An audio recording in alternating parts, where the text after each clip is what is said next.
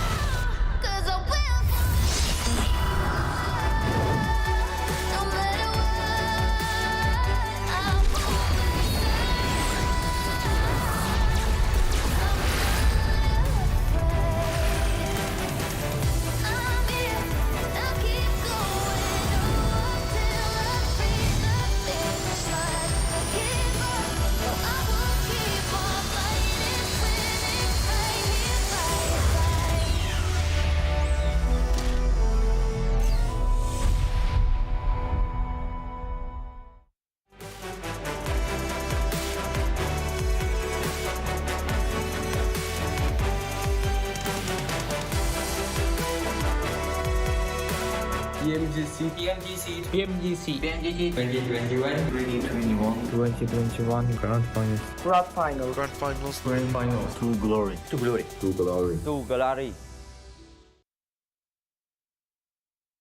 Every second that I breathe is going down in history. We are victorious, can't stop me. Maybe today we'll fight our battles. I'll show you the way if you can handle it. You follow me.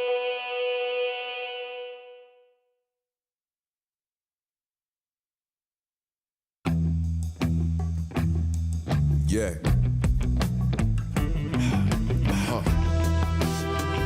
Ready? Strap up.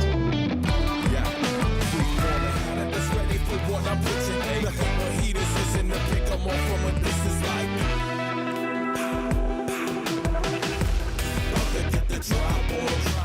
Roll up with the squad on. How you gon' survive when we ride? You can't hide or run. Try to stall, but your time will come. We gon' ride it together better than riding alone. Stuck inside of the zone, but before we head home, I'm right with my scope, and there ain't nowhere to go. Yeah, if I miss, I don't quit, so best stay with the zone. Yeah, coming at you like I got nothing to lose. Hey. Clearly I might be missing a couple screws. Call me the handyman, cause I'm known for carrying tools. Hey. Ain't a problem that I can't fix, please don't get it confused. Yeah. 6 million ways to try, which would you choose? Many hope to stop our team, but we refuse. Act like you want it, bet y'all get it. Winner, chicken dinner is about to get barbaric. Can't call medics, I embrace pain and walk it on. Meanwhile, these cowards are praying, we call it off. Never not at all. In it to win it, we'll keep trying. All the zones closing in and we're watching the signs flying. No loud sirens coming to save you, you better forfeit. Artists with the shotty, I paint a picture that's pretty. This is funny, but they nearly struck me too. They must be feeling lucky, spraying anybody that move. About to hit these dummies, get them money before they getting you. Revenge is coming, so one of us will take out your food. Bring it back. Enemies ahead, about to put her in it, they chapter. Survival of the fittest, the only mission that matters. My sharp as a dagger, my mama ain't raised a stacker. Coming in high and heavy to break them and make them scatter. Made a pattern that's ready for what I'm preaching. Nothing but heaters, listen to pick 'em off from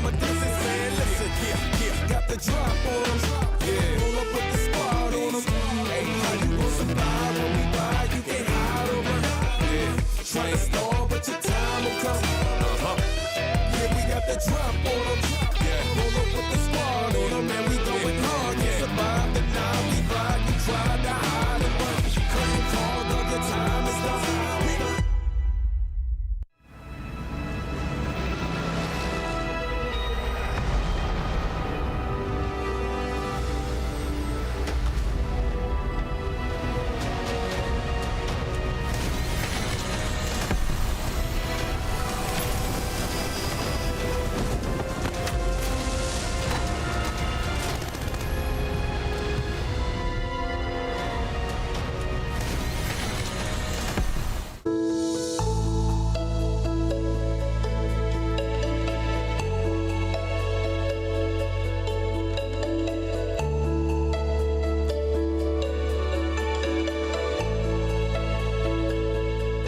Homes are now where we work, learn, and, play? Oops. Homes are where we build spaces So loud. to call our own. Power on and beyond with Singapore's most trusted broadband.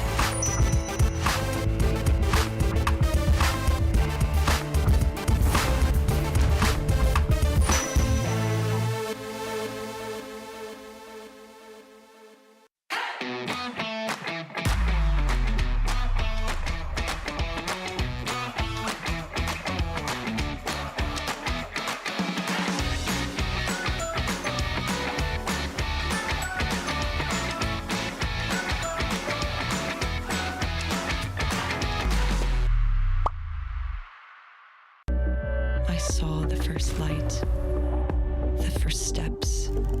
Now I see much more. I capture Earth in all its beauty. I see action. I see drama. And I see it in the finest detail. Moments of inspiration and the first steps. I am the 1+9.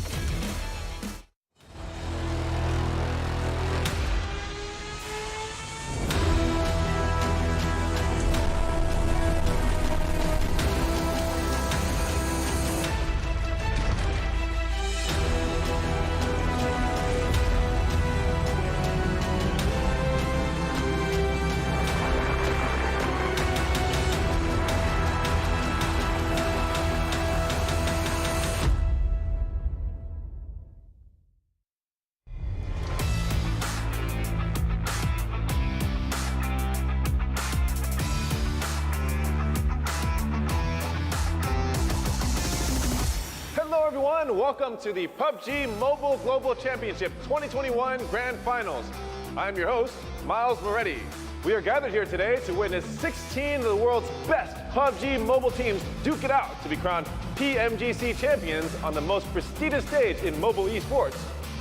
And let's not forget what they're competing for. Our champions will claim the lion's share from the $6 million prize pool. I think it's about time we meet our competitors. Ladies and gentlemen, please welcome your 2021 PMGC Grand Finalists.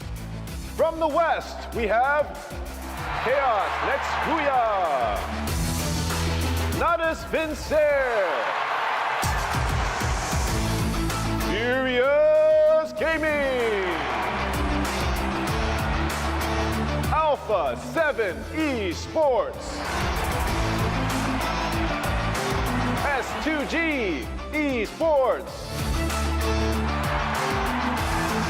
and Fenerbahçe Esports.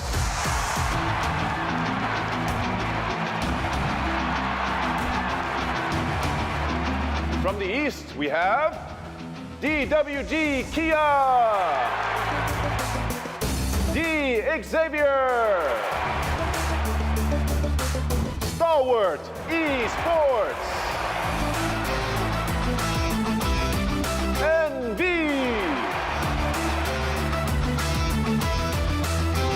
Nigma Galaxy,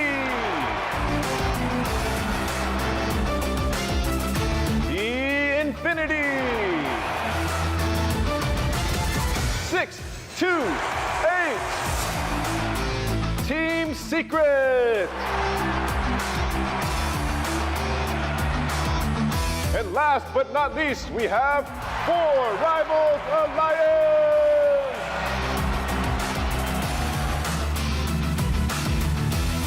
And by special invitation from the Battlegrounds Mobile India Series, GodLike Esports.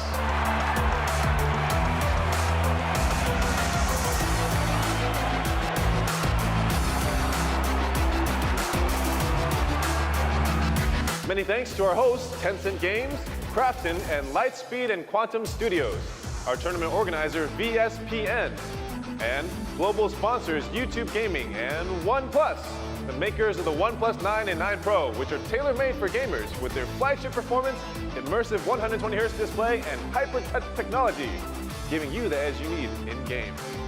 Thanks as well to our local sponsors, Fairmont Singapore, Singtel, and Singapore Tourism Board, and the Singapore Games Association for their amazing support. Each and every one of them has played a pivotal role in making this momentous occasion possible. We watched as the teams clawed their way to the top in the East and West League finals, but now their true challenge begins.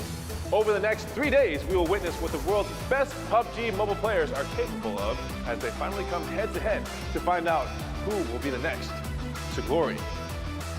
Ladies and gentlemen, the wait is over. The PUBG Mobile Global Championship Grand Finals begins right now.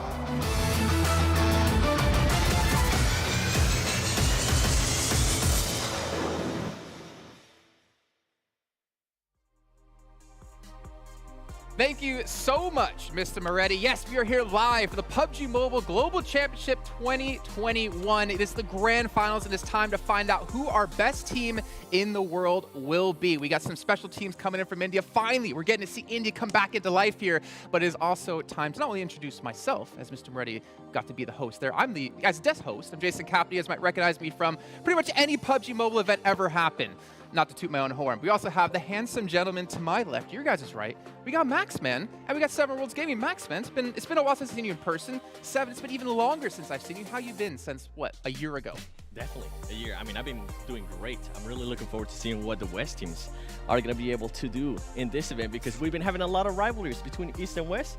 Well, guess what? Now we're going to find the answers. How about you, Max? How you been? East. I'm sorry, bro. I do respect the appreciation given to West, but nice. It's East. I mean, that's the question, right? We always talk about East being the most dominating region, but what about GodLike coming in from India? Hey. My boys coming into this one. I'm curious to see if they can live up to the hype we always hear about them, but also more importantly, it's been over a year since we've seen them play here in an international event. But before we do talk really in depth about them, let's update you guys on what's happening throughout these next 3 days. 6 matches a day, Max, quick math. How many matches in total is that? That's 18. 18. Perfect. Woo, We did not rehearse that start. whatsoever. But of course, at the very end of those 3 days of play, we'll have our champion who takes home, what is it, $1.5 million? Biggest prize for a mobile game, of course, Esports for first place. 1.5 mil. We're coming back as a millionaire team by taking first place alone in this tournament. That's just never seen before, and that's a lot of pressure. I mean, 1.5 mil, I would feel a little bit stressed at least, yeah. I mean, that's like half of 7's day rate up. 7, I mean, we always get to talk about like kind of the format of the whole thing, besides the prize pool, which is ridiculous. The point system, for me, at least in this last year alone, has given us so many close finals, and I'm expecting it to happen yet again. It has been so great. I mean, so many things have come down literally to the final match, Yeah. the final play. It can be just 1 point away. It can be one elim that separates the team. So it's going to be interesting to see if we're going to see that maybe here towards the end again. And noticing that maybe that 1 point could be the separation between becoming a millionaire and unfortunately not, or really Not becoming close becoming a to it. But we can see our participating teams here in this event. Remember, 16 teams. We have 6 coming in from West. We have 9 coming in from East. And we have that special invite for GodLike here. And I mean, off the bat, you know, Max, let's just jump into this. Which teams are you really looking out for to perform well in this event? I know, I did East, so of course I'm going to have to go for some of the teams from East. The 2 teams that have been extremely consistent, extremely strong throughout the entirety of the PMGC League stage for the Eastern region. For me, I have 2 in mind. It's both Infinity and also Stalwart. They're just 2 teams that were consistent. Their fragging potential is absolutely insane. And when it comes to closing off games, which not every single team out of these 16 teams can actually execute well, I think these 2 teams are just miles ahead of the rest and have a really big shot for that first place. Okay, well, Max, if you're talking about East Team 7, I'm hoping you're going to talk about a couple of West teams for us. You bet. You bet. I'm just going full on West, okay? I'm going to be supporting my boys. And with this one, I mean, the main 2 teams I'm going to be looking at, and especially shout out to next Ruya. They were the champions, right, out of West. But I'm going to be looking at what Navi is going to be doing. I'm also going to be looking at what Alpha 7 is going to be doing. And the reason why I mentioned that, in case you didn't get a chance to see West, they were fighting every single match that we did in Erangel. Their rotations were very similar. So I want to see if now the time that they have had, right, if they're going to be able to readjust to that, if they were able to find different patterns of what Alpha 7 was doing in regards to Navi, and then what Navi was doing in regards to Alpha 7. So it'll be really exciting to see how they're going to be adjusting to, especially the finals. 3 days, 18 games. Yeah, exactly. And for me, looking at, you know, West in general, it was, the story of West was not about Alpha 7, obviously a little bit of redemption story, especially for Korea coming into this event, but it was the domination of Turkish teams, man. You had next Ruya, you had S2G, you had Fenerbahçe. They really put Turkey back on the map, where football has left this kind of giant hole. Yeah, I think before that we had every single Turkish team qualify from the European PMPL Championship into PMGC Western League stage. So really the Turkish representation right now is at an all-time high. But on this international stage now with teams from the East, can they compete? That's the big question to answer here. Well, speaking of competing, Damwon, our winners of East, coming in from South Korea, unexpected, I think we should say. No one would have guessed. The team who ended up finishing, well, in what place in East? They were 13th. very low down. 13th place to come out first in the finals. Completely unexpected, but I think the real question for them here is, Max, can they do it again? Hopefully they can do so. I mean, we talked a lot about this one with Kalaris, especially on the East show, and we talked about how dominant the Korean region is as a whole, mainly in PC games. But mobile games, they were not there just yet, but they are stepping up big time. And you had a few individuals that would step up every once in a while. I'm thinking potentially back at Forest, who was stepping up sometimes, Sung especially, but now the entire team is performing at a really high level. If we see the same Damwon that what we saw in the league finals, I think they could be a really, really big hassle for all the teams in this lobby. So Damwon, if they can make it happen back to back, that would be a huge step up from the South Korean region. And 7, like, this team, they were kind of a letdown in league stage. I mean, I'm not gonna be nice about it. They were definitely a letdown. We saw one chicken dinner early on coming out of Sung, who just snaked it to the very end and won a 1v2. But this team, if we talk about these marathon events, right, where you have 3 weeks to play versus these sprint events, which is just a finals, you're seeing here this team was able to step up like that, especially if you look at Nova last year, did the exact same thing. Yeah, and something that I really like actually about Damwon is the player Uni. The way he was able to confirm a lot of the damage that he did into actual Ilims. I mean, if you compare them, the second place person in regards to Ilims, he had 34 Ilims, 7,900 damage. Juni was in 3rd place with 5,800 damage and 32 Ilims. So those are kind of stats that it's going to propel your team immensely, especially if you maybe have a bad game. You can always count on Juni maybe being able to steal an Ilim, something along those lines. And the question for me is obviously with it being such a sprinting event, right? 3 days to play, 18 matches in total. Yeah. It's about if those teams can have those good matches when they need them. If you're a team that's really inconsistent, you have high highs and low lows, this is an event that can technically work in your favor if you can maintain those high highs, but obviously work against you if you have those low lows. And there's a lot of teams technically with that same kind of pressure. You look at the likes of Infinity as well. Like, I mean, that team was so consistent in league play, and then they go into the finals and they didn't perform up to scratch. But speaking of Infinity, one man who always performs up to scratch, Newsy. We talked about him so many times, Max. Yeah, Professor Tarzan hyped up the guy before the PMPL League stage, saying that he had the potential of being the MVP, got really close, most of the time fighting it out with some players on Stalwart, especially Action and Top, but Newsy was always on top of his game. But I don't want to give credit to only Newsy, really, because we talked a lot about him, but when you're looking at the entire team, Mela, Logan, got Turney in particular, able to clutch out these moments. This is not a team that has only a star player. They have a star player with players behind him that will allow him to just perform so well consistently. I think that right now Infinity is just, as Kalash would say, a full championship caliber team right now, and I think that they might have the chance of being a world championship caliber team here. What about Timber 7? We had him coming in as well, the MVP from S2G. I heard you say a championship caliber team. That's what S2G is for me as well.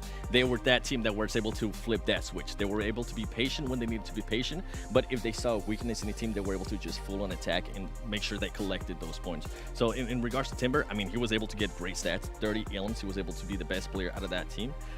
With Alpha 7 here that we have on the screen, a player that I'm going to be calling out right off the bat is actually going to be Carrillo, because we didn't really get a chance to see much of him until the very end during the West. So I would like to see if Alpha Sim is going to be relying a lot on Revo, if he's going to be relying a lot on Mafioso. Luckily for them as well, Senatexa was able to have pop-up moments and clutch moments as well. So it's going to be very interesting to see how Alpha Sim is going to do, especially Carrillo.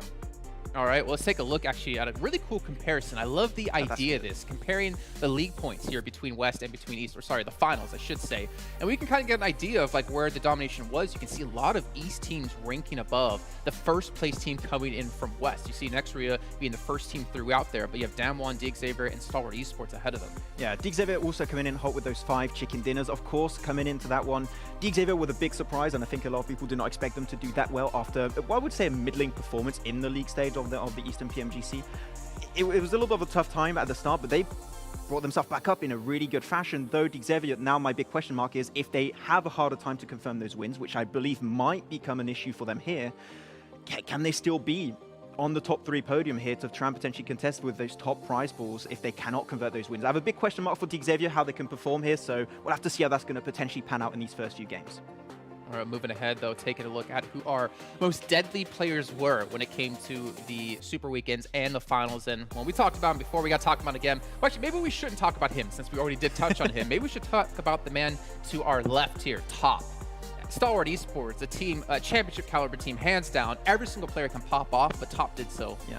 As I called him, a shiny Carrillo. Okay, we found a shiny Pokemon over there, it's fine. But yeah, Top and Action are the 2 players. Even though Action is not here, you still got to give credit to the duo that are just incredibly deadly, and Stalwart with Pika being the IGL, long-range player, and Scry being the one to create opportunities for the team, finding those off angles and flanks to try and create a good opportunity for Top and Action to perform and get those frags. It's just so well executed every single time. I just love the execution. But on the other side, you have Kelsey here, 7, that is just with the synergy and the experience of Silas brought to the table as just able to step up big time. Yeah, and just the way they're able to put themselves in the map. They've been doing a lot of middle of the circle engagements. True. They're making sure that they always rotate to the middle. They're making sure that they also spread out a little bit. And honestly, with S2G, I know we were talking about this, Max, and I'm going to bring it up right now that we have a little bit of time, is I would like to see how that's going to be playing with the team of the likes of Nova, because Nova tends to play that kind of middle of the pack strat as well.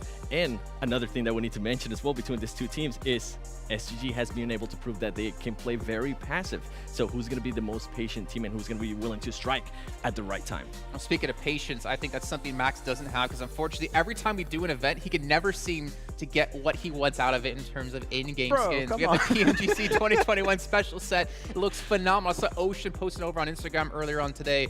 Max, I mean, this thing looks sick. I'll, you know what? I'll try. I'll try and do some pulls tonight. I'll see if I can get it, but my luck has never been good, so it's probably not going to happen. But I'll give it a try. Yeah, you never got the Tesla, did you?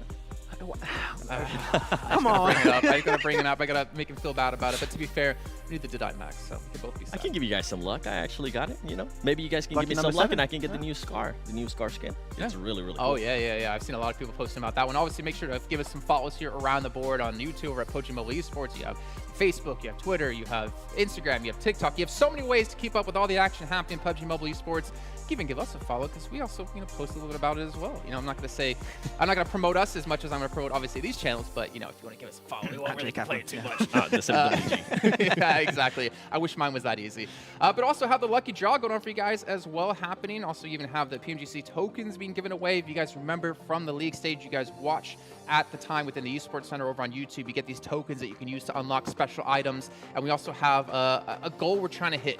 1 million viewers. And we'll be giving out quite a few different prizes in particular. You guys are all going to be getting rewards. We'll see. We'll see if you guys are lucky. No, we'll see what happens. But you know what? Considering last year on day 1, we had 3.8 million concurrent viewers.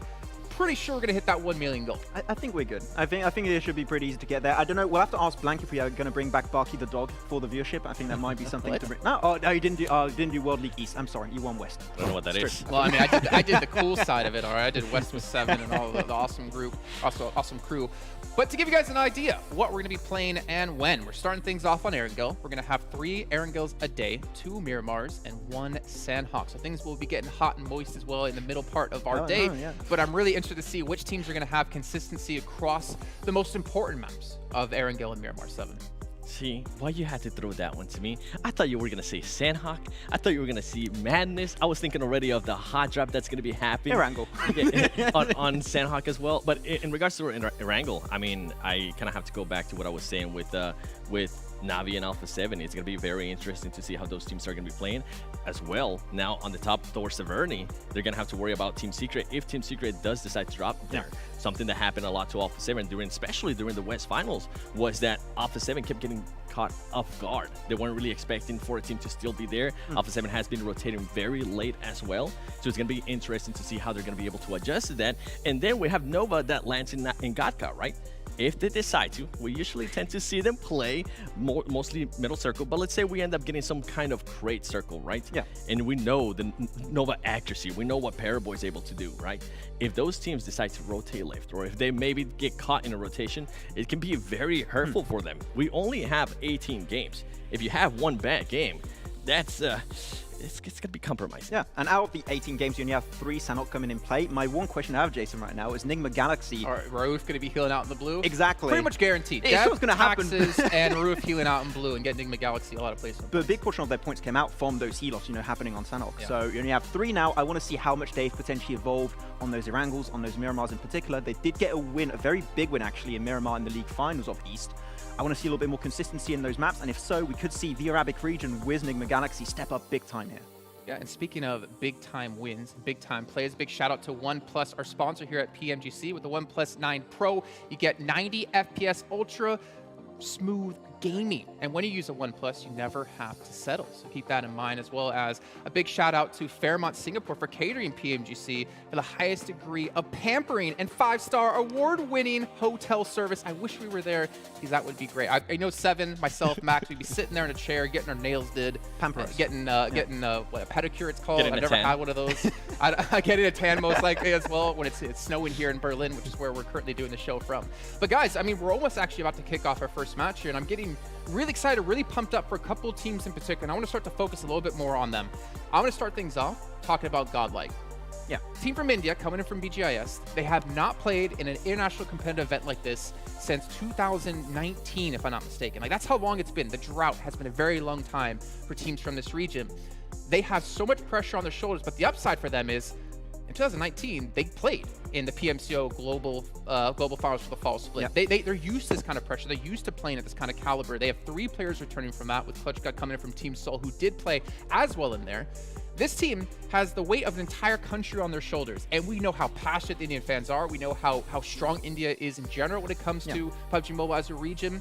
But the problem is they haven't had a lot of time to prepare for this event. Yeah, that's the thing. Odds are stacking somewhat against them because they didn't have time to prepare that much. They also had to travel. So the last time it got a little bit complicated on their side, and of course the drought you just mentioned there, Jason, that makes it a little bit hard for them to try and potentially get that experience. But they did in the past. Back in 2019, they had some really good results. They're coming back in the scene. I said it, the top 5, if they make it a top 5 here, I would be genuinely impressed because this is going to be a really rough tournament for them. So we'll see if they can make it. I'm not even going to be impressed if they get top 5. So I'd be like, yeah, just another day at the job for them. And speaking of GodLike, go ahead, Seth. With GodLike, I was actually going to mention Clutch God. You mentioned him. He used to play with Team Seoul. That team didn't really do so well. We expected a big hype for Clutch God, and it just didn't happen. It seemed maybe the pressure of being on the big major event kind of crumbled him a little bit here. Now he has a lot more experience. He's been able to play with this team for now more than 2 years. So it's going to be very interesting to see if finally, right, we had so much expectation out of Clutch God. If finally we're going to be able to see it. And then how is he going to be working together with Jonathan? Because we know Jonathan, at least for me, he's one of the best players out of India. So I'm going to be excited to see if they're going to be fragging out, how they're going to be able to work together as well as a duo. Yeah, well, that is why, for me, as we just talked about, why, in my particular opinion, GodLike is a team to watch here over the course of the event, especially in this first match. I want to see how they start things off, how they get things going. And on the note of Clutch God, I mean, he's in the same boat as Frozen from next Ruya. At least he was back then, right? There's so much hype around this player as an individual. Clutch God, unfortunately, didn't live up to the hype then. But speaking of hype, Max, which team are you looking out for to watch? I mean, I already talked about Stalwart. You know, this is a team that I think could be going for that first place, getting that 1.5 mil. They just have everything ironed out to perfection. So Stalwart is going to be the one that I'm going to be supporting until the very end, and hopefully they can make it go really far. I would like to see minimum a podium finish. Okay, so GodLike for me, Stalwart for you. Seven, who do you got? Do Brazil. Come on. Come on. You know I West guy. had to. I had to go with Alpha 7 for all the stuff that I've been mentioning in regards to Navi, how they're going to be adjusting. And this is a team that can definitely carry momentum. And if they can start hot, I would love to see how they're going to be able to carry that momentum. I mean, they dominated. I mean, I think dominate is an understatement when it came to PMKL Brazil, right? They were the most formidable force coming out of that region. And in particular, you have Senatexa, you know, he actually played back in 2019. He's here yet again on the big stage. Carrillo's back from last year, who's looking to redeem himself and obviously help take Alpha 7 to the next level. If you guys watch Between the Battlegrounds, well, if you haven't, you need to go watch it. But you get to hear about Carrillo and talking about the problems they've had within the team and him trying to help step back up for themselves. But speaking of stepping up here, we're going to step up the hotness game on the show. We're going to bring our commentators in for the first time of the day for the first 3 matches. Necro, Mustache, Dave, take it away, boys. Hey, thank you, Jason, Maxman, and Seven. Beautiful work. What an amazing day here. We got 18 games, Necro. Are you pumped up? Oh, dude, it's not even a question. Definitely pumped up, man. I mean, the first game of the Grand Finals. Dave, we have been waiting for this moment for a long time, without a doubt. Ladies and gentlemen, good morning, good afternoon, good evening. PUBG Mobile Global Championship Grand Finals. We got the best teams and players in the world right now. Nova Esports Paraguay, GodLike Esports Jonathan, Alpha 7, Carrillo, Stalwart Esports Action. 9 teams from the East, 6 teams from the West, 1 team from India. Best of 18. It all starts now. Necro, let's get into the game. Oh man, it all definitely starts now, and playing flat path as well, starting all the way from down south. This is going to be an interesting one, Dave. I can already tell the hotness in the military base. I can already tell it, man. Stalwart Esports, we of course know they like to drop in Nova of Toy. Now, if you talk about a lot of drop clashes coming inside the map of Erangel, I mean, the only drop clashes that I'm really going to be witnessing over here, it has to be like Navi and Alpha 7, because of the playing flat path as well. I do want to see what kind of improvisations these teams are going to be showing. Oh, we are talking about it. Talking about the plane path, man, all the way down here towards the south. Yeah, I agree with you. It will kind of force these teams to some uncomfortable positions that they might not be used to with their tried and true drop spots. One in particular, you talked about Navi. Look at this, kind of spread out there on that west side. They are going to have to possibly get to an early engagement, but circle number 1. Yeah, circle number 1. It can't be any better, all things considered, with this plane path. Oh, dude, a complete southern circle. That means teams like Stalwart Esports, they're going to be favored here big time, including Infinity and Navi as well. Now, if you talk about improvisations, Navi, I mean, if you've never seen them drop over there, Dave, like, what are your thoughts on that? I'm sure they got some practice. You know, they are a world-class team, right? And I do like this position that Navi are going to be holding down because of the zone. Now, if the zone would have shifted up there towards the north, where they would have to quickly loot and then rotate on out of that current spot on that west side of the military base island, I would be a little concerned. But now, I feel like they have quite the advantage because they can get that loot, and they could possibly, Necro, set up a beautiful bridge camp out there on that west bridge and possibly get some early game elim points here, which could, you know, do wonders for him. Oh, dude, that's definitely going to be doing a lot of wonders, especially trying to hold off a team like STG that's going to be trying to make it in on the left side of the bridge. That's going to be quite interesting. Now, if you talk about rocket starts, you know, if you talk about boosters on the overall rankings, you've only got 3 days to work with, 6 games each day. And now, if you talk about booster starts, STG has to be one of those teams that are really good in those couple of initial days. But if you talk about some good things, some good shots kind of taken on himself and 4 rivals, not really looking that great for now. One man taken down quite low, and he's also getting pushed on by CC. Yeah, looks like we got a classic 2v1 here. 4 rivals about to lose one. Oh, make that a 3v1. Oh, I shot pulling up with that UMP. Looking to get, I believe this is the first elim of the tournament. So there we go. The match has officially started here, Necro. The first blood, man. The first blood. Not going to be happy after that one. 4 rivals. They're definitely going to be having a little bit of sad aura on their team, but it's fine. They still have 3 players to work with them. We've seen in the past as well. Sometimes the trio can make a lot of things happen, Dave. Yeah, and right there, the PMGC token, like Jason mentioned, we're going to hit 1 million viewers, and everybody going to be getting them nice, juicy rewards. Now, getting back to the game, we got Fenerbahçe. At least one of my favorite players, the Dukin Machine. We can see him out there in that buggy with that nice rotate. Action, though. Action. Going for some shots with the M4. Connecting. And keep in mind, connecting on a moving motorcycle. Action has to be one of my favorite players also from Stalwart. One of the strongest players, in my opinion. We saw them from their respected region able to get a ton of elim points and put in a ton of damage. I really like Action and Top. That duo right there is definitely a duo to keep your eye on this tournament. But gotta say, Fenerbahçe definitely got nerves of steel to pull off something like that, just to sneak past through Stalwart Esports noses like that. Oh, that's a bold move, and that's going to be paying off quite well in the future as well. And now if you talk about Stalwart Esports, man, I've got a huge history behind this team.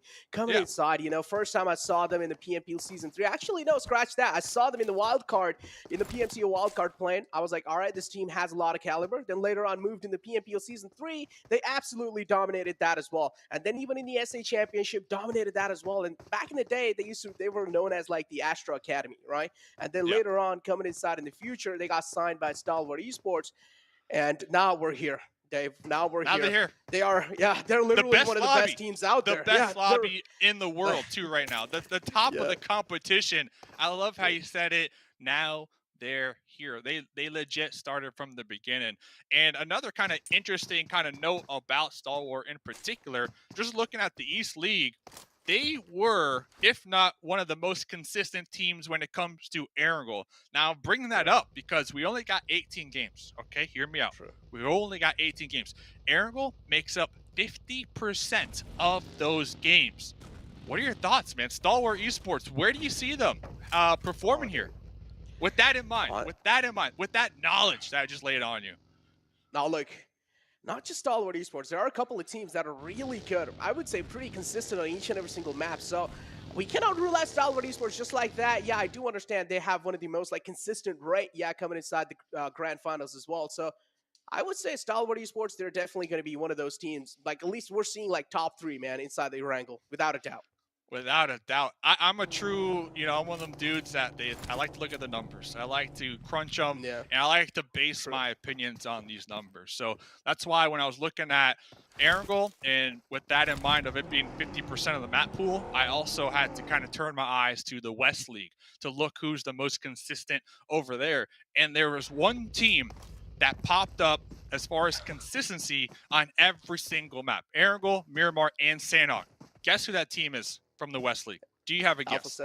Alpha 7. Alpha 7, yes. Alpha 7 were, if not the most consistent team from the West League here. And I gotta say, 7 from the desk picked them not only because they have a 7 in their name, but 7 knows for a fact that this team is definitely going to be giving it their all here in this lobby, along with all the other squads, of course. But if I had to pick, this is where I was going with this. If I had to pick a team as well, it's going to be up there at the top. The Mustache Dave pick has to be Alpha 7.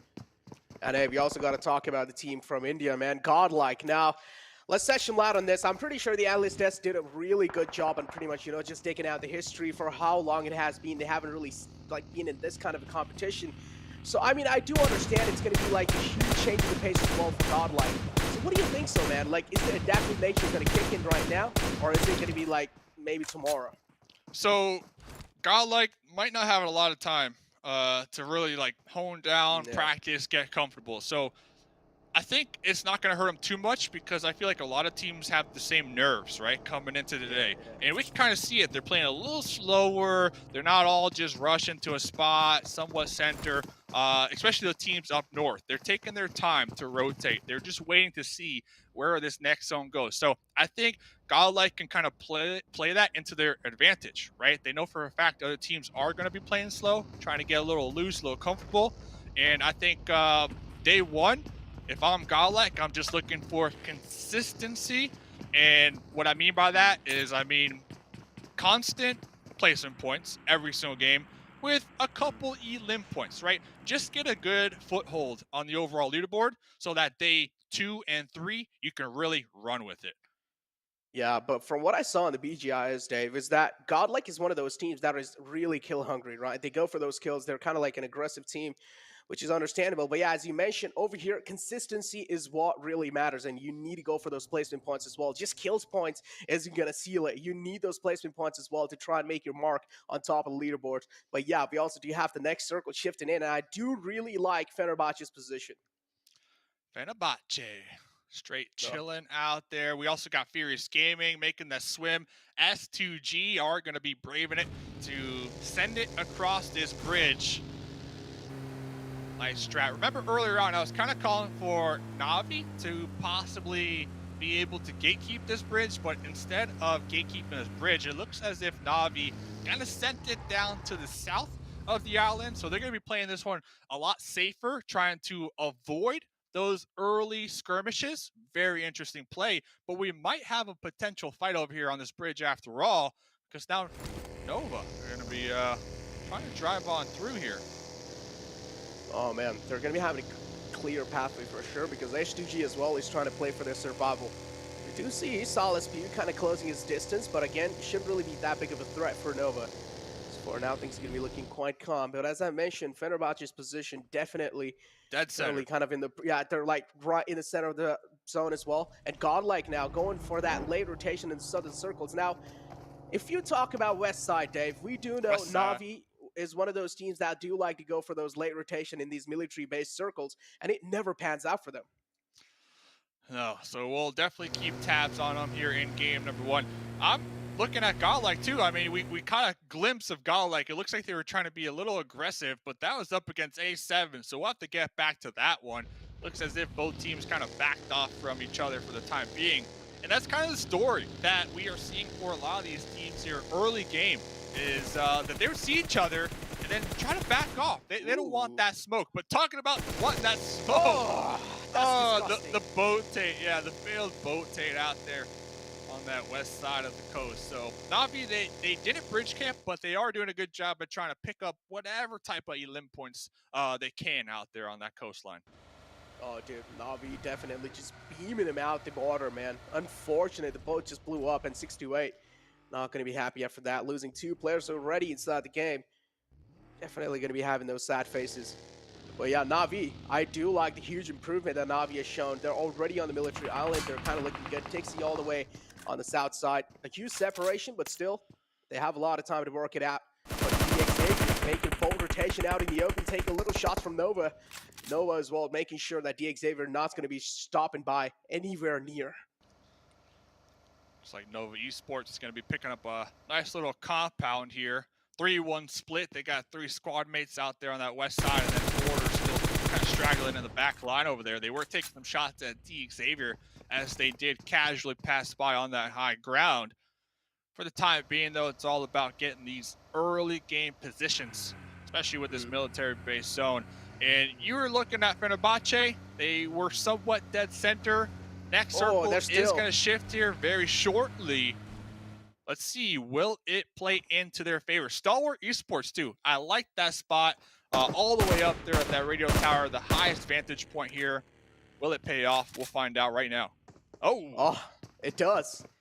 It does. S2G and Fenerbahçe right in the center of the zone. Fenerbahçe having the majority of the center, but again, the split is good, but if even one of the players gets bought out, and even if he gets taken out, that's going to be quite a huge task for Fenerbahçe to go back to that player and get the rest back up. So I feel like at this point in time, they should be a little gathered up. Maybe a 2-2 split can work out pretty well.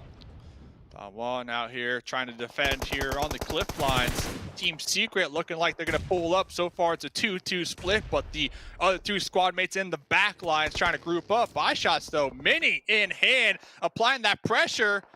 Here we go. First fight, first 4v4 of the game. Oh, here we go. A kill already found. Jumper being taken out. Instantly gets confirmed as well. Fredo has a little bit of disadvantage with that low crowning. He gets taken out as well. And now shots. Oh, he's taking some shots from the left side. He needs to watch out because Junie has a huge advantage. Also with that high crowning, shots doesn't really have a good positioning. Just has that wiggle to work with and gets blown to smithereens. And just like that now, he's been taken out of the game. And that's going to be it for Team Secret. Wow. Eliminated, Dave. The first team to get eliminated in the first game. Wow. Yep. My Damwon, too. One of the teams definitely showing up here from their region, cashing out, looking to continue trucking along with that momentum. And we were looking at GodLike a couple moments ago as they were crashing out there in the distance. Looks like Alpha 7 might have caught a whiff of a squad back here. They're going to be setting their flag right now on the beaches, in the terrain. They are looking to just stay back here and get these elim points. Looks like they'll be camping this one out. Oh, they have to. Because, I mean, A7 clearly knows that they have the prime positioning inside this fight. They can just try and hold up GodLike. But that's a beautiful knockout found in the A7 involved. 4 rivals just making that rotation. They were like, all right, this is our right moment to go in. And they just sneak past through Alpha 7. Alpha 7 with that knock being found kind of bought enough time for GodLike to make that push happen. And here we do have Clutch God as well falling down in that push. Wow, Carrillo, what a great anchor position. They were in the back lines, pretty much playing oversight of their 3 squad mates that were pushed ahead. And it looks like it paid off. But let's see, though. Jonathan went for that wide rotate. Now he's going to be inside the smokes, looking to toss this grenade, looking to get a couple confirmed. Kaboom! Goes Jonathan right there with the double. Oh, that's filthy. That's disgusting. Both the teams have 3 players knocked out, but unfortunately, GodLike, they're only left with 1 man standing. Same thing goes with Alpha 7. But now Jonathan gets Neo back up on his feet. That's going to be sigh of relief for him. GodLike now. Jonathan especially looking to confirm the kill and trying to take out the final man as well. That's going to be his main goal. But guess what? The reply comes in through from the side of Carrillo. Carrillo as well is one of those players. He's one of the best out there. You can't just challenge him like that. Yeah, Carrillo is in the back line, though. So best case scenario for Carrillo, try to avoid the sight lines and just survive at this point. They do not want to get taken out right here, right now, because a 14th position in Game 1 would net them 0 points. And that is not how Alpha 7 want to start this. But huge props to Jonathan right there. That double grenade definitely turned the tides for GodLike. Oh, that did. That was a disgusting night, without a doubt. H2G. 7 just kind of driving off the compound, didn't realize it's already being occupied by Fenerbahçe. So not interested in taking it. Fenerbahçe doing a good job. Rebellion as well, trying to secure the vehicle, just making sure the tires aren't being popped off, but gets shot from the back. And here comes the push from next Ruya. There's a huge charge in, and Fenerbahçe seems like they're crumbling down slowly and steadily. 2 players already being knocked out. Next Ruya have 2 players knocked out as well on their side. You want to see how this fight's going to be panning out, and now it's all down to Duke and Machine. It's up to the Duke and Machine, the Duke and Master with the grenade, trying to get that to that little window. Overshot it just a little bit. Does look like their teammate was able to pop into their compound, looking to get that revive. And here comes Noxbomb with the support here. Looks like the revives were successful on the next Ruya. Let's see, though. Noxbomb has a lot on their plate. They need to clutch this one out. Oh, they need to clutch this one out, but third party from Stalwart Esports. It's Pika who takes out Noxbomb. Duke and Machine again. Rebellion.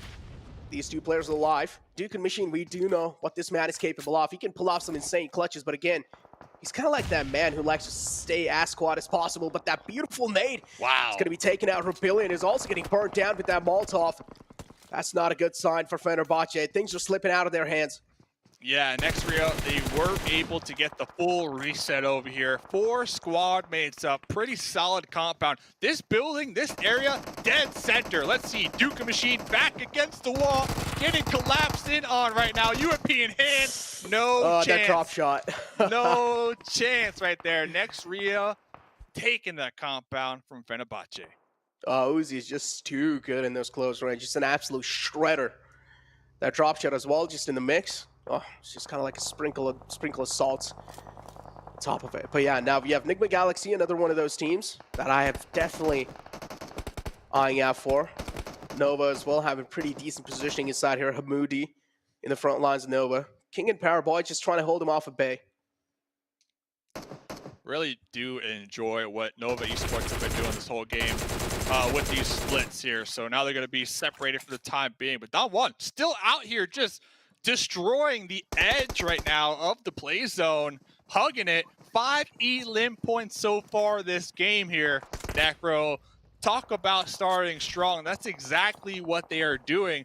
And if I'm not mistaken, that's pretty much the same story that they did during the East Final Championships. They started early with a chicken dinner and 19 elim points over there in those finals. And from there, they just maintained it. So if they can get that same start here, not one, we might be looking at a possible championship top 5 team.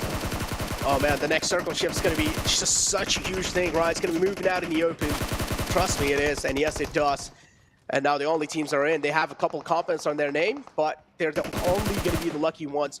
Don1 Gaming, it seems like they're just getting absolutely demolished by Na'Vi because Na'Vi has huge high ground. With the high ground, they have also gotten a huge advantage over Don1 Gaming. So Don1 Gaming, they will need to try and take care of Na'Vi if they want to make it out of this tricky situation. And for that, they will need to find another knockout. That will buy them enough time, but the nade from Tixi will keep Sung down. Ooh, they need to clean this one up quick, too, if you are Don1, because you are about to be pinched from Nova Esports from behind. So hopefully they have their head on a swivel and they don't just get sandwiched here. Oh, man, Tixi is still just looking to inflict pain. And I do also see Nova kind of closing their distance onto them. And yes, Nova is looking to third party this entire situation. Paraboy in the front has a nade cooked up. And this nade might just be $1 million nade, but no, instead it was a little underhand. Just kind of understandable. Did not really make it up to the mark. 4 is still knocked down for Don1 Gaming, including Junie. Fabian, I can just imagine this man's nerves right now. They're probably rattling. And just like that, Don1 Gaming as well get eliminated. Done. And Na'Vi, they do have the high ground, but they also have that little dip in the terrain up there that's really helping them keep their sight lines low from Stalwart in the back line. But after that one push, they were able to get a couple elim points, and they started to pull back because they recognize that there is another threat downhill. And that little dip that I was just talking about, it might be their demise, actually, because Stalwart, they reposition, and now they have sight lines on that dip. So Na'Vi, nowhere to go. Oh, Na'Vi, definitely nowhere to go. They did get themselves a decent amount of elim points, if I'm not wrong, from that previous fight, but still. Now, because the circle moves out in the open, they will have to move from cover to cover. And just like that, not enough cover, indeed. And Nova going to be catching a little glimpse of Na'Vi. Xavier as well, if I'm not wrong, it's just going to be it. He's trying to just survive for as long as possible with those meds, but not going to be able to make it for that long. Mela gets his game spot from the back, and it's going to be Xavier who does that. See ya. See ya. 7 teams to go. Nova Esports, we can see right there, 7 elim points. Stalwart Esports, 6 elim points. So Nova, they've been playing that west side. Stalwart Esports have been playing that east side of these zones. They're about to meet here very shortly. I do see Top, I do see King kind of up close and personal with each other. But right now, the main focus has to be this next circle. Where will it go? Who will be favored? I'm looking at next Ruya. They got a compound. Will it be favored? If so, they're going to have a huge advantage. Oh, man, but still the circle out in the open like that. And now favoring next Ruya as well. Kind of favoring, not really. They're kind of like on the edge of the zone, but still they have the only compound inside the zone as well. So next Ruya, they are going to be having huge side relief after that zone shift. But Noah, do you realize there's a team in the front? Need to watch out because it's Stalwart Esports as well. It's not just any other team. One of the best teams out there. Noah as well. We can't really underestimate them for sure. So this is going to be definitely a clash of titans. Chillin'. down there in the bottom right-hand corner. Chilling. Talk about snaking it to make it. Talk about looking for them placement points here. Oh, I hope this pays off for him. But one of the main just fights... taking a nap. Just taking a nap. Yeah, dude. One of the main fights. We got two main fights, actually. You got Nova Esports, Stalwart up there towards the north, and now S2G crashing next Ruya's compound. Oh, dude. They do realize the prime compound, and S2G is one of those teams that will not back out without a fight. Oh, I thought this nade might just do it. Yes, it does. Confirms the elim. That's going to be a huge thing for them next Ruya. Still having the prime positioning inside this fight, and S2G having all the disadvantage in the world. This nade might be good. Oh, did not really make it to the mark. What a call, though, from next Ruya to be able to decide to take this compound towards that mid-game. They snatched it away from Fenerbahçe, now in this next zone, but they will have to defend it from two sides now, because here comes Furious pulling up.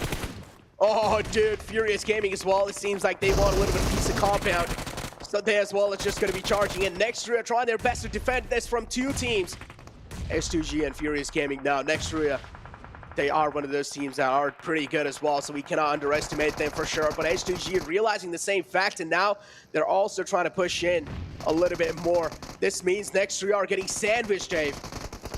S2G, they play this one so slow, so methodical. They recognize the push from the opposite end from Furious, and that was the time that they decided to make the collapse. And now it looks as if they might come on top, because Yakita really low in the health department, below 50% HP, looking to pop one of these heals. But look at this, S2G, they're actually going to use this time to get a revive. So they're going to have 3 up here late game. That's huge. Oh, he also lobbed in a nade inside the shack. That means he will have to move out, and he does. Confirming the elimination as well. Next Ruya now eliminated out the game. Only top 3 teams left, Dave. Oh my god, I can already feel my adrenaline rush over here. Look who's still alive from Nigma Galaxy, by the way. Look who's still alive, getting those placement points. Third place, 10 points confirmed. So that is huge, considering they have no elim points. But Stalwart, 11. Circle shift. Listen, 11 elim points, okay? And now the circle shift, so they have that north to kind of play with and move around. Meanwhile, S2G, they're going to be locked behind these walls, so it's going to be a challenge for them to push out. And not only that, look at Stalwart. They're 2-2 split. They got 2 on the high ground, 2 in this dip up close and personal. Looks like they'll be pulling back action here. They recognize their advantage, but 3 teams to go, Necro. Yeah, I do like what Stalwart Esports is trying to do with your action. Of course, the man who likes to play on the front foot, and the rest 3 players are going to be on the back on the high ground. That means they're going to be having so much visual info to work with, as Stalwart Esports are just simply going to dominate it the way they're playing. If they don't make any rookie mistakes, without a doubt, Stalwart Esports will dominate this final zone. But S2G as well, they have 3 players alive. I like how you put an action in the front line, kind of that Terminator, that one that seals the deal, has their teammates above them playing oversight, making sure that they stay alive. And now it looks like they're going to be setting top down here, so they're going to be working in tandem. Timber was connected on Silas behind the tree. Oh, it all comes down to this for game number 1. Oh, it all does come down to this. Every single player sweating inside the lobby. And so does Stalwart Esports and S2G, but S2G a little bit more pressure added on their side, as 2 players already taken out the game, and now Hamoudi as well. Seems like he's finally woken up from that nap. And well, guess what? Who takes it? Who backs the first game? It's going to be Stalwart Esports. Let's go! Game number 1, Stalwart coming on top, not only with that winner chicken dinner, but a ton of elim points. Hamoudi though, hey, shout out to Hamoudi. Second place, I'll take that all day long as a solo snake, trying to avoid those sidelines, trying to play nice and sneaky. That is 12 placement points in 1 game. That's solid. Huge. That's huge, dude. That's huge. If they're able to just play like that, play consistent, even able to get those consistent placement points, I mean, for a start of game, that's absolutely not bad. And if we talk about late rotations again, I mean, GodLike making the same kind of mistake. In these kind of southern zones, you always got to be those teams that are pretty quick to rotate. If you're not able to do so, you're just going to be held back, and that's what exactly happened. Alpha 7 was just hammering the pain into them. Yo, what? Shout out to everybody watching right now, by the way. PUBG Mobile Global Championship Grand Finals. You tuned into the right stream. We got 17 more games to go. Stalwart coming on top right there.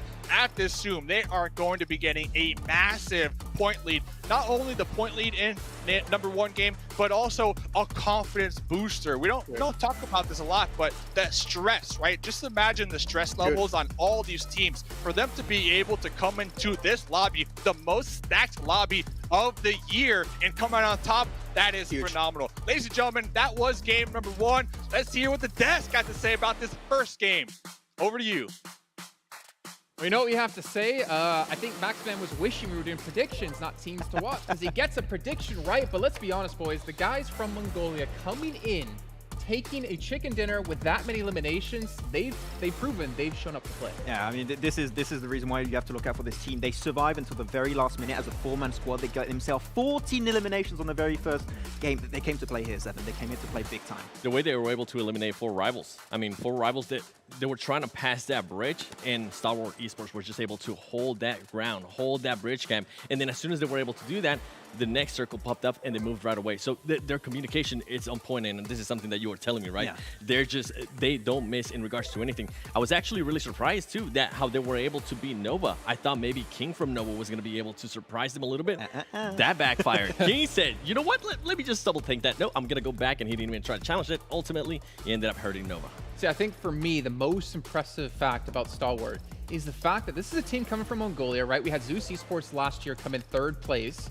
But you have this team who has really no international experience go into the global championship in the league stage and surprise us. But then to go into the finals and do something like this in match 1, they're saying to every team out there, like, you want that $1.5 million? You got to come for us. You got to come through us if you want to get it. And we can see here, 29 points in match 1. That is a phenomenal start. Yeah, we were talking a lot about this also, right? You had some teams that did maybe poorly into the league stage, did really good into the finals. Yeah. This is part of the few teams that got themselves to 3rd place in the league and also in the league finals for the Eastern region. And that consistency is definitely paying off. I had a chat with Senator, the coach of the team, and he said, we're going for that 1st place. And Dodoy, of course, they're going to go for that 1st place with that first performance here. And 7, I think one thing to keep in mind of is the amount of teams we did see S2G and Navi come in from West, able to perform when they need to here. There's a lot of questions around West if they compete with East, and we already see 2 teams able to do so. Yeah, I mean, with S2G, I was even mentioning, that's one team that definitely has championship caliber for me, the way they're able to play, the way they're able to be patient, and the way they were able to kind of control that circle there too. Same with Ruya. I felt like Ruya positioned themselves really well. Ultimately, it just ended up backfiring for them.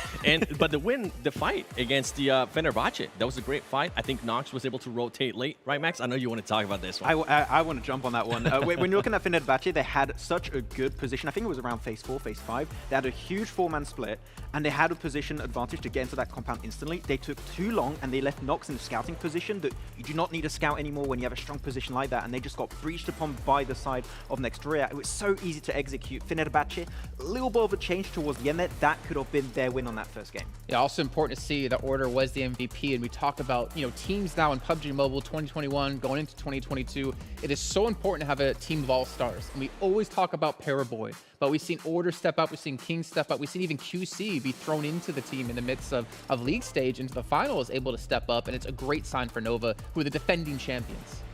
Definitely. I mean, another one that I know we saw Nova there, but S2G.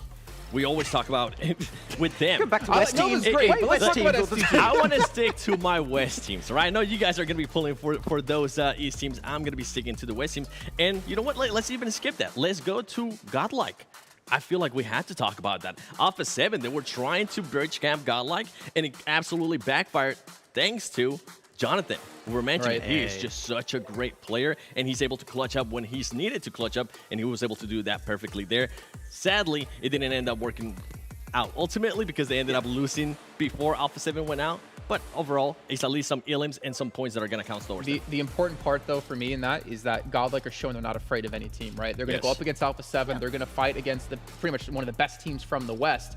and be able to do a decent job. And Jonathan showing he still has an all-star power. Yeah, they were just ready to go for the full push onto Alpha 7. That was very impressive. Jonathan able to get a somewhat clutch towards the end. He was able to get Neo back on his 2 feet, which is a really good play. But I think that, of course, this is a team that, because they don't have that international experience for a long time, the more games they're going to have, the more experience they're going to get, and they're going to change and adapt extremely quickly. So this first game, they're going to adapt, they're going to tweak things, and they're going to come back into the next Erangel even stronger. Okay. Well, what about maybe some teams that maybe let you down? Not in a super negative sense, but like, for instance, Damwon, they were our finals champion of East. They didn't perform too well there at the very end, but they still had a decent showing.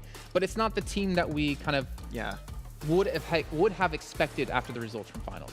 Damwon is an interesting one on this game because they were trying their best to go for the swim rotation. They were trying to avoid the bridges, which is understandable, right? Because you have so many teams that have as a speciality to hold the western bridge or the eastern bridge.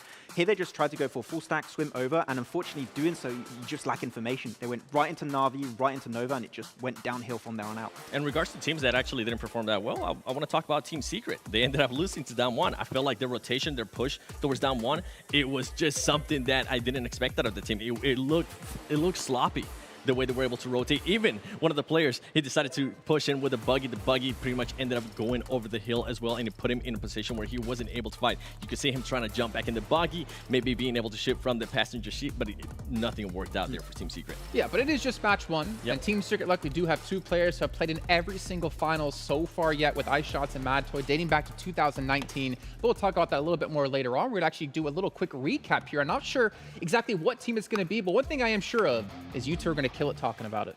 That looks like the Kendi, man. I feel bad. I was like, bro, there's snow on the map. What's going on right now? But no, we're going to be having a little quick recap about what's happening so far. And the team I think we're going to be focusing on, we're going to see which one are we focusing on right now. I think it's Stalwart. Stalwart, yeah. Okay, so their usual drop that's going to go into Nova. Of course, having that sort of Nufka finish from the very get-go made it a lot easier. You don't have to cross those bridges. No need to cross that river. You're going to have a very easy time to get there. But the one thing I love, Seven, and we talked about that extensively during that game, was how they were not willing to push that compound early on because they knew that was going to be hot waters. That was going to be super contested. Just hold the northern side, wait for the circle to close off when all the teams already took that fight, and then you go for the push towards the end to get that win. Just their timing right here. This is the main one that I wanted to talk about. Just the way they were able to surprise 4 rivals right there, being able to execute that so well. And something that I actually wanted to talk in regards to Stalwart Esports is they ended up with 14 ilms, right? When we go to their healing, they only had 14 healing, and we saw them take so many engagements. That speaks volume of their positioning. They're being able to put themselves where they want to be. They're being patient as well, but when they need to strike, they're definitely striking. So Stalwart Esports, I mean, after that one game, boy, I'm pretty sure a lot of people that are currently watching are going to have them as favorites. So I think for me, Max, looking at this, right, obviously they dropped in the perfect position for the way the zones did shift. Yeah. I think what's important to notice is that, yes, they had zone, but they were able to get so many eliminations. We see so many teams be able to have zone, but they just play it super passive. But we know Stalwart is not a passive team. But that's the thing I love so much, is that they knew exactly that that compound was held down by next Ruya. That was super valuable at the time. They knew especially there was a lot of teams who were trying to survive in the midi area that were going to push out. You know that you're going to get third party through and through every time going for that push show. Just go for the high ground up north, get rid of Nova, which they did perfectly. The execution on that was top tier. And then just, you have the last circle. Sure, there was a little bit of circle lock on that very last circle, but they could have breached it anyways, even if the circle went away from them. So they played their position so well. This is why I love watching Stalwart play so much, because if they have an opportunity to win a game, at 99% of the time, they are going to be able to convert that into a big win with big elimination points, which here they got 14. Big step up here. And I mean, just going off base what we saw there, I really wish King from Nova Esports would have been able to take the fight. That would have distracted them. I feel like the rotation, when they lost that high ground, it put them in a horrible spot, as we were able to see there earlier. So maybe with Nova, I would like to see a little bit more aggressiveness out of them when it comes to that kind of stage. If you see them, because King was going to be able to surprise them. They had no idea that he was there. I know they were probably being a little bit worried, but when you get out, are you really going to be willing to give up that high ground and then backfire like this? I think Nova Esports is going to be able to learn a lot from that fight. I think the play for King potentially was just get involved. If you can get a little bit of damage, potentially a knock or two, then have the rest of your team come in. But because they had the information on where King was standing and where the rest, of course, of Nova supposedly were remaining, they just went into the circle, held onto the more northern western side, and just gate-kept the rest of Nova and won that fight super easily without putting almost any effort. So Stalwart just took that easy win at the very end. It was great execution. Yeah, you're going to be rotating pretty much to their eyesight, so might as well just take that fight. And don't put yourself in a curious situation where you're going to be losing the high ground and you're not really going to know where they're going to be shooting you at, because they're able to just pretty much pop up, hide, move around, and be able to pretty much eliminate you. And I'm looking at Stalwart, and we always talked about Infinity when it came to East League as being one of the most consistent teams.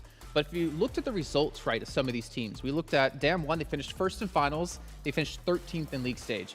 Xavier finished second in finals, 14th in league stage. Stalwart finished third in finals, third in league stage. On the other side for West, next Ruya, first in finals, 9th in league stage. Navi, second in finals, 12th in league stage. Stalwart has been probably one of the most consistent teams we have seen across both of these little mini events we've had within league stage, and they're showing that they still have that consistency now going into the grand finals. Yeah, I would not even say one of the most consistent. I would say the most consistent. Again, two third positions back to back in those two stages is really insane. But hey, they started off, as I said, I talked with Senator, they're going for that first place. They want to be that first place team at the end. They want to be called the world champion, and this is a really good start to doing so here, Seven. Yep. Okay, well, ladies and gentlemen, we're gonna be heading to a short break where we get things ready to go for our second match of the day. But don't go anywhere. We'll be back soon for some more PUBG Mobile action.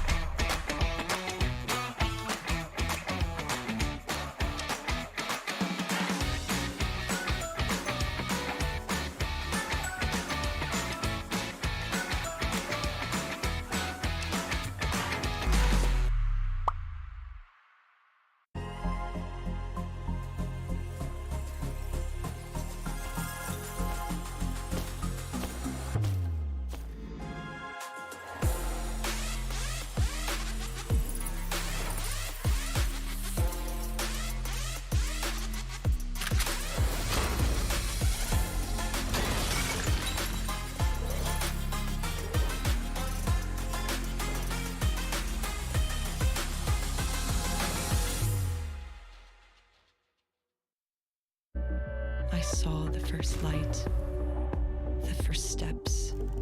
Now I see much more. I capture Earth in all its beauty. I see action. I see drama. And I see it in the finest detail. Moments of inspiration. And the first steps. I am the 1+9. Welcome back, everyone. PMGC 2021 is the grand finals. We're here in Berlin. We have players from all around the world competing to be the best team in the world and to also win $1.5 million. Just imagine going home, $1.5 million. Well, not in your pocket, technically. You have to split it between your teammates, but that's a lot of money. That's a lot that you can use to invest into yourself, invest into the brand of your team, maybe throw some over to your favorite analysts and hosts. Who knows? You're thinking about investing? I'm over here thinking about just buying some skins in the game. I really want that Scar-L. It looks so sick. I think 1.5 mil would not be enough for me to get any skin. I would just be so unlucky every time. That does sound like your luck, to be fair. We are going on to a second match, though. It's going to be heading over to Miramar, and we've already had a little bit of a discussion while we were in the break, and a couple of teams are looking out for here, in particular when it comes to maybe early clashes. Max, you want to go ahead and start off that topic? I'm going to be looking at El Pozo. Of course, we had scrims and everything happening. Maybe those things changed, but I'm expecting maybe a fine El Pozo between Nigma Galaxy and Alpha 7. And we know that Alpha 7, they love those hot drops because they pretty much have hot drops technically that could happen on every single map. So intrigued to see if that's going to actually happen or not, because Nigma Galaxy, early fights, not really their speciality. So I think that they might try and avoid it as much as possible. Another one to look out for that I know it actually happened. I want to add one to that list that you're putting out. Is going to be next Ruya. Next Ruya usually tends to land there as well. They did end up changing it because they had so many engagements with Alpha 7 and Alpha 7-1. But I wonder if at this stage, more than likely not. But you know, I am being a little bit hopeful. Maybe next Ruya will decide to land there and be like, hey guys, nice to see you again. That would be funny actually. But I feel like most teams want to avoid running into each other early on, especially in day one of the event. But I mean, we can see here our damage dealers from the first match, and Action and Top both of you making their way through. But as we saw, Order was the MVP. So usually, as I think it was Claris who noticed it during East League, is that like even when Nova was not doing well, even in the week they didn't qualify for the Super Weekend, Paraboy was still the big standout player competing with the likes of I think it was like Newsy at the time, like of the teams who were in first place. We're seeing Order step up and taking a look at the limbs. I mean, this isn't too surprising. Yeah, not too surprising. We're going to see Top. We're going to see Action being up there. Scry typically is not the one that's going to be getting most of those eliminations, right? He's the one that's trying to set up initially Top and Action, but he's just had apparently great opportunities every single time. So while not strike, while he's just like, you know what? I'm tired of you guys not talking about me. I'm going to step up. Not seeing Pika here this time, but 7, really impressive stuff from Stalwart from Mongolia. Definitely. I mean, just going back to what I was talking about earlier, for them to be able to get that win with the amount of engagements that they were able to have, for only have to heal up 400, that is just so impressive. I feel like it's a big understatement. I'm hoping viewers at home will be able to keep an eye on that, because that just talks about their positioning. They're being able to put themselves, once again, just in a great spot, making sure they win those fights and making sure some other teams kind of don't even want to fight them. Nova just decided not to fight that, and I'm still kind of scratching my head. But another team I do want to talk about is Navi. I feel like Navi played that so well. They were nowhere near their usual landing spot towards North George. They decided to drop right there on the military, and they did a beautiful 2-2 split. A beautiful 2-2 split where we were wondering, I thought at one point maybe they were going to just try to go to the bridge camp. They decided not to, but they were able to hold off a lot of teams. They were able to be opportunistic to get some elims as well, and they were able to hold off Damn Son. Damn one. There you go. Damn son, that was good. No, it was actually a really good hold, right? Because they had such a good high ground opportunity. While also, I believe it was maybe Tixie on the lower side who was just trying to make sure that they were pinning down the entirety of Damwon. It was good execution, but unfortunately that third party from Na'Vi, from Nova actually, made it just a little bit more tricky at the end. But good execution still from Na'Vi, just got a little bit too hard there. Yeah, a little bit difficult indeed, but they still have more matches either way. And before we can really drop into our next match, I want to give a shout out to Singtel, providing PMGC with Singapore's most powerful 5G network. And speaking of that, I mean, Na'Vi, they're going to need that powerful 5G network because they have a lot of pressure on their shoulders. I'm going to call them out in particular. 7, every time we ever talk about Na'Vi going into these big international events, there's always so much hype around them. We always talk about how good they are as a team. And I'm sorry to say this, but they kind of always let us down. I 100% agree with you. Thank God, I didn't want people hating on me. I disagree. No. It's just always a big hype. And something that this team definitely lacks of, and this is something that we're kind of looking at before the show started, is this is a team that it's not really able to carry momentum really big. If they get a win, they're not able to end up backing it up with another win, or maybe able to back it up with the top 5. It's always a roller coaster with them.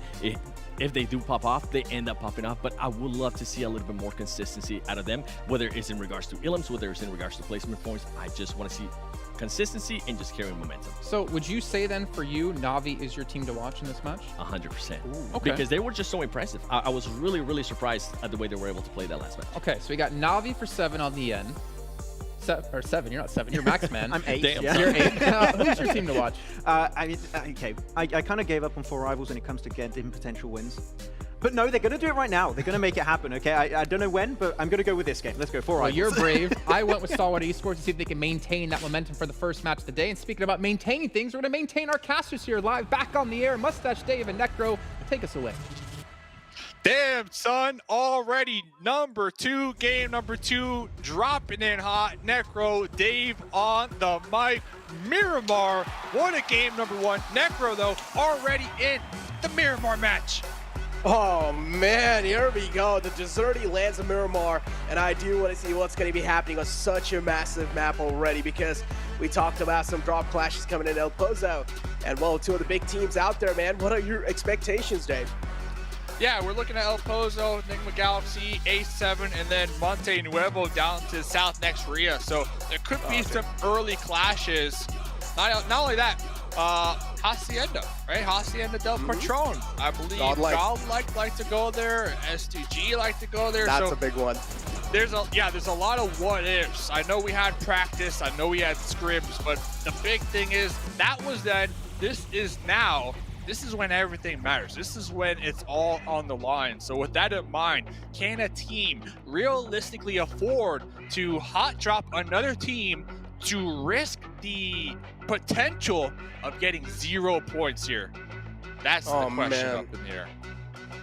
That's what got me thinking as well, because now we also know that you don't really have a lot of games to mess around with. You cannot just try out some new strats completely and then maybe, you know, try and work things out. But no, another Southern Circle inside the map of Miramar. These are quite rare, Dave. As rare as it gets. I'm just trying to soak it all in. Because we get circle number 1, there's some water in play, and yeah, this is Miramar, go figure. But up there to the north, I'm still looking. We got ST, we got 4 rivals, S2G, like all these squads are still hot dropping on each other essentially. Oh man, they just don't care. They want the early smoke. They don't care. And well, guess what? Yep, I'm pretty sure they will probably get the early smoke, unless if Nigma Galaxy just do not want to give A7 what they want. A7, of course, is one of the most like aggressive teams out there, and they're not going to be backing out from a fight without any kind of like, you know, they would at least want some elim points on their name to start the day off. And A7, they are out for blood without a doubt. H2G for now in Hacienda del Patron, they have kind of full control of that side, so seems like somewhere down line, GodLike has backed off from there. Hit that subscribe, by the way. Notifications on. That's you know, guaranteed you can get it done. Shout out to all the viewers, by the way. I was watching a ton of people watching right now, a ton of people cheering for GodLike in the YouTube chat, and a ton of people cheering for Stalwart Esports. So I'm looking at this game though. You're kind of touching on it. The redemption, like Alpha 7. I called Alpha 7. 7 called Alpha 7. Last game, couple elim points. We saw them on that bridge camp on that east side. Didn't really play out in their favor. And I'm looking at Alpha 7 because I feel like game number 2 needs to be their game to really come back, I want to say. Get that momentum, those juices flowing so that they can play their confident play style that at least I'm used to seeing from them in that West League. Yeah, exactly. I mean, if you talk about Alpha 7, the first thing that comes up in my mind is that aggression they show, and also the the consistency that Alpha 7 in general have, right? They're just like one of those teams that do not like to back away from the fights, but at the same time, they do manage to get decent amount of points for themselves each and every single game. So, which is quite understandable. Alpha 7, this is what they're known for. But I do want to see what exactly, like, what kind of things are going on for GodLike over here, because we did not see them in Hacienda del Patron. GodLike, I'm not going to lie. Last game, I was extremely impressed with that grenade from Jonathan. Oh, Jonathan went for a nice little rotate to wrap around their teammates to kind of get that off angle, while 3 of their squad mates were in the front lines, kind of taking that fight with Alpha 7. They did an okay job, but then you had Carrillo in the back lines playing Overwatch, and Carrillo was really able to put a stop to that push over that little ledge. And so all that pressure was on Jonathan. And with all that being said, Jonathan did come out on top, in my opinion, in that very challenging situation. So GodLike, man, GodLike have a ton of people cheering for him. They're at the biggest stage right now. They got a lot to prove. They got some teammates that do have that world experience, I believe the desk was talking about. If there was kind of that wild card to disrupt the lobby, and let me get your take on this, I feel like it's GodLike, right? GodLike can be that disruption to the lobby. And the reason I'm saying that is because we had East League and we had West League. 9 teams from East League, they're playing here. 6 teams from West League, they're playing here. So those teams are kind of familiar with each other. if you get what I'm laying down. They kind of know each other's habits somewhat. So they have a big advantage when it comes to that. Who they don't know the habits of. They don't know the habits of GodLike.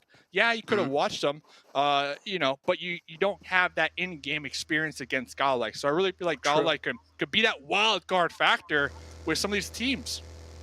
Yeah, definitely. I mean, just that one game slipping out of hands, it's fun, you know. You can completely afford that one game. But as you mentioned, GodLike can definitely be that wild card factor. And if they are, it's going to be one of the biggest storylines without a doubt. GodLike, they dropped over here. They did not want any kind of early fight, so I do like the improvisation coming in from their side. Water treatment is where they opted to drop out. So HTG as well, early rotations. A lot of teams, they do not want to waste any kind of time. And GodLike, we are seeing them make those late game rotations happen, which is quite questionable. Most of the times they don't really work out, but maybe they have some kind of backup plan building through. Not only that, just looking at BGIS, GodLike, they tend to favor when they get into these skirmishes, kind of a 3-1 split where they got one of their teammates up in the front lines, really keeping that pressure on. Meanwhile, they separate their other 3 teammates to cover that one squad mate in the front line. So they got all angles pretty much covered.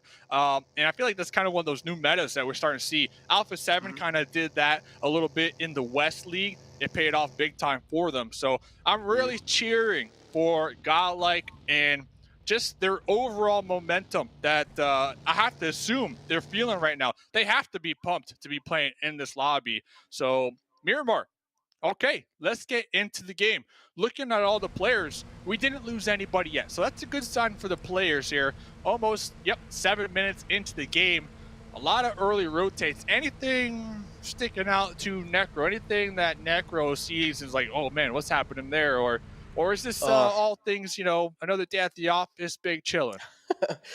I mean, one more classic thing that I'm seeing, Navi again going for those late game rotations. This is what we're really known for. But yeah, as you were talking about that 3-1 split, now it's pretty good when it comes to that individual team fights, right? But if you get third party, now we casted the West Side, Dave, and we do know how many third parties happen in West Side. And 3-1 split, I feel like they're most vulnerable, especially when a third party happens. Especially if you have the one player separated out in the open, if he gets taken out, the rest 3 players, they're also kind of separated out from each other. And if you get third party in that situation, Dave, you're pretty much screwed.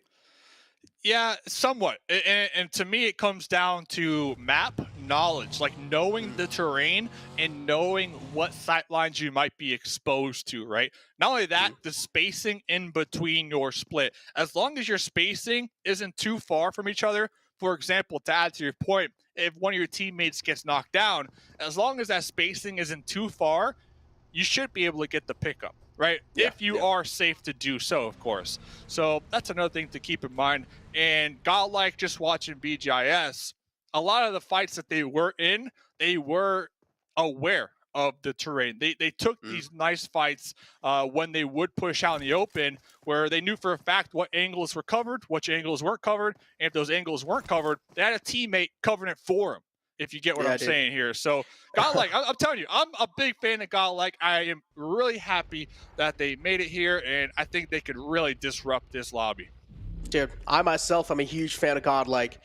You know what they say, hashtag they'll say GodLike, and that's what I'm going to say as well. But yeah, for now, the circle shift as well, kind of going to be moving down south again, a little bit tilted on the right side, which is completely fine. That means there is going to be a lot much more free compounds for other teams to try and take it. But yeah, now, as you were also talking about the kind of separation, you should not really be separated from each other a little too much. And I feel like for that is a perfect example has to be Stalwart Esports. I just like how they adapt in each and every single fight, right? It's not like they don't separate a little too much in these fights. It's like they do that, but if only they have a clear knockout, easy. If they're sure that they're going to be getting this knockout, then only they will make that huge separation happen. Unless they just try to keep themselves separated, but not too much. Yeah, Stalwart Esports, another prime example that we saw last game. Every time we would look at them, they either had a 2-2 split or they had a 3-1 split with action in the front line. And that reminded me a lot. We saw it, not to be too biased here, but from North America, when Coops got invited onto the Knights, that was exactly what they did. And that played out big time for him up until a certain point. But Stalwart Esports doing the same thing here with action. You got that front line gunner, the one that seals the deal. Just make sure that they stay alive. Not only that, but top always opening up these engagements for him. But talking about opening up these engagements, yeah, Nox Bomb. Dude, did you see that tracking right there? Well, that was the 1-2 dirt nap out here. Oh, if I am the player dying right there, I'm saying, I'm yelling he's a cheater. I'm yelling. There's no way. You know, it's just, that's just me if I'm playing the game. Oh, damn, son. That's why I'm yelling. If I get taken out like that, like they were full pedal to the metal right there. Oh, my God. What a nice shot there. And this is Fenerbahçe. Last game, we saw them. They got heated. They got crashed upon. Didn't work out in their favor. And if they would have won that fight, they would have came out big time because that compound was solid. So a lot of these teams, they're looking for that redemption, I feel like, in game number 2. All these teams are top-notch. They all have the skill. They made it here. They're here for a reason. But, of course, you don't want to get 0 points in a game. So I'm really looking for these bottom teams to perform here in this match to really get it going. Oh, dude. Next Ruya, one of those teams, they won the West League, dude. Completely surprising all of us. And I do want to see now what next Ruya they are going to be doing in the grand finals as well. We've been talking quite a lot about all these other teams. Next Ruya, one of those teams, I feel like we need to talk about them a little bit more, having players like frozen underneath your sleeves. And if I'm going to hold on to my words for now, again, GodLike being held at the bay. And this is what I really do not like. Those late rotations do not work out most of the times. And GodLike, again, being held off at bay. And this time, it's Stalwart Esports doing the same thing. But guess what? It's going to be a little third party from the side of Na'Vi. And, of course, it's a West team doing the third party. Yeah, they're definitely going to lose one in this process. GodLike out there, but they're kind of catching a break because now Na'Vi going to be applying that pressure to Stalwart. So it is what it is, as these teams going to be up here in the north trying to outrun the blue zone, now closing in on them. Stole the kill, but the other 3 teammates of GodLike, they were able to successfully get on out of harm's way. They're still in their vehicles. They're ready to react to this next circle shift. Oh, but no, as I said, Neo. GodLike. This rotation, man, it isn't paying out in their favor right now. Dude, late rotations, I'm telling you, it's really hard to get those down. Late rotations most of the times do not really work out, but for now, Na'Vi, they're looking pretty good. Another one of those teams that do like to rotate pretty late, but in the previous Erangel game, I did like the adaptive nature from their side. I did like it was kind of like a huge change in pace that we saw from how Na'Vi played back in the league days, but now Stalwart Esports, that's a huge spray from top. Did connect quite a lot of shots, but I also do see Downward Gaming going against H2G in the kill feed, but oh my God, hits him barely made it on the other side of the edge. And look at the different play styles here. Na'Vi, they see the next circle shift and they prioritize sending it, trying to get a better position in that circle. Meanwhile, Stalwart, they aren't worried, right? They're playing this one slow, they are relaxing, and they were able to get a couple shots out there on that Na'Vi rotate. And it just goes to show, at least to me, the confidence right now that Stalwart, that they have the ability to play slow, that they're not going to let these zones kind of dictate their movement. They're not going to let these zones apply pressure on the bigger picture gameplay here, game plan that is, that they are coming in here with. Oh, dude, the game plan, as you mentioned, they're also going to be rolling out some like secret cards, I'm pretty sure, on the day too, and I cannot wait for that. But yeah, Team Secret now, quite close to the players of H2G. There was a fight going on between Downward Gaming and H2G. Couple of casualties, we did witness those as well. Downward Gaming as well, short one player. Same thing goes with H2G. Team Secret, do you realize in the front, there is a team. They're also taking things quite slow. Stalwart Esports, again, they're just tailing Na'Vi around. Action. Down there. Tixie. Able to, look at that tracking, by the way. The gyro right there from Action. But yeah, I guess Stalwart Esports, you can also say they're a little more comfortable in this situation when I'm talking about that pressure from the zones, because they do have 29 points from last game. We can see the leaderboard right there on that right-hand side compared to Na'Vi with 1 elim point from this game. So they're going to have 8. So that mental game, man, it is going to play a factor here for a lot of these players and their decision-making for sure. Mental game. Always an important factor.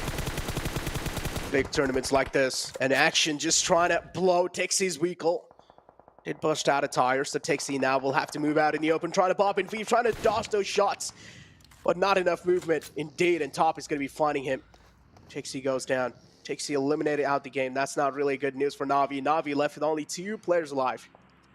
And you can just see the concentration right there on Top space as well. I think I saw a little sweat drip from their forehead right there. Like, that is how tunnel vision they are. I love the player cams, by the way. I love that we get to see their looks. I love that we get to see their grips that they're using. And just that determination. Next zone goes up, so hopefully they're a little more determined because they are on the opposite end. So Stalwart Esports, they are going to have the challenge to reposition now in this new circle that did once again favor the south and favor the water. Oh, did you see the split from Infinity as well inside the zone? They had like all 4 players separated out, and as soon as they realized next Ruya is closing in, they just retreated back. Now they have a 2-2 split. Both these compounds are being acquired by Infinity, and Infinity have the prime positioning inside the zone, including Nigma Galaxy. Now they can try and play this off as safe as possible, or else they can try and rack up some kill points that are the teams that are trying to make it inside the zone. Team Secret, though, pretty close to Furious Gaming. Or I guess I gotta say, Poppy Potro is pretty close to Team Secret.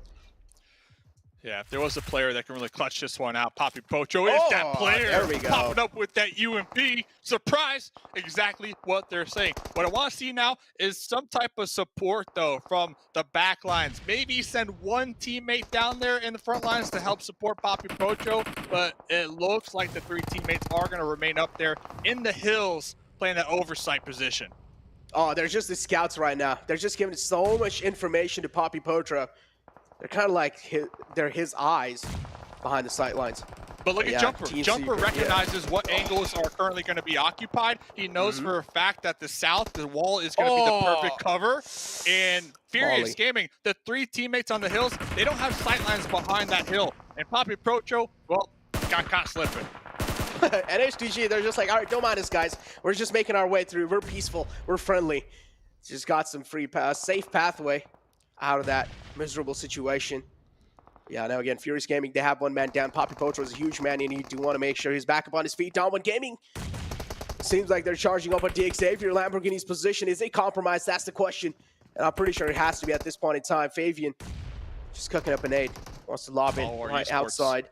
And yep, as just Stalwart Esports as well, rolling out on the sidelines, but I'm not really sure. I don't think so they're going to be challenging a fight. No, they're zooming by. They're looking to reposition. They're looking to get into the circle. So Xavier back against the wall. 2 squad mates right there trying to defend this compound up against 3. Duck in the back, knocked out. Not a good news. Not a good news at all. They do have the ability to play this one a little slow, but not too slow, because look at the circle shift. This fight is not in the next zone. And looks like Frankie going to be popping in that Bucky, trying to reposition. That could be risky, but Silas! Oh, Silas, I saw Silas cooking the grenade right there, trying to toss that one out onto Pika, but Pika did not allow that to happen. Hopefully they can pick up Action, though, because look at this. Action crawling on their knees, but Action has that M249. The squad wiper, so that can come in clutch. Next zone, once again, Nigma Galaxy. They picked that compound on the coast, and look at this. I have a feeling it's going to play out in their favor, because where else can it go? Not only that, it's on a main road, so you have to assume some teams, they might rotate on that main road for quick access. And look at that. Yes, they do get the circle shift. So Nigma Galaxy easily looking at a top 5 if they can defend their compound. Oh, they're chilling. They're chilling big time. Unless they're just going to be witnessing a huge wave of teams coming in onto their compound, just trying to ram their vehicles right onto it. I'm pretty sure that's going to be happening in the future. For now, Xavier, Frankie being taken out. Lamborghini's the man. And certainly, this time is not as quick as his name. Instead, taking things a little slow, being as cautious as possible. Popping that medkit as well. It's taken down to 70% of HP. And Lamborghini, I do understand the only man alive, has a lot of pressure, but guess what? Strikes at the right time. Not only that, as a solo here on Miramar, you got a lot of dips, you got a lot of terrain to work with to try to avoid any type of sight line. So maybe they could solo snake it and come out on top with some additional placement points. Fenerbahçe out there in the distance. They are going to have to reposition here very shortly. Parabor, though, look at that. Another teammate on the field, M249 out there in the open, looking to get some nice shots on out. Well, Lamborghini did reposition. They saw the water and they said, YOLO, sending it straight to the water. That's a good play, though. I like that play a lot. That is indeed kind of like the safest route you can take inside these kind of zones. But A7 looking to take out the man in the close. And it's going to be Couture from next Ruya. Easily being taken care of. A7 now, they also need to make it inside the zone. So the pathway in the front is going to be a little exposed. But it's fine. They've got the vehicles covering their back. Senatex and Mafioso, they're going to be making their way slowly inside the zone. Infinity as well. As I mentioned, they had a really great positioning until the zone moved away from them. But still, they can try and hold off the teams that are in the back, including Nova. But Jimmy's the only man alive. Yeah, still pretty solid position, though, all things considered. I think a little bit of it is in the next circle, and we saw they have those different levels of terrain to work with. So as long as they can make sure nobody surprises them from behind, they should be looking ahead, looking downhill. And as long as they have some vehicles to maybe work with, they are looking pretty solid, in my opinion, especially with 4 up. Oh, they are looking really solid. Team Secret right on the edge, including Stalwart Esports. This game definitely not as good as expected, but Team Secret for sure. Even though they're hurt, they're not down yet. They're still giving a huge fight to all these teams in the lobby. 2 players alive. Shot should be back up on his feet in no time. A7. Carrillo taken out. That's not going to be keeping A7 settled. They need to make sure Carrillo's going to be back up on his feet. And next, Ruya is the one trying to hold him off at bay. Yikta going to be confirming the kill on to Carrillo. Barely alive on a sliver of health, but Yikta still charges forward, and he is getting taken care of. Yeah, charging downhill like that. No real option because the next zone did shift. So what is that this pressure? circle? Yep, that pressure just added on top of that one. So Mafioso happy after that elim, looking to loot some crates, looking to get some additional meds, re-up on the ammo, and then pretty much reposition to Senatexa, who I believe has a pretty solid snaking position out there on that road. As long as they can avoid the sightlines from Nigma Galaxy, who have been, we have to say, they have been big chilling this whole game. What a position they called out, and what a position they claimed early on here. Exactly, but I don't like the split coming in from Raouf.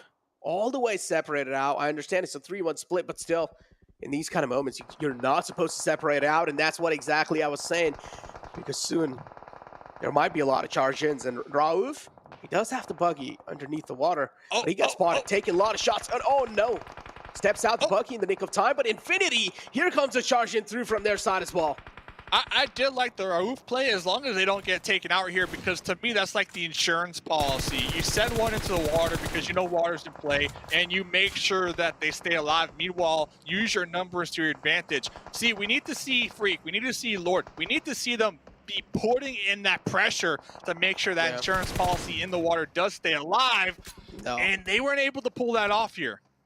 Oh, not anymore. The insurance policy gets taken away from them. Unfortunate. Team Secret, but still, Nigma Galaxy, they have the man advantage inside this entire situation, and they can always turn it into a victory. Unless, again, they don't make any kind of rookie mistakes. Team Secret, Shots the only man alive, but all it takes is that one little mistake, and Shots will get a huge chance to try and bounce back. Another huge game, too, when we're talking elim points for these top teams. Alpha 7, I saw 7 elim points. Nigma Galaxy, 8 elim points, so they were able to really use that position, that compound in their favor. As Lord gonna be pulling up here, grenade, cooking it, looking to toss it. Let's see, will it be successful? Oh, Freak also going to water? I don't know about that one. I don't know about that one. Yeah, that's a questionable play from Nigma Galaxy. I don't know why they did that. Trying their best to take out Shots, and finally a nade connects onto Shots. As we mentioned, got him, a huge got him moment without a doubt, but now it's a 2-on-2 situation, and A7, they thrive in these moments. They do. They do. Let's see, getting shot from the SLR. Now, just think about it. If they would have kept Freak alive, they would have had a 3v2 right now. But instead, Freak went into the water. Don't know why. Now they're down to just a 2v2, and this is Mafioso and Senatexa, 2 of the most consistent players from the West League. Oh, using that bus as a movie cover as well. I do like what Hammoudi is trying to do here, but if Nigma Galaxy played things a little bit more safer, this wouldn't be in the outcome. Yeah, Hammoudi taken down a little bit too low. Yeah, as you mentioned, 2 grouped up. There needs to be a little separation. There needs to be a little bit more info gathering, and I do like what A7 are doing. Senatex are trying his best to give as much as visual info as possible to Mafioso, and Mafioso slowly and steadily sneaking around the ridge, making sure his presence isn't being sensed by Nigma Galaxy.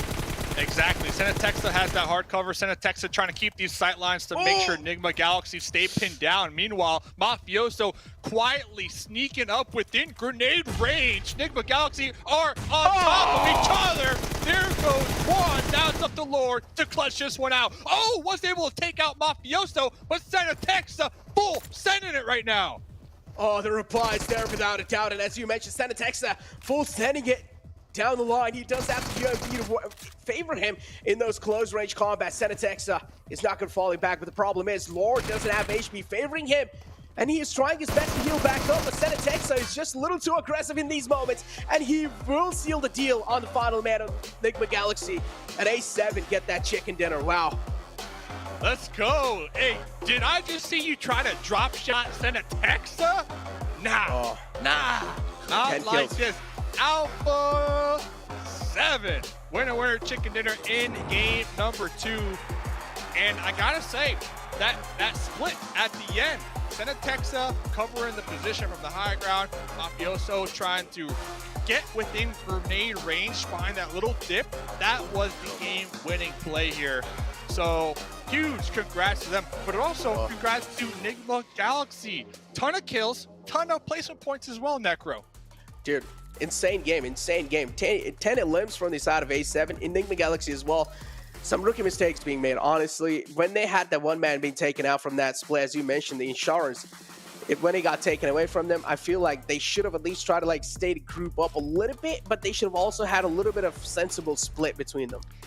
Well, it is what it is. That was only game number 2, Miramar. Ladies and gentlemen, don't go anywhere. Let's hear what the analysts have to say about that game.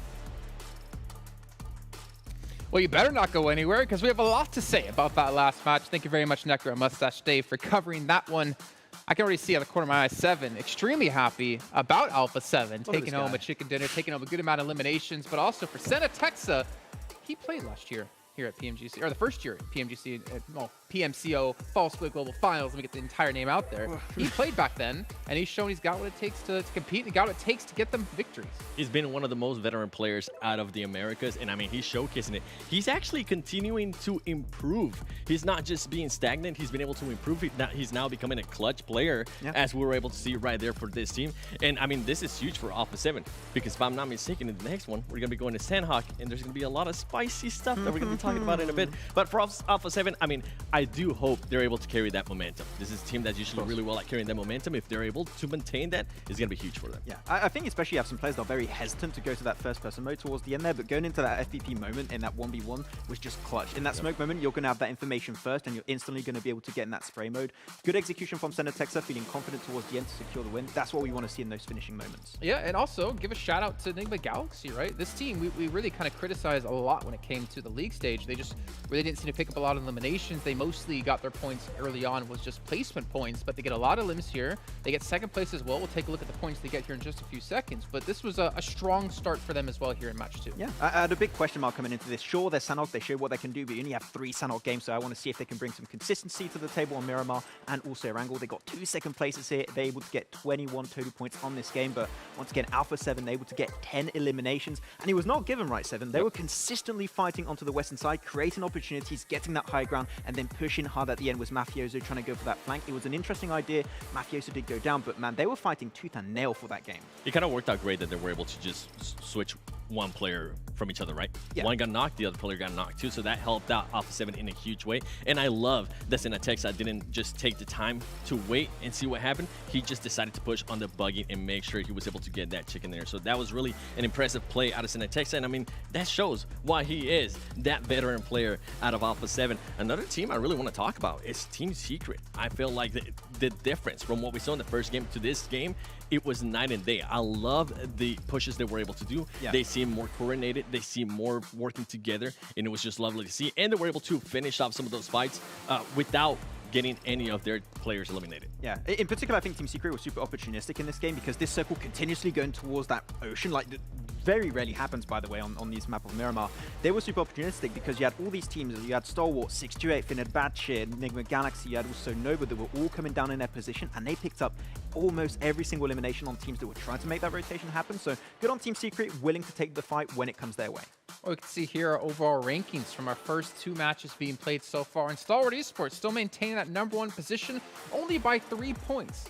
But that's also a really good idea, or at least shows us a good thing about Nigma Galaxy. Haven't won a match, but they're still 2nd place. They're still ahead of Alpha 7, who didn't have a good first match. They're able to put up a consistent performance so far, and that's a great sign for this team.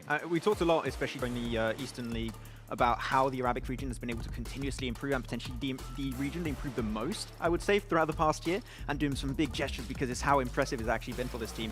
And they've proven it here. If they can perform on the PMGC international stage, I think that they're really going to put the Arabic region on the map, and they've really done so in big fashion so far. Speaking of big fashion, Seven, don't worry, you'll talk in a second here. You guys can see the CD key for the PMGC token. It's getting ever so close to being finished off in this very first day. We can get yourself 1,200 tokens if you redeem it at PUBGMOBILE.com/redeem. But also, we're already up to 800,000 viewers here. We got 200,000 to go, so tell your friends, tell your family, tell your significant others, maybe tell your pets as well if they do have a phone, hopefully for them a OnePlus. So tune in, because we're going to be giving away a lot of prizes for everyone else out there at home. Seven, though, let's talk about it. Let's continue the conversation.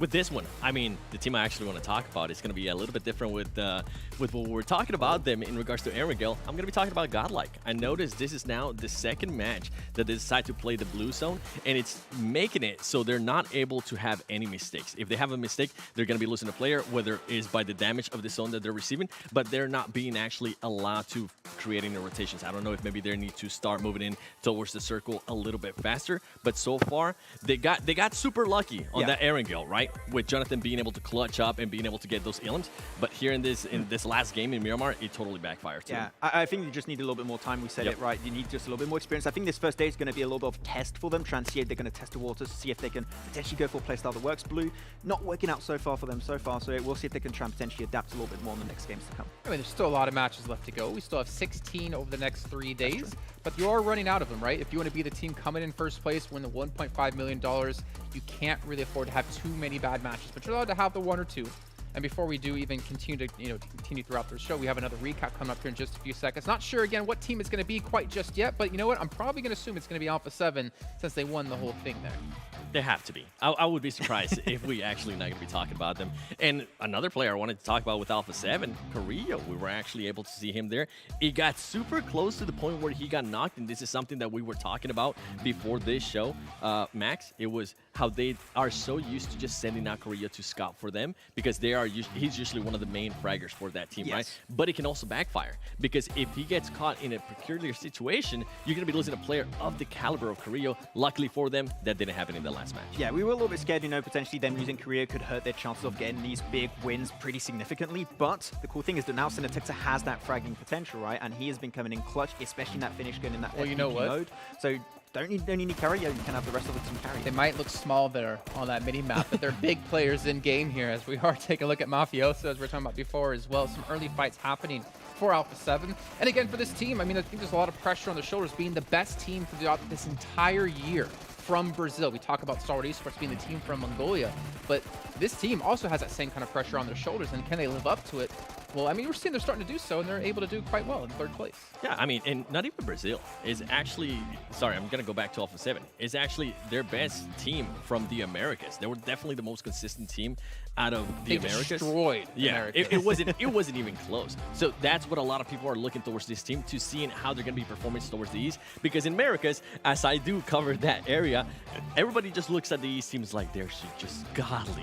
They cannot be touched. But now, I mean, for Alpha 7 to be able to get this chicken dinner here in the 2nd match is going to be huge for them. Yeah, it's going to be great. And we're actually going to be seeing the exact execution towards the end of that game. It was SIXTWOEIGHT, it was Mafioso. SIXTWOEIGHT, towards that end moment there, waiting onto the backside and trying to allow his teammate, which is Mafioso, to actually get a little bit closer in. So I think that position going for that 1-1 split was perfectly executed. Those smokes were greatly played from Nigma Galaxy, but when you get close, you just throw a few nades, and that's pretty much done and dusted. Mafioso unfortunately does get knocked, but then it turns to the 1v1. 1, and then that great FPP play from Senatexa would just clutch at the end. And that's what I was talking about. Senatexa wasted no time in making sure he went for that push. As soon as Mafioso was already getting knocked down, Senatexa went for it. And right here, this is something that you were talking about, and I personally use it when I play PUBG Mobile myself, Max, is I like to switch to that FPP view, especially in this close quarter, because it's just going to give you such a huge advantage. As you can see right there, Senatexa being able to clutch up, and he is becoming that clutch up player, which is great. We've been talking about teams having just more than one superstar. Alpha 7 is looking like they have a deep roster. I did also like how Mafioso was kind of off towards the side there, right? On the other side of the road. The information he gains, even while being knocked, is so good for Senatexa to be able to capitalize off that position, take home the victory, and get them one step closer to that $1.5 million. Now, I'm not going to be too harsh here. Oh, no. 4 rivals you had as a team to watch, right? How did they do? I mean, it was Alpha 7. I mean, they're too good. Come on. Yeah, and unfortunately, that's the main issue that we have with 4 rivals. They get close to a potential good position, and then they just, I have the impression they stress in some way, shape, or form, and they just unfortunately have a complete blunder.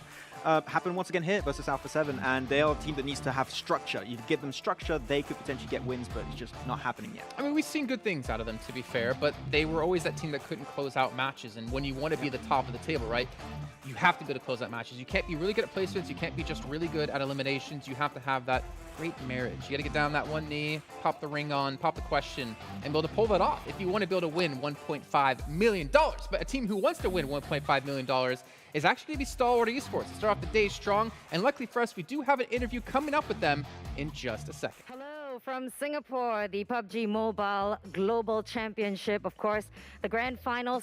With me now from Stalwart Esports. Hello, Action, right here. Nice to see you. Hello, hello. And we've got, of course, coach and translator and manager here. Good to see you. Nice to meet you. Thank you. Thank you for being here. A few quick questions, a quick fire round. You guys have been very competitive in the first 2 games. How did you prepare for the grand finals? Эхний 2 тоглолт маш мундаг байлаа. Тэгээд Grand Final юу бэлдсэн бэ гэнэ. Ер нь бол тоглолтынхаа юу тактикийг бол ер нь хэлж болохгүй. Тэгээд бид нар энэ тэмцээн дээр ер нь хамаг чадхаараа үзээд заавал чемпион болохыг гэж байна. Okay, he say he not want to tell the tactic of our game. Of course. But he say we can try our best for coming to champion. Now, you guys also played well in the league stage. So in your opinion, what's the biggest difference between the grand finals and the league stage so far? Okay, so league stage-ийн тоглолт нь юу одоо ингээд league stage grand final хоёрын тоглолтын ялгаа нь юунд байна гинэ. League stage-ийн тоглолт grand final-ын тоглолт нь ер нь бол grand final нь дэлхийн бүх шилдэгүүд цуглуулсан гэж хэлж болно доо.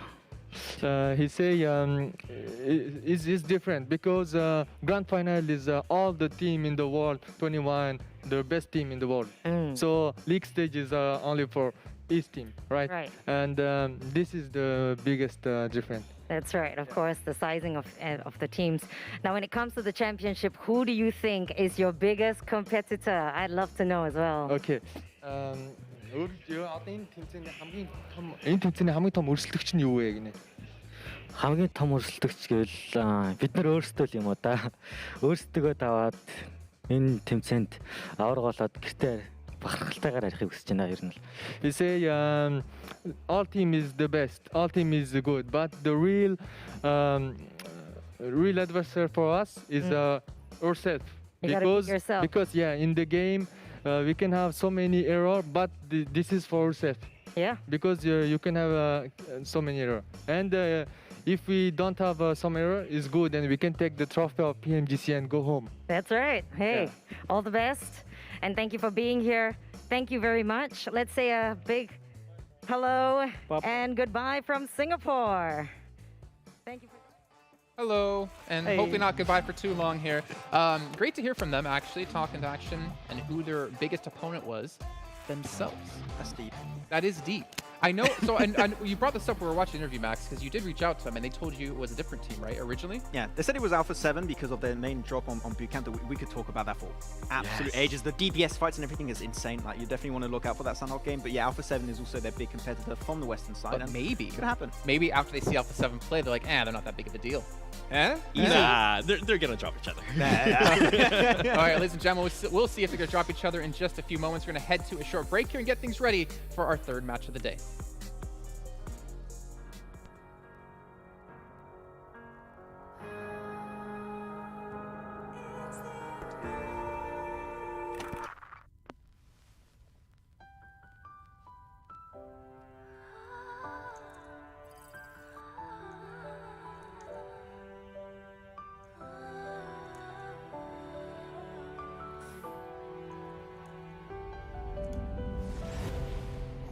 Every second that I breathe is going down in history. We are victorious, can't stop me. Maybe today we'll fight our battles, show you the way if you can handle it. You follow me. I'm back with a plan, start with a pinnacle, I be the man. Back to the battle, the last man standing. Who would have thought that I had what it takes? With the whole city on my shoulder going crazy. Back to the pub, gonna keep it a G.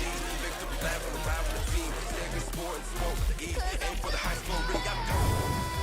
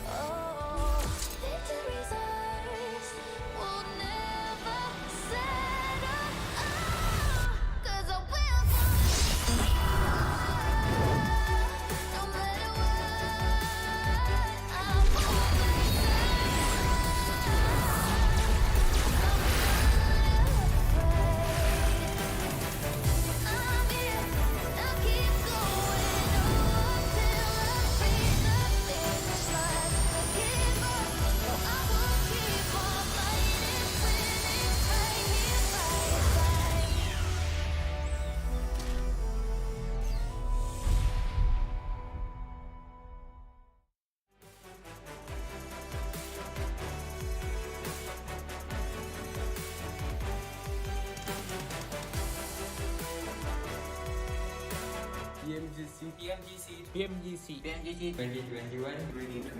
2021 Grand Finals. Grand Finals. To glory.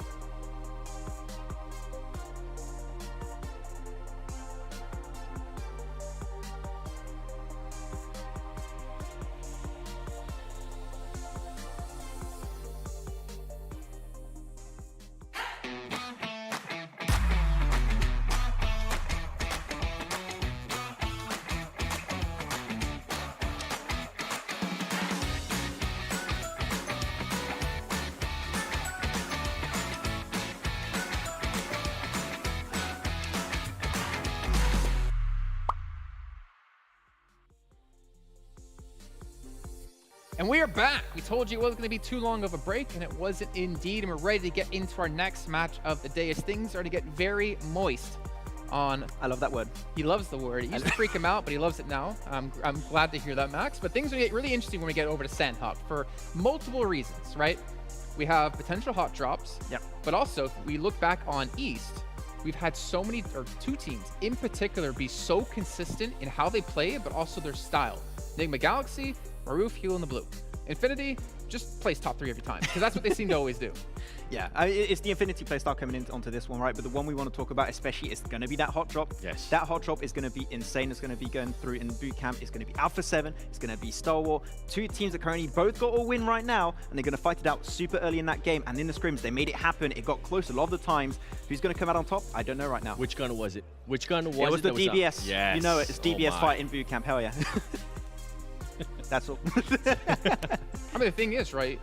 Do you legitimately think we're gonna have a hot drop though? Yes. Yes. But the thing is, why would you risk something like that again with so few matches to be played? And you know, if you lose that one match, or you go out early in that one match, you could be ruining your chance to win a $1.5 million. So. Yeah. Okay, so with Alpha 7, that's pretty much their main Sanhok gameplay that we have seen for all year.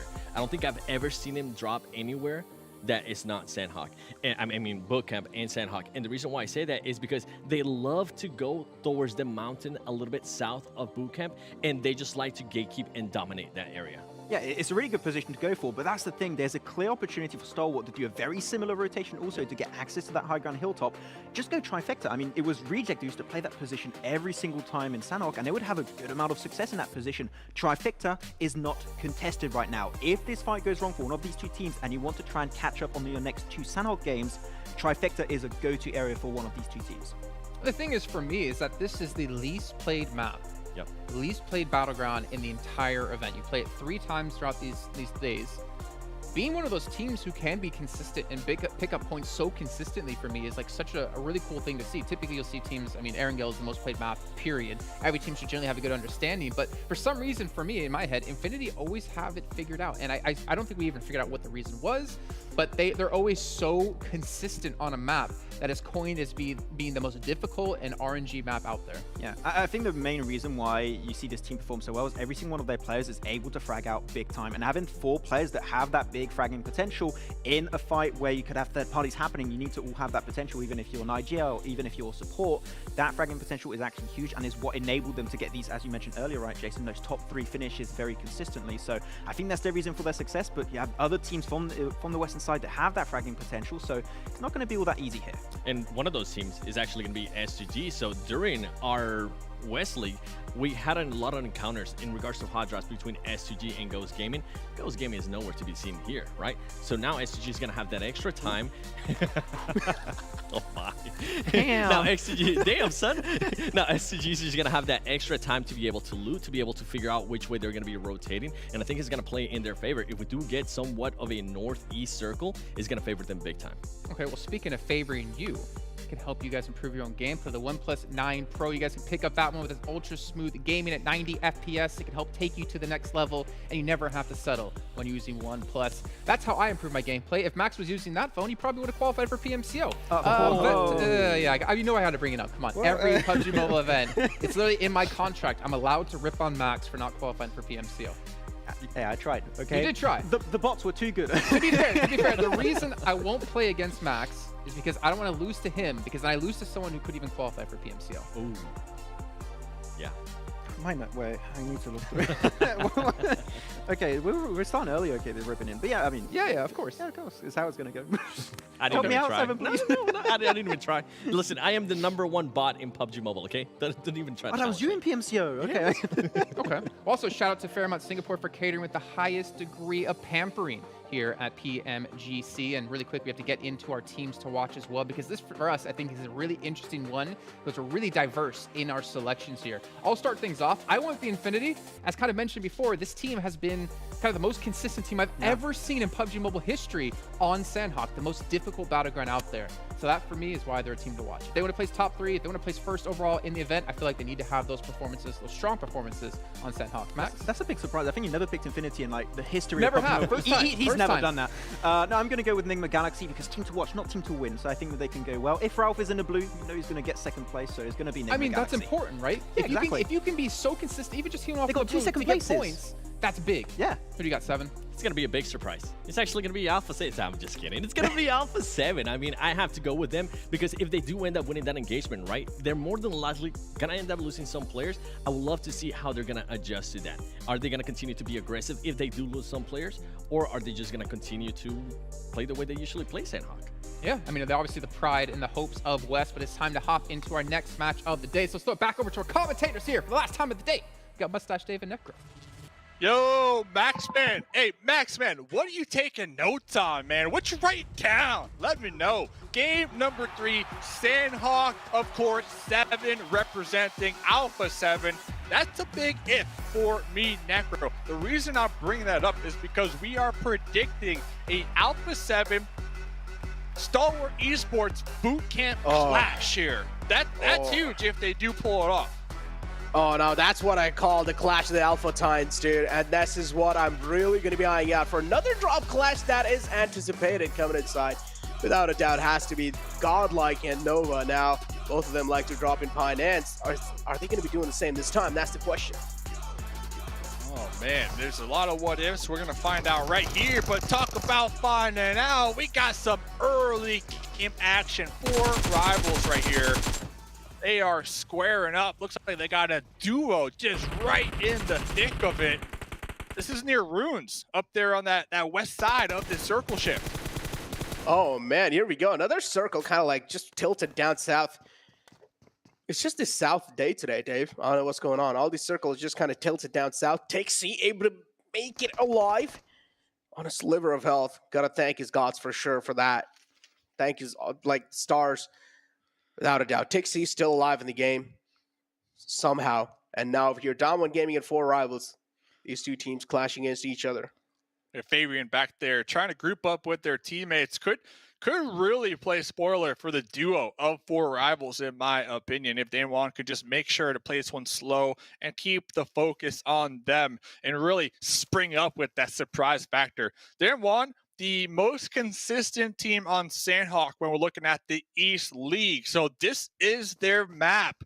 They know it front and back. Let's see what will happen. 4 Rivals looking to play spoiler to that. Ooh, 4 Rivals. That's a beautiful split for sure. If the man who's kind of distanced himself from the rest of the pack, who also has a little bit of high ground, if he's able to find that initial knock on the Dom1 Gaming, that can change quite a lot of things. But guess what? Who finds the initial knock? It's Dom1 Gaming knocking on the doors of 4 Rivals. And there's a huge split for 4 Rivals as well. That's quite a questionable. Walt's outside the window, and he gets caught this time, and Junie's the man who will take care of him. Yeah, and we saw it play out exactly how we expected. Fabian from behind was able to group up with their teammates, apply that additional pressure from the alternate angle. But look at this, Clutch God, UMP in hand, trying to square up with the Duke Master, the Duke and Machine with the Vector. Looks like Clutch God going for a nice little rotate, trying to catch an off angle here onto the Duke and Machine, who has just stayed in the corner of the compound. Looks like Clutch God might be opting to safely retract back to their teammates here, because we saw last game GodLike a little rough on the rotation. So we saw him lost 2 on that rotate. I have to assume they're not trying to do the same thing here. Yeah, Clutch God indeed taking things a little safe. And so you mentioned Duke and Machine inside the house. Duke and Machine is always one of those teams. He's kind of like the silent assassin. He just likes to play as quiet as possible in these kind of moments and just wait for the opponent to make any kind of mistake. And when they do, he just strikes in. Like, talking about mistakes, that's not a lot of games, because the reason I say that's not a lot of games, because after 16 games, there's going to be one team walking away with $1.5 million US. So every single point counts. And look at this little substitution action here. Oh, dude, that's gonna be huge, right? They're trying to change things out, trying some new things out over here. Substitution as well, just to see how things are going to be changing out for that team. But yeah, GodLike, it seems like, again, a casualty on their side. Not a good sign. Definitely going to be a sign of worry for GodLike, and I do want to see how they're going to be bouncing back from this, because the position they have right now is definitely not that great. Yeah, it looks like they're trying. Ooh, Oh, there we okay, go, okay, though. that's Oh. exactly what was needed. A nice little knock there across the channel because Jonathan is on the opposite end of this bridge looking to make a play. So looks like Neo and crew, the duo, trying to keep the eyes on them, right? Applying that pressure from the east side of the bridge. But look at this, Jonathan. Jonathan no. looking to make Oh, a no. solo play with the wide rotate. There we go. Jonathan, look. Oh, talk about the snakes of Sanhok. Talk about the snakes on Sanhok. And ladies and gentlemen, we hit 1 million viewers. So shout out to you viewers out there putting in the work here, making this event a amazing moment. But back into the game. Jonathan, what happened? Jonathan, no, not what you want to see. Indeed, not what you want to see, Jonathan. Wanted to make some insane play happen, but just did not expect a snake in the grass. And well, this is where Fenerbahçe decided to bounce back inside this fight. And GodLike now left with, again, only 2 players to work with. Z-God going to be making the call to back off. So GodLike, if I'm them right now, I want to keep the points flowing. I want to keep things going. Pull off this fight. Avoid all fights possible here this game. They're in a position that they can actually pull back. They could use the southern part of this zone to their advantage because nobody's back there, and they could swim. They could go to cave, maybe get some loot, maybe relax, catch their breath in cave. Docks are also open. Of course, they don't know that, but with some proper scouting, they might be able to spot that one out. So if I'm GodLike, try to avoid the fights here. Keep your duo alive. And if there was a map, Necro, and I think Jason touched on this a little bit, talking about RNG, I'm the opposite. I don't think Sanhok is that RNG, right? Hear me out. Necro, hear me out.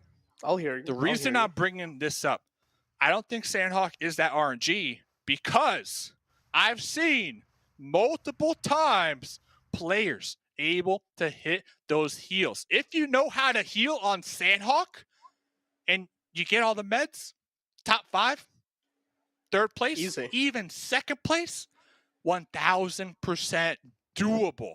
So I put it out there. I might get a lot of heat from that. I don't know. Feel free to add to it, or feel free to be like, you're crazy, Dave.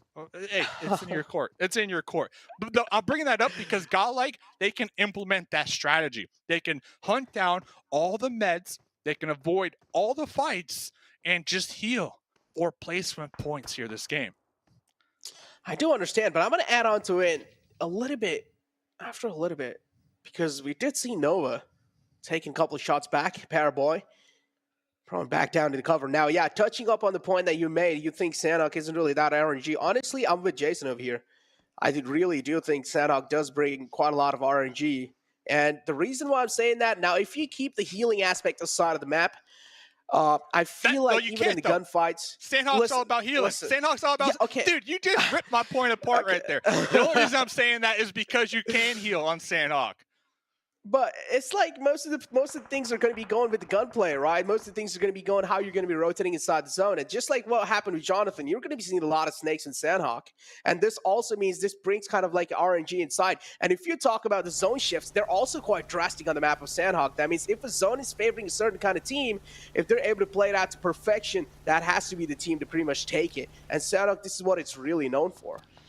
Hey, I hard disagree still. No RNG if you know how to hit them heals, man. No RNG. Oh, okay. Nice little replay right there from last game. Just in case you forgot.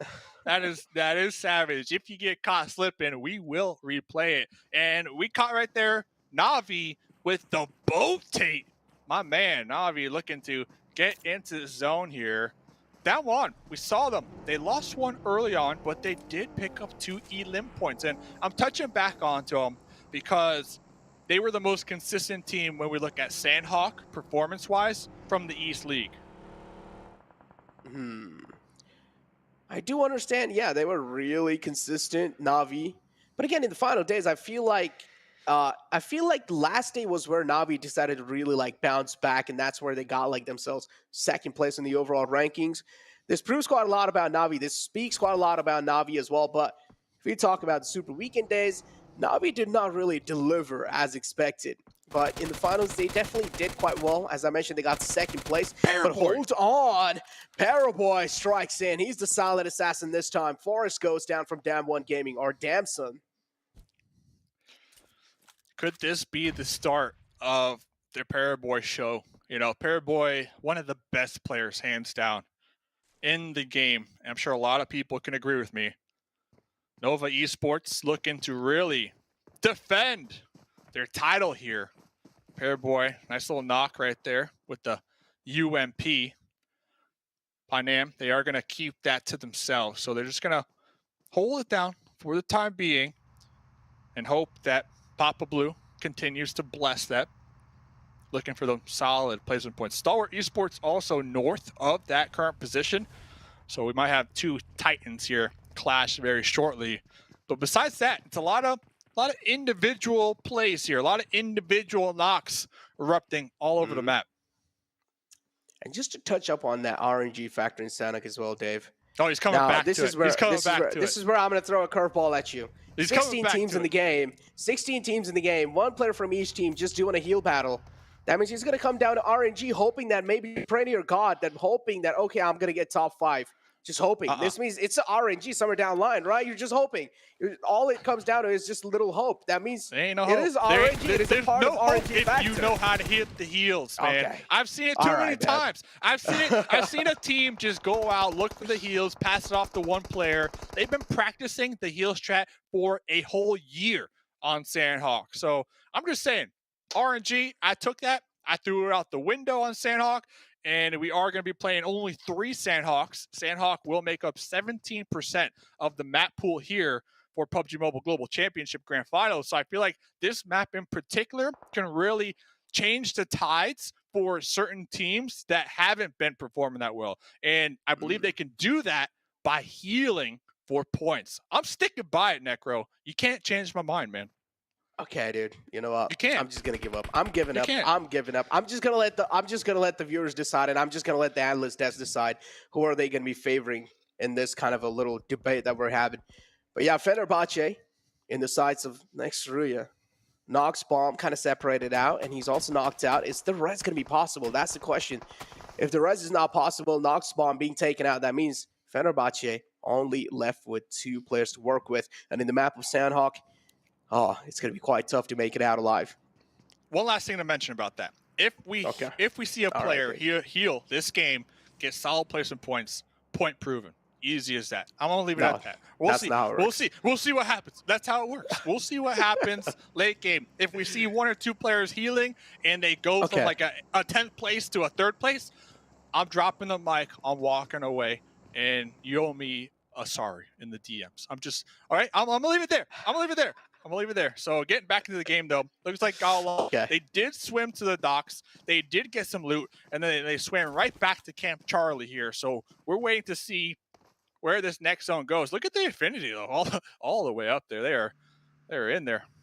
Look at 628 as well, just taking their time in rotating inside the zone, all the way from the left side. Did not want any kind of smoke with any teams. Just playing things as safe as possible, playing for their lives. Next Ruya. Just trying to inflict some pain on Fenerbahçe. I mean, Fenerbahçe are already crumbling down. They're on their knees. But next, I just want to wipe them out of existence. Hopefully not too soon. 16 teams alive still on this Sanhok match. 13 minutes deep. So you play for 13 minutes. You get taken out right here, right now. 0 placement points. Like, that is rough. And when we get past the mid to late game, things are going to erupt. Paraboy, driving behind the coop, still alive, able to avoid those sightlines by a smidge and group up with their teammates. Next Ruya, still looking pretty good in the position they found themselves in. All 4 players alive, also have a decent compound to work with. Now, what I'm really worried for over here is going to be Fenerbahçe. And somewhere down the line in the future, if the circle moves pretty close to Fenerbahçe, there's no way in hell Fenerbahçe aren't getting charged on. And to hold the charge, to hold down the fort, Fenerbahçe just doesn't have the man number. So this is where a little bit of struggle is going to be seen from the side of Fenerbahçe. And I do want to see, are they going to be going for that sneaky play? This is what Duke and Machine is really known for. Or are Fenerbahçe going to be trying to fight back? But I'm going to hold on because Stalwart Esports, they might just be caught out in the open. Yeah, I agree with you on the Fenerbahçe point. And kind of looking at Alpha 7 here, I'm somewhat surprised that Mafioso did take those shots because looking back at Sanhok, Alpha 7, their team, they like to lay down the trap on Sanhok. And what I mean by that is they snake it out. They always have one player scouting the enemy, and they wait for the enemy to get past the initial front liner, and then they all pop up and hit them from all angles. So I'm a little surprised here that Mafioso did decide to kind of spoil that element of surprise here. But we shall see if it will pay off still, because Stalwart Esports are still going to be pressured out there on the edge of the play zone, and Papa Blue is slowly closing in right now. Blue zone, as you mentioned as well, slowly and steadily closing in. GodLike, it seems like for now they are settled inside Camp Charlie. Again, now the med strat that you really like, Dave, at this point, GodLike can definitely try and go for that if they have enough amount of meds. We'll see. You keep bringing up the med strat, man. I'm telling you, I'm right. Don't worry about it. All right. So Order out here. Oh, we saw Order right there in the kill feed. So Stalwart Esports, Pika could really play spoiler because looks like Action going to be crawling up, and it looks like Action is going to be taking the attention of Mafioso, the one up there on the boulder. Just waiting to hit these shots. Oh, you know Action wants to take it. Oh, of course he does. You know his name is Action. He's the man of action. And he wants all the action. But look, the next zone pop. Next zone pop. So that's going to like change up this plan totally for Stalwart Esports, who were possibly looking to push uphill slowly and take the fight with A7 up there. But now all those teams in the north, they need to send it down south somehow and survive. Talk about GodLike, though. They're going to be having a huge threat lingering on their head. Because now Fenerbahçe, they as well, it seems like they're having a little bit of casualties on their name themselves, kind of stuck on the bridge. But I'm going to hold on to that one because Furious Gaming, this might just be a huge breakdown. And yes, it is. Finding one. Poppy Potro looking to find the other one. And I just like the trigger discipline from the side of Furious Gaming to let them settle inside the vehicle. And when they found the right moment to strike, they did. Very questionable play from S2G. 4 squad mates. 4 squad mates in a Ronnie. I know the next zone was somewhat shifted far from them here, but 4 squad mates in a Ronnie, they definitely open up themselves to getting exploded on the complete E-limb. But Poppy Potro right there, I believe getting 2 confirmed, so that was beautiful. Oh man, fights happening all across the board, including another fight panning out between Infinity and Na'Vi. Another huge fight. Kitsune, the only man left alive in that fight, but for now, we need to cover this one. 628. Man being found. The other man's just inside the house, trying to play things a little safe, trying to play for his life. He's scared to his death. Nigma Galaxy, they have a huge high ground on top of the players of 628, Dave. Oh, that you talked about GodLike. They continue to be favored in these zones. That is exactly what they need. The thing is, we still have 15 teams alive, so they are not out of the thick of it as of right now. Still 0 points if they get taken out right now. But Nigma Galaxy, hot off the press from last game, they almost got that winner chicken dinner. Regardless, you got second place with a ton of kills. Let's see if they can continue on with that momentum, because right now they're trying to keep out 628. Ooh, and they are able to do so successfully. 628. Man being found. Knocked out. Unfortunate outing for 628. Again, I do want to see what the final man is doing for 628. I'm pretty sure he might just be going for the heal battle. Makes a lot of sense. Yeah, he's all the way down south. It's Yu Yang. He's taking a sweet little time to rotate inside the zone. I'm pretty sure he's going to be meting himself back up. But Nova Paraboy being found. A huge man being taken out. And that's a legendary kill. Yeah, it looks like Paraboy kind of decided to stay in the back lines and make sure that their teammates can securely reposition. We saw Order and Jimmy both in vehicles trying to get into this new circle. I believe Jimmy hugging that coastline, might even be snaking it right now, trying to avoid those sidelines from next Ruya. We shall see if they can continue to survive here. 12 teams to go. Yeah. Jimmy, I like that spot as long as they're not going to be spotted. As you mentioned, Jimmy's spot definitely pretty good. But again, as long as he's not being spotted, and also at the same time, he will need to leave the spot anytime soon because the wall of death is moving right behind him. And he needs to make sure that he's making his mark inside the zone as quick as possible because next Ruya will 100% would want to try and hold him off at bay. So Jimmy, he needs to make his mark inside the zone. Things are getting so intense this late in the game of Sanhok. Infinity as well kind of locked out the zone. They're also taking a lot of damage from the wall of death. A lot of pressure on all these teams, man.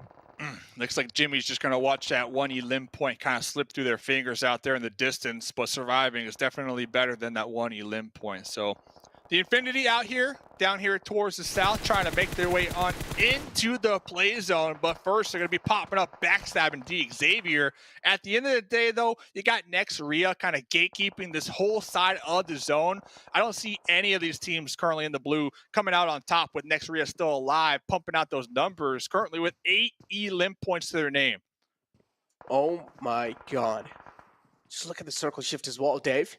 Out in the open, kind of close to Fenerbahçe and Nigma Galaxy. They've already made their mark inside, but Fenerbahçe, they have a huge pressure on their shoulders because we do see next Ruya closing their distance from the back. Next Ruya will get this bridge control easily, but bridge control also means you're going to be exposed from quite a lot of angles. Nigma Galaxy, a.k.a. the Zone Magnets here. The Zone Magnets, they know how to pick these spots. And down one, taken out right there. Nigma Galaxy, they got a second place last game. They still got 4 up this game. Let's see if they can clutch out that winner chicken dinner that they were so close to acquiring last match. Dave, but Jimmy can be the game changer for Nigma. If he's even able to take 2 players out for Nigma, this can change the entire tide. Look at how safe and look at how silent and how quiet Jimmy's being with the position he has for himself. He has a lot of info, and I'm pretty sure he's trying his best to hold the nerve for this gun. The zone as well, the wall of death kind of engulfing him. He needs to make his mark inside the zone. So much pressure on this solo man. Got him! Got him! Oh, the Duke Machine knew for a fact they were going to get taken out. Jimmy, though, yeah, to your point, could play spoiler, but remember, Jimmy's by themselves. So Jimmy will not have any help if they do decide to expose their position. That's why I believe Jimmy's going to be trying to heal up right now. Currently 5 teams to go. Nigma Galaxy with 4. Next Ruya with 4. Everybody else down to a solo. Oh, man, Jimmy needs to move inside the zone, and I'm pretty sure he's going to be exposed doing so. And yep, as I mentioned, Freak spots a little glimpse, and that's going to be enough. Jimmy being taken care of, no while at the game. Top 4 teams alive, Dave. And this is where it gets a little bit more intense. Next Ruya taking little shots onto themselves. It's a 4-on-4 situation in here. Yeah, 4 teams to go. Next Ruya, they are going to be tossing out some smokes to try to bridge that gap, get behind that hard cover of the boulder. Within grenade range, you're trying to connect these grenades onto Lord, who is doing the same exact thing. But look at over there on that off angle. Looks like Frozen trying to reposition. Freak is on their knees in a smoke. They're looking for that pickup. But this is going to be a solid 4v4 right here. And Moody, I love this spot. Talk about the intel that they're able to gather right there behind that boulder. Oh, man, but the pressure's on next Ruya without a doubt because Nigma Galaxy, they just seem that they have so much confidence, also a little bit of high ground to work with, and they're able to turn it into a victory without a doubt. And now it's just down to the Infinity and Xavier, and they're just going for those heal battle. Okay, Dave, please. I do not want to hear it. I do not want to hear it, Dave. Just stay quiet, please. Hey, talk about the heal. Xavier, Infinity. That's the strat, man. You're down to a solo. Just heal it out for these placement points. And it pays off big time. I'm telling you. Look at the points. They're going to shift so much on the overall leaderboard because the 3rd place is 10 points and the 2nd place is 12 points. So this is exactly what these 2 squads needed here for the overall. Oh, man. Exactly what these 2 squads needed. And finally... dancing. Finally, the final man is going to be falling down as well. And yeah, Nigma Galaxy, they just know. Yeah, they're dancing at this point. Just throwing a little bit of moves as well. You know, just... yeah, this is the victory dance right there, ladies and gentlemen. And Nigma Galaxy are going to be your winners of the map of Sanhok just in no time. He only has 2. Now the final first aid is going to be utilized. Shout out the Freak right there. Nigma Galaxy, they got a 2nd place last game, a bunch of kills, They got 8 elim points this game in a winner-winner chicken dinner that nets you 15 points. Nigma Galaxy, they are straight slaying it here so far on day number 1. And with 3 more matches to go here today, I have to assume the team, Nigma Galaxy, their mental, their confidence right now has to be at an all-time high. Oh, it has to be, without a doubt. I'm in the zone as well, as you mentioned, favoring them, and this is the exact reason why they won. Again, I mean, Dave, here also kind of my point got proven, right? I mean, the zone got gifted Nigma Galaxy. All they needed to do was just make the mark in there. They did easily. All the teams that were outside the zone couldn't really make it inside the zone in time because there was just so many guys watching each other out, and Nigma Galaxy were easily able to conquer that game of Sanhok. The thing is, I don't know how much you can say it was gifted, because now this is two games in a row where they picked the position very early on, they held it down, and they rotated accordingly. And then they just ended up with 4 alive late game. Like, there's just too much luck out there to say, oh, they're being lucky, compared to, like, this is planned in advance, in my opinion. But regardless, we'll see what will happen in the next 3 matches. Necro, it was a phenomenal match of Sanhok. Let's hear what the desk had to say. Will they rip me on my my med strat take? Let's find out.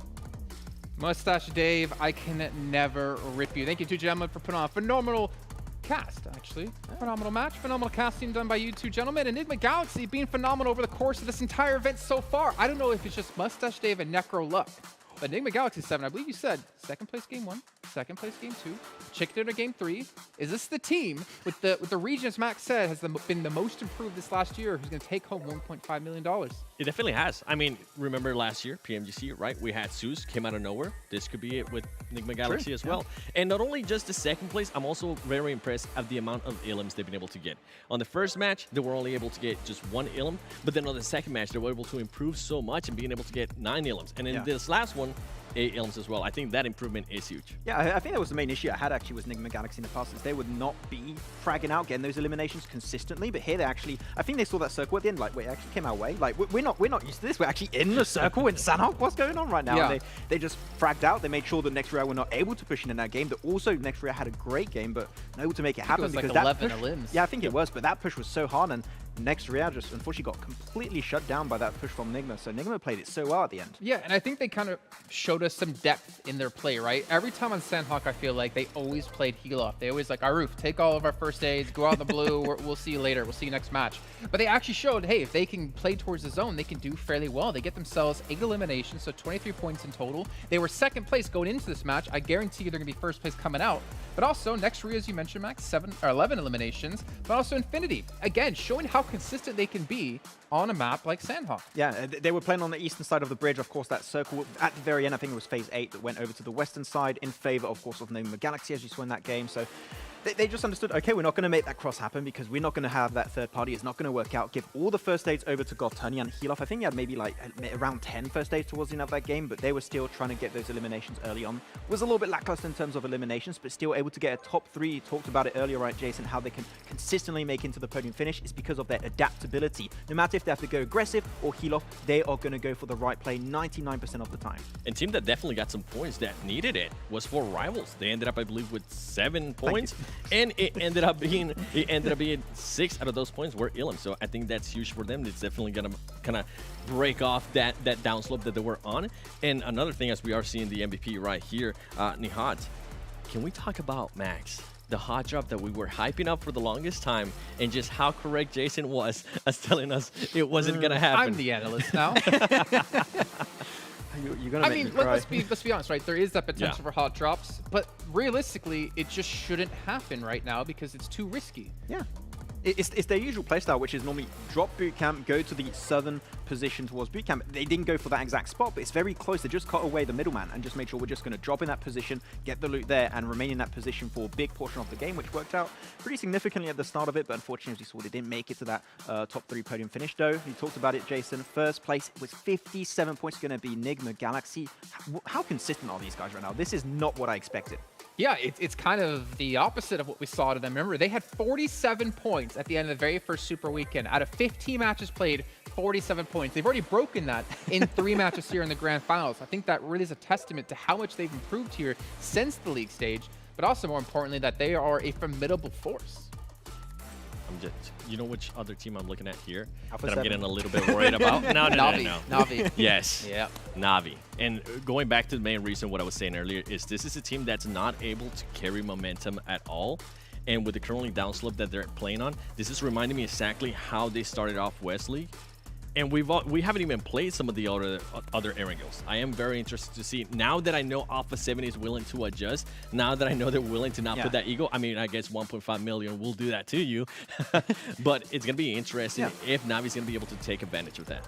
Also, shout out to D Xavier. I think we gave him a lot of criticism in the finals of like maybe not deserving of that second place finish, but hey, they're currently in top 8 at the moment. And also, for you guys at home, not only are we talking about players getting rewards and getting victories, you guys have already pulled off a big victory here for the entire stream. We have hit the 1 million viewers. You can see the token, see the key at the very top of your screen. Head over to PUBGMOBILE.com/redeem to redeem those and get 1,200 tokens that you can use to buy yourself some lucky things. But anyways, we still, maybe tomorrow, maybe we'll bump it up. Maybe we'll do like, if we hit 2 million live viewers, Maxman will shave his head live on stream here. I got Clippers back at the hotel. Yes. Maybe we can make it happen.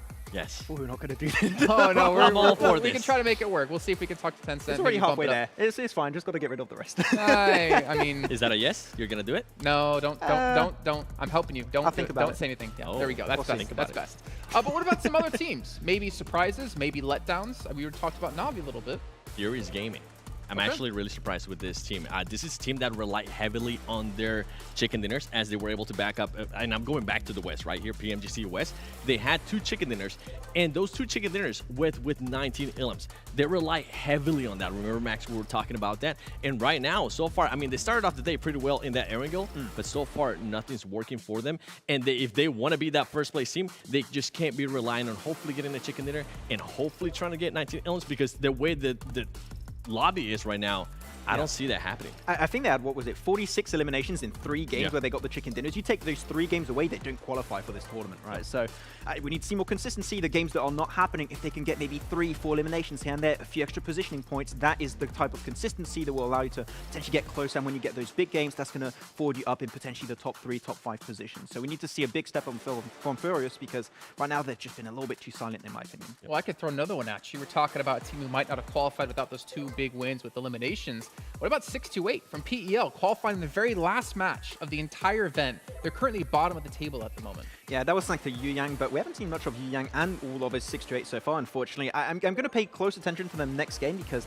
they just go out super early and they just get taken out outside of the circle. I'm going to look exactly what's going wrong, because it's just nothing's sticking right now. Well, I bring them up also because we were talking over dinner yesterday. We were talking about like teams we expect to do well and teams that could be the underdog that could do well. And 628 was your choice. Yeah. I mean, I'm not trying to bash on you in whatsoever, but what I'm saying is like they're really having a hard time right now, which is surprising because teams from China are so strong. But you know what? We'll get into that a little bit later on. We do have a recap coming up at you here in just a few seconds. And again, I'm going to assume it's going to be our victors. I'm going to assume it's going to be Nigma Galaxy. And we'll see here in just a second if it's going to be happening. I would love to see how they're going to be. You went from really smiley to serious really fast. I'm waiting. I'm waiting to see that rotation, all right? I was paying attention close to the hot drop at the start of the game. It didn't happen, and then he just kind of fell down from there. Also, STE and Alpha 7, I feel like maybe hot dropping each other might have been the play in that last one, because it didn't really actually end up working out for them. Oh, man, you got me. We saw you real high there for a second. I was hoping. I was ready for that recap. It didn't happen, Jason. Get off that box. We know now. Hey. We know it's there. No, we're going to be looking towards the late game circles, and this is actually circles. It's pretty tricky to play, I would say, because here's just a full commit. Or we go to the eastern side, or you go to the western side, and depending on where the circle goes, you have a very big chance of confirming that win. And you're looking at this, you're thinking that there's no way it's going to go to the western side, right? The odds are it's going to go towards Quarry, it's going to go towards you wanted to see Cave. The Cave position, which I love those Cave finishes. Didn't quite happen this time, and this is the moment Nigma Galaxy were like, wait, are we 4 men alive in circle at this stage of the game? That just doesn't happen. And they just had all the teams come their way and just pick it up one by one as they were going to the market in the morning. But they played it so well right there. They decided to stay outside the circle. They decided to just wait and see how some of the other teams were playing. I mean, they waited perfectly for next Ruya. I was actually surprised. Next Ruya had 4 players themselves. All of a sudden, I blink and they're gone. Yep.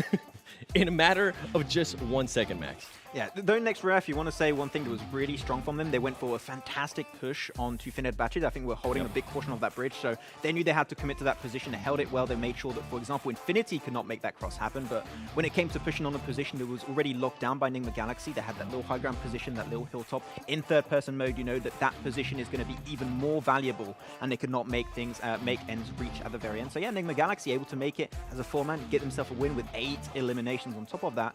If they can make this happen on other maps too, they already got themselves 2 second places. If they can get wins on now Miramar and Erangel, I'm going to be pumped for the Arabic team because they might be able to make it in first place here. I can definitely see it happening. We're not seeing it here, but during this game, I was looking at GodLike. Remember how I was talking about that was the team that was kind of rotating late. They got blessed with this circle, but it seemed like they just weren't able to take advantage of it. They did only have 2 players, as we saw Jonathan being able to just kind of get caught as they were rotating. But I was hoping we would be able to see a little bit more. It seemed that they just, once again, they waited too late to be able to position themselves for the next circle. So hopefully they'll be able to acknowledge that and start changing it. Oh, I can really see the POV here coming out. That spread from Nigma Galaxy just made to make sure there was no angles from which next row could actually enter from. That is good. They went for, I think that was a 1-2-1. Yeah, there was a 1-2-1, and they were just making sure they had all of that position locked down and then got turning, trying to make it in. The emotes, of course, in class because you know that was in the back. It's so funny because normally the coin or the foot, the shoes on the other foot, the coins flip this in the other hand. I don't remember the saying. Usually it's like Infinity who's like in the zone waiting to finish off the game, and Nigma Galaxy are out there healing. But this time it was the Infinity out there healing, and Nigma Galaxy just sit there dancing, waiting for their victory, waiting for that chicken dinner, and obviously waiting to potentially take home $1.5 million. But we still have so many matches to come, right? We're only at the halfway point of the day. It's 6 matches a day until we do have our victor across 3 days, and we're going to find some other teams to step up. I feel like, yes, we're seeing some consistency at the top. We've seen Infinity do relatively well. We've seen Nigma Galaxy do relatively well. Alpha 7 as well. But I'm telling you, at the end of the day, things will be shifted up. Yes. Not because I know the script, not because I know what's going to happen, because I did read it again. You read it again. I learned how to read. But it's more about there's still so many good teams. And there's still so much action to happen. But it's coming up after a short break. We'll see you guys in just a few minutes before we get into our 4th match.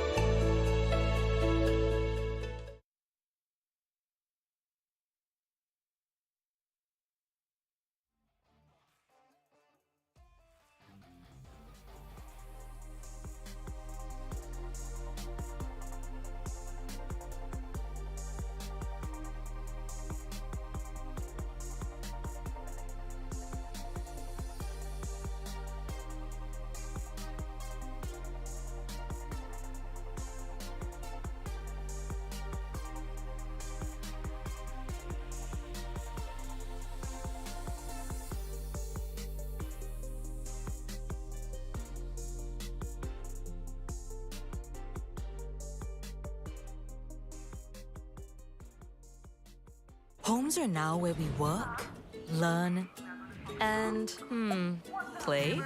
Oops. Homes are where we build spaces So loud. to call our own. Power on and beyond with Singapore's most trusted broadband.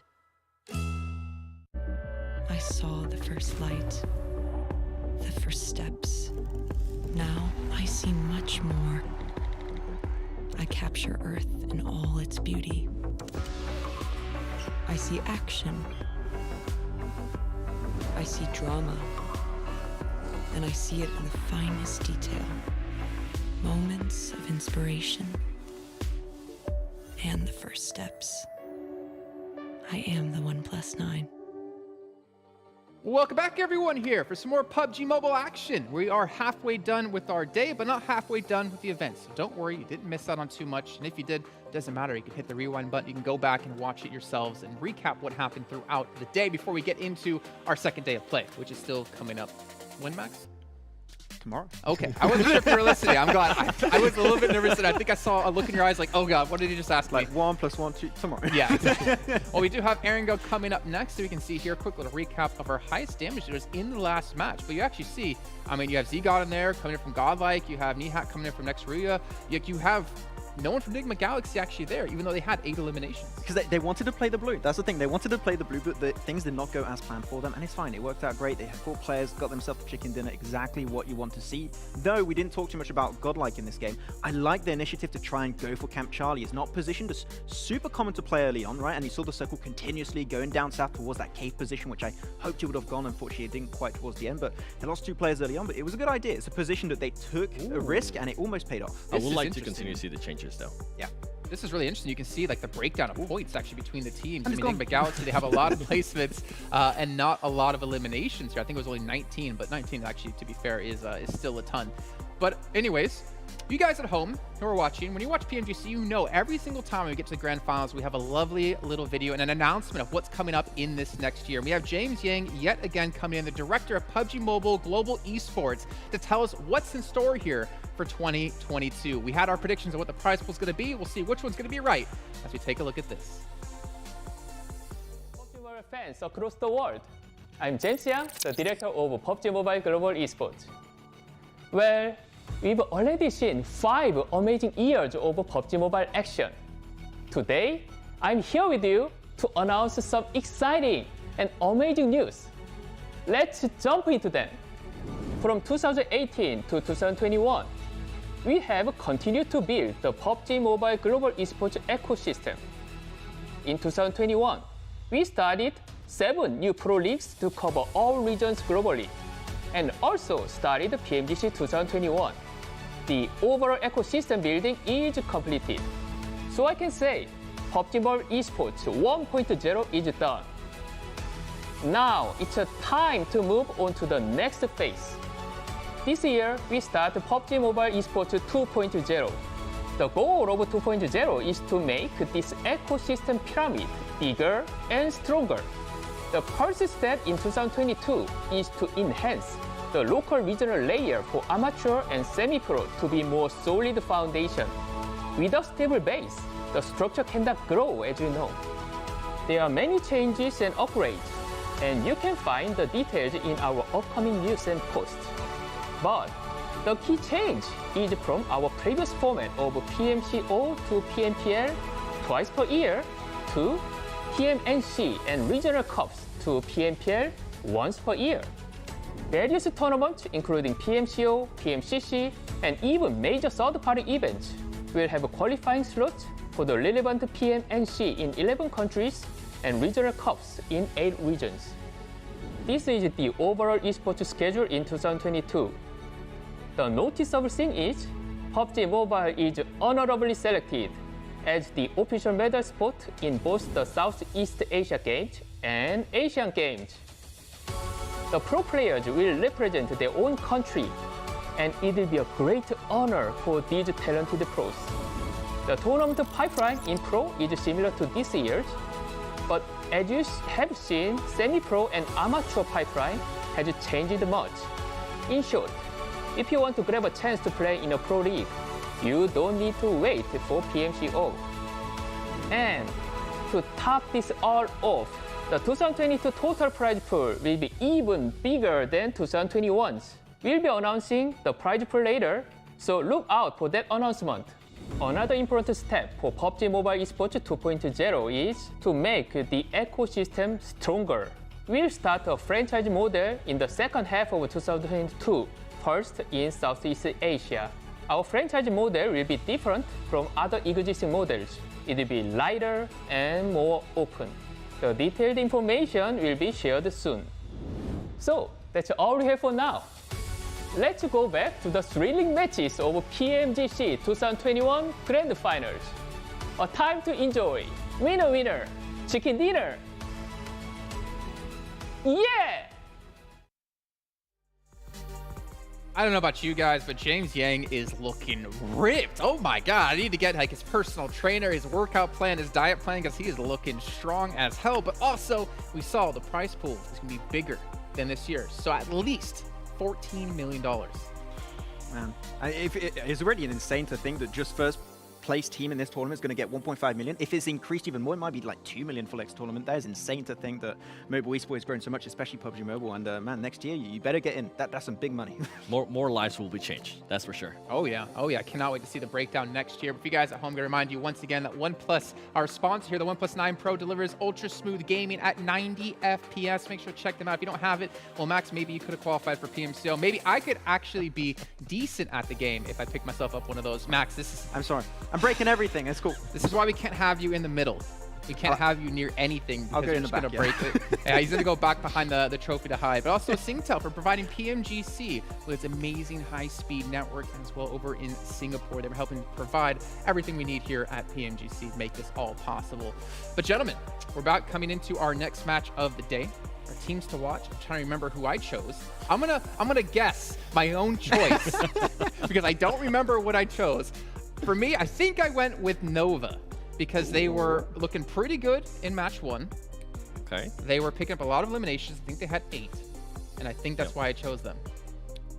Is it? Is it? Did I choose go? Nova? Okay, good. Hey, All right. So I might not have actually chosen. They might have just like, okay, we got to change it real quick. We got to help Make them it out. look good. All right, Max, who do you got? I went with Na'Vi personally. I think that they have blinders on right now and they're just very focused on fights. I want to see a little bit more awareness. So if I want to see a team step up on an Erangel match, which is where they typically have some really good results, I think it could happen now. I went with Furious Gaming. I think we're past now. This is going to be past now, the halfway point of the first day. I really don't want them to be relying on just getting those big chicken dinners with those big elims. It's not going to happen, especially with the way we're now seeing how this lobby is playing out. Hopefully Furious Gaming, they'll be able to kind of snap out of the downslope that they're on right now. I mean, to be fair to them, right? They are playing against the highest caliber teams they've ever played in their careers. I mean, playing in West, obviously really good teams there as well. But now you're playing against like the Chinese teams, the Eastern teams. Things become much more difficult. And for them, maybe day 1 won't be their jam, but maybe the time they have between day 1 and day 2 to recoup, figure some things out, maybe they will have a big step up in day 2. Yeah, I mean, they're trying things out. They even use the sub, right? They use they're subbing players in and out, so they're actually trying to find what sticks potentially. So they're trying things, maybe use rotations, their macro, their micro. So they're going to try and adapt, right? You still got 2 more days of play after this, but the thing is, one bad day could be already your chances of being in the top 3 podium already out of order. So you need to have a big step up in day 2 and day 3 here. Something that a lot of West teams are starting to notice, and something that I noticed in the last game too, is you cannot miss your shots. And I'm going to call out Mafioso. Mafioso was able to miss some shots. He had the height advantage. He had the cover too. But the SC player was just able to realize that. He was able to locate him and actually cause damage on him. And Mafioso didn't end up doing anything. So for this team, especially from the West, if you see an opportunity, you have to take it and you have to make sure you're definitely hitting those shots. And one man that knows everything about height advantages is going to be him here on the end. Let's actually bring in our commentators, though, for the first time here in the PMGC Grand Finals. John Allen and Blank, the men, the myth, the legends. Thank you, Jason, for that lovely introduction. I'm just still hyped from that James Yang outro, man. I was having a good time. Whoa, okay. We're going to I'm a US now. Let's go. I'm going fast. I'm getting into PMGC 2021. And I'm happy to be here. And you know, Jason's completely right. If there's anyone who knows about height advantages, it is 7. With that box, it gives him unparalleled power on that desk. He's looking good. I like the Furious Gaming pick. You know, it wouldn't be my first pick, but looking at West overall, John, honestly, they were a cool competitor for me. I think that they have some potential, just haven't seen too much of it yet. So maybe here in Erangel, it's time. Maybe with the blessing of 7. Who knows? Absolutely. You know what I want to see? I want to see a desk, Jason, Blair, and Seven. That's what I want to see. I think that would be great fun. What, just the green giant and 2 hobbits? I don't think... Oh, dear. Oh, absolutely. I would greatly enjoy that. I think that would be a great time. But I'll tell you what else is a great time. This plane path, very central, pretty kind to everybody on this Erangel drop. I mean, we did have that sort of melee circle last time. It was cruel. We'll see a little bit kinder times this time. Yeah, people didn't like that. And I think one team that played that out pretty well, and I'm going to give them credit for it, was Down One Gaming. You know, they head down to Cliffside, picked off Shack, and then got a really nice squad wipe. Used that ability and that time to cross the actual river between Sosnovka, well, more like the channel between Sosnovka and the main island, and got on.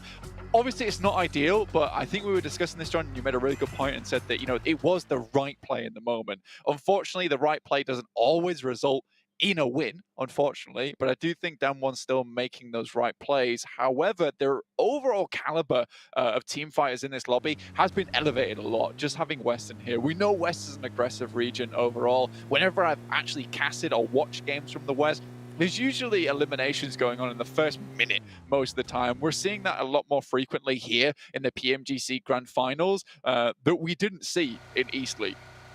Yeah, so maybe it's being a little bit forced onto those Eastern teams, and the question is, can they adapt to that? Can they change around it? But for now, I mean, Nigma Galaxy repping the East fairly strong. I have to say, I mean, their points total's great. We've had a couple of criticisms as to, you know, how they've gotten those points, but you can't argue with the results. Yeah, exactly. And just how beautiful this PMG Scar L skin is. Ooh. You know, the circles have also been equally beautiful coming through for the guys at Nigma Galaxy. You can see that in just that stat total we actually saw over on the desk, in which case a lot of their placement points is the grand majority of the amount of overall rankings that they've been able to put in here, John. You know, their eliminations aren't too high. We saw that over on Miramar with that crazy southern shift down towards the coast side, where they practically just stayed in that shack, in that compound the entire time. But I do think that that play means a whole lot just in terms of the game there. I think when you look at it, like, not being able to win that game says a lot about Nigma Galaxy. Now, they're a team that, yes, I'm still a fan of, and I love the way they play Sanhok, and finally they come away with a first place rather than a second place there, but still there are things that are wrong with this team. Not to say that right now that first place isn't deserved. A lot of the games they have played correctly, second into a first, it's nothing to shake your head at, really. So what you're saying is, if you were to get those PMGC player cards, you wouldn't be necessarily choosing Nigma Galaxy at this point. You would summon maybe some of the other PUBG Mobile teams to collect them, to go and win some of your battles? Yeah, obviously, what I'd say is I'd put Ralph in defense mode, and I would put Top in attack mode. That's the way it would go around, honestly. But I do think I would probably summon Ralph. That guy is a genius of Sanhok. He really has the numbers, the strats all worked out. Mainly the numbers in terms of the first aid kits that he's usually holding. But, you know, that is something that we'll leave for another day. We do have a total of 1 million viewers watching right now. So thank you so much to everyone at home. And yes, it is a big wow, John. Wow to you guys. Honestly, go redeem your tokens. You deserve them. Get yourself some great rewards. And maybe there'll be some more rewards throughout the entirety of this tournament. But you'll have to watch out for that, because we're still watching out for that grand prize pool being announced for 2022, which we're all excited for. But there is that 1.5 million on the line right now for the PMGC Grand Finals. God, do you know what? All the prize pool I need is James's little dances at the end of those segments. I absolutely love. I live for that. It's so good. We do, and like Jason said, he looks like he's been working out. You know, he's been in the gym. Yeah.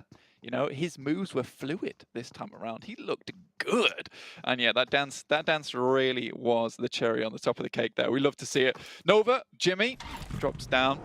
We'll just be sitting over by Gatka side. They have this 2-2 split going on. It's fairly okay. There's not really a lot of players around their location. I think the most congested spot is actually probably Pachinki at the moment with Damwon Gaming and Nigma Galaxy. Nigma Galaxy currently sat very solidly within Pachinki, yet Damwon Gaming is off to their northern side, potentially trying to find a place to find home. They have gone very central. This is more akin to what we saw in their league finals, where they were able to put up some mad numbers. Mad numbers on the mind at the moment. A good gap for Nigma Galaxy as we hop on board there in Pachinki. moving a little bit northwest, and look at that Lord giving it to him. Glasses up the nose. That's how you know he's serious. Oh, I know, right? He's logged in. He's locked on. Doesn't have his glasses in game, though. Doesn't need them with the phone that close to his face, you know. That's fine. We don't need that. He's not going to go for that eye damage. He doesn't need the glasses getting in the way. And realistically, he just needs them to see far, far away. And right now, victory is close to his future. As we can see right now, with the points currently on screen, 57, first place. Second place sat at 39. Good stuff from Nigma Galaxy. Again, cannot fault them. But his next Ruya is really kind of like that wild card for me, because they came out firing on all cylinders in that finals for West. But their league play, it wasn't really all that astonishing, to be honest with you. But they do look like a good team to me. I'm still rooting for them. I think they found them some very good positions with the map and the circles so far. And I think they've fell prey to quite a few of these third parties, unfortunately. A regular pattern. I'm gonna loop back a little bit to what we saw in East League is the rotation from the Infinity, from this military base drop that they've gone for at the moment. Generally, it was guarded out by Reject over on that bridge. It started out a little bit 628 guarded, and then Reject sort of took over that. And now, Reject not in the lobby, S2G are in the way, but they might not be guarding it in the same sort of fortitude as we saw from Reject. So it might make the Infinity's games a little bit easier here on Erangel. Still, S2G, very, very spiky opponents. They're an extremely hot-headed team, honestly, and not in a bad way either. I think when they come into a fight, they definitely fight with passion. And I think that's the main thing that we can take away from S2G, is that some of their team fighting ability is extremely strong. Just taking a look at some of the West that I was able to pick up on. And for me, I think S2G is a team that can get towards the top of the lobby. Fortunately, they're lagging behind a little bit. And in a 3-day stint, you really want to start off strong, which is why it's so dangerous letting Nigma Galaxy get towards the top here, when this team really does rely on those steady and consistent points, especially from Sanhok. They do it well on Erangel and now also on Miramar. And that's terrifying for me. And I think Nigma Galaxy getting a good head start like this is something they can keep up with. I don't think Nigma Galaxy is the most flashy team in the world, but they certainly put up points when they need to.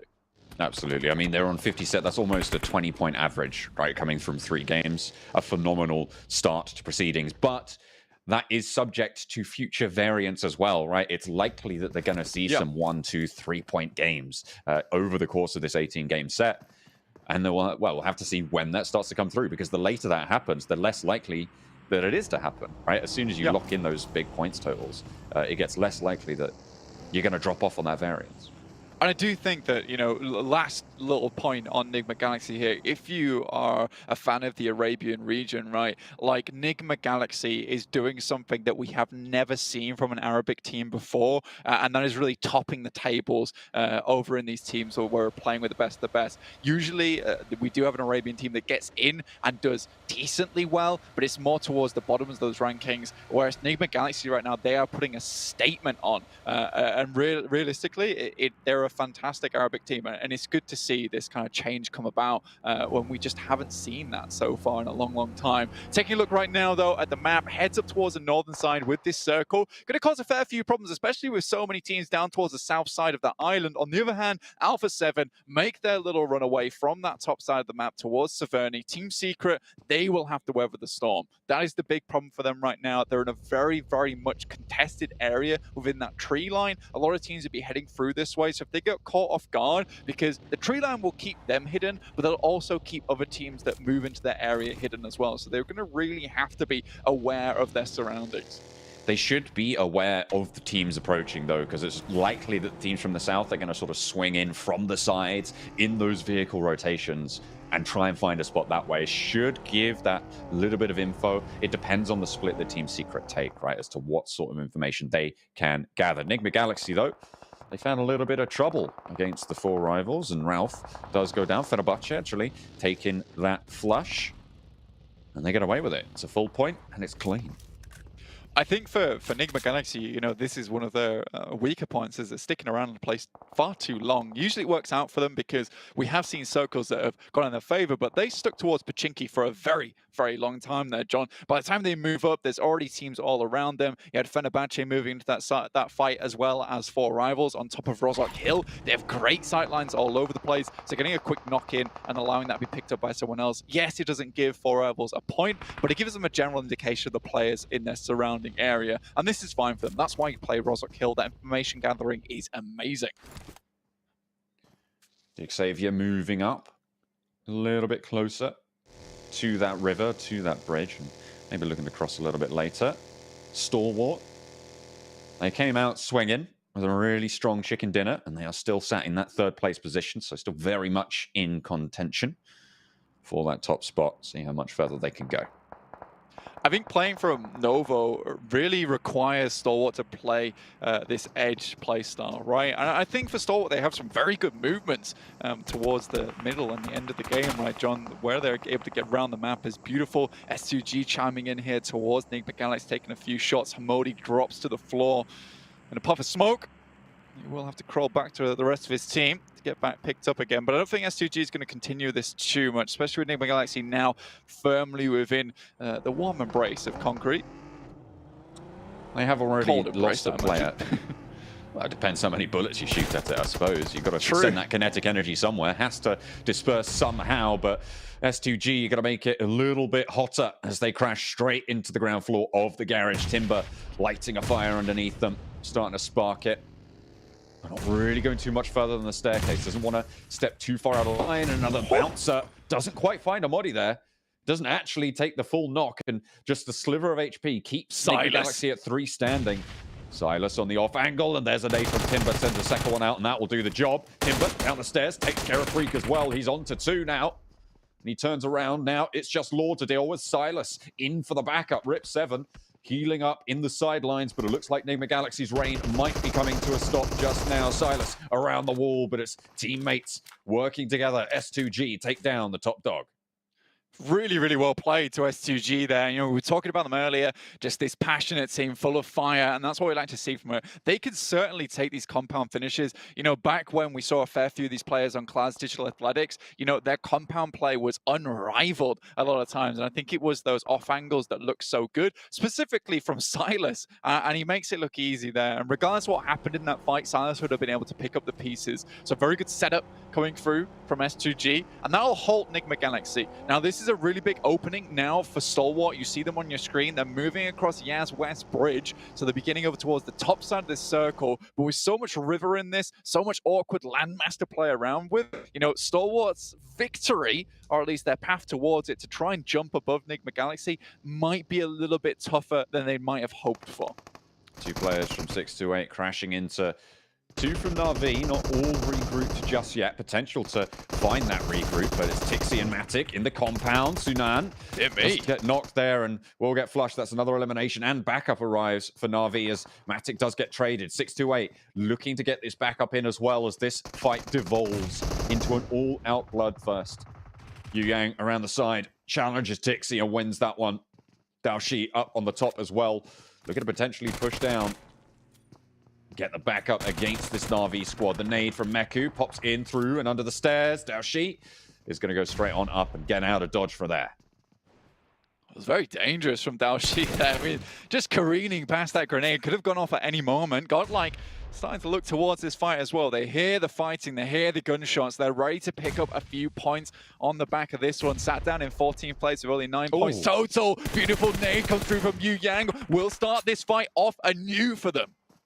Meku now, I think, last standing for Na'Vi. All 4 of them are alive, but with only 1 gun in action, it's going to be tricky to hold this off with GodLike in the wings as well. It's all to play for. 628, equally unlucky, but they still have 2 guns in the fight. As Meku reposition, wants to get some backup, but looks for the fight instead and falls on down Na'Vi. Really, really struggling to stay alive here, but there's the flush, and it's good. Kitsune now last standing for Na'Vi. Daoshi, final member, and GodLike, this is go time for them. This is a perfect third party coming through from these experienced players from India. Yu Yang up top side, very low here. Daoshi, similarly in an awkward position, just has to play on the top. Kitsune, though, finds one, looks for another, close the door on him. And it will get broken, will get bursted. Clutch God able to get that knock. Jonathan Resable here as well. 628 still on their island on the stairs, looking for the reses, and they will be able to put 2 of them back standing tall here against the crash from GodLike. All 4 of them are alive, but Looking for those reses. Still the nade up top, and it's good for one. Does a lot of damage. Forces the jump over the side for Daoshi, and there's a fadeaway, and it's a team nade. Miscommunication. Daoshi finds a second as well, and against GodLike, they're standing up. One more might just be able to do it. Daoshi with a drop shot, but it can't quite close down the push from GodLike, and the Indian players are going to be able to wipe out with a beautiful third party. What should have been easy, though, John, turns into one knock and one elimination for GodLike, which is not what they were prepared for, what they wanted at all. Stalwart, on the other hand, they're moving over the top side of the map. Fortunately, Revo managed to find at least one knock there. I believe they might have got a flush through as well. Yes, they did. So now Stalwart only down to 3 players. On our stream, it is Furious Gaming versus Fenerbahçe. Fenerbahçe, oh, he steps right into the firing line of Tiger Zin. Furious Gaming, they're able to find that knock pretty easily here. In comes a potential third party for DXavier, or are they just going to try and get ahead of the game and move in towards Rozhok? Rabbiz swiftly shifts into reverse there, gets back in the lake. Team Secret moving in from the north side. Now Duck out in the water. Gonna have to sit on that one. But Fenerbahçe now under pressure from Team Secret, and I think this is where they crumble. Moving away from that fight, you know, with Rozhok just being so heavily contested by so many teams, there's not really an opportunity to leave a compound at this point in time, John. Unfortunate. Difficult ground ahead for so many of these teams. Down one with a pretty central Rozhok position, but they're surrounded on all fronts. They're going to have to fight out of that area if the circle doesn't shift towards them. Have to wait and see on that one.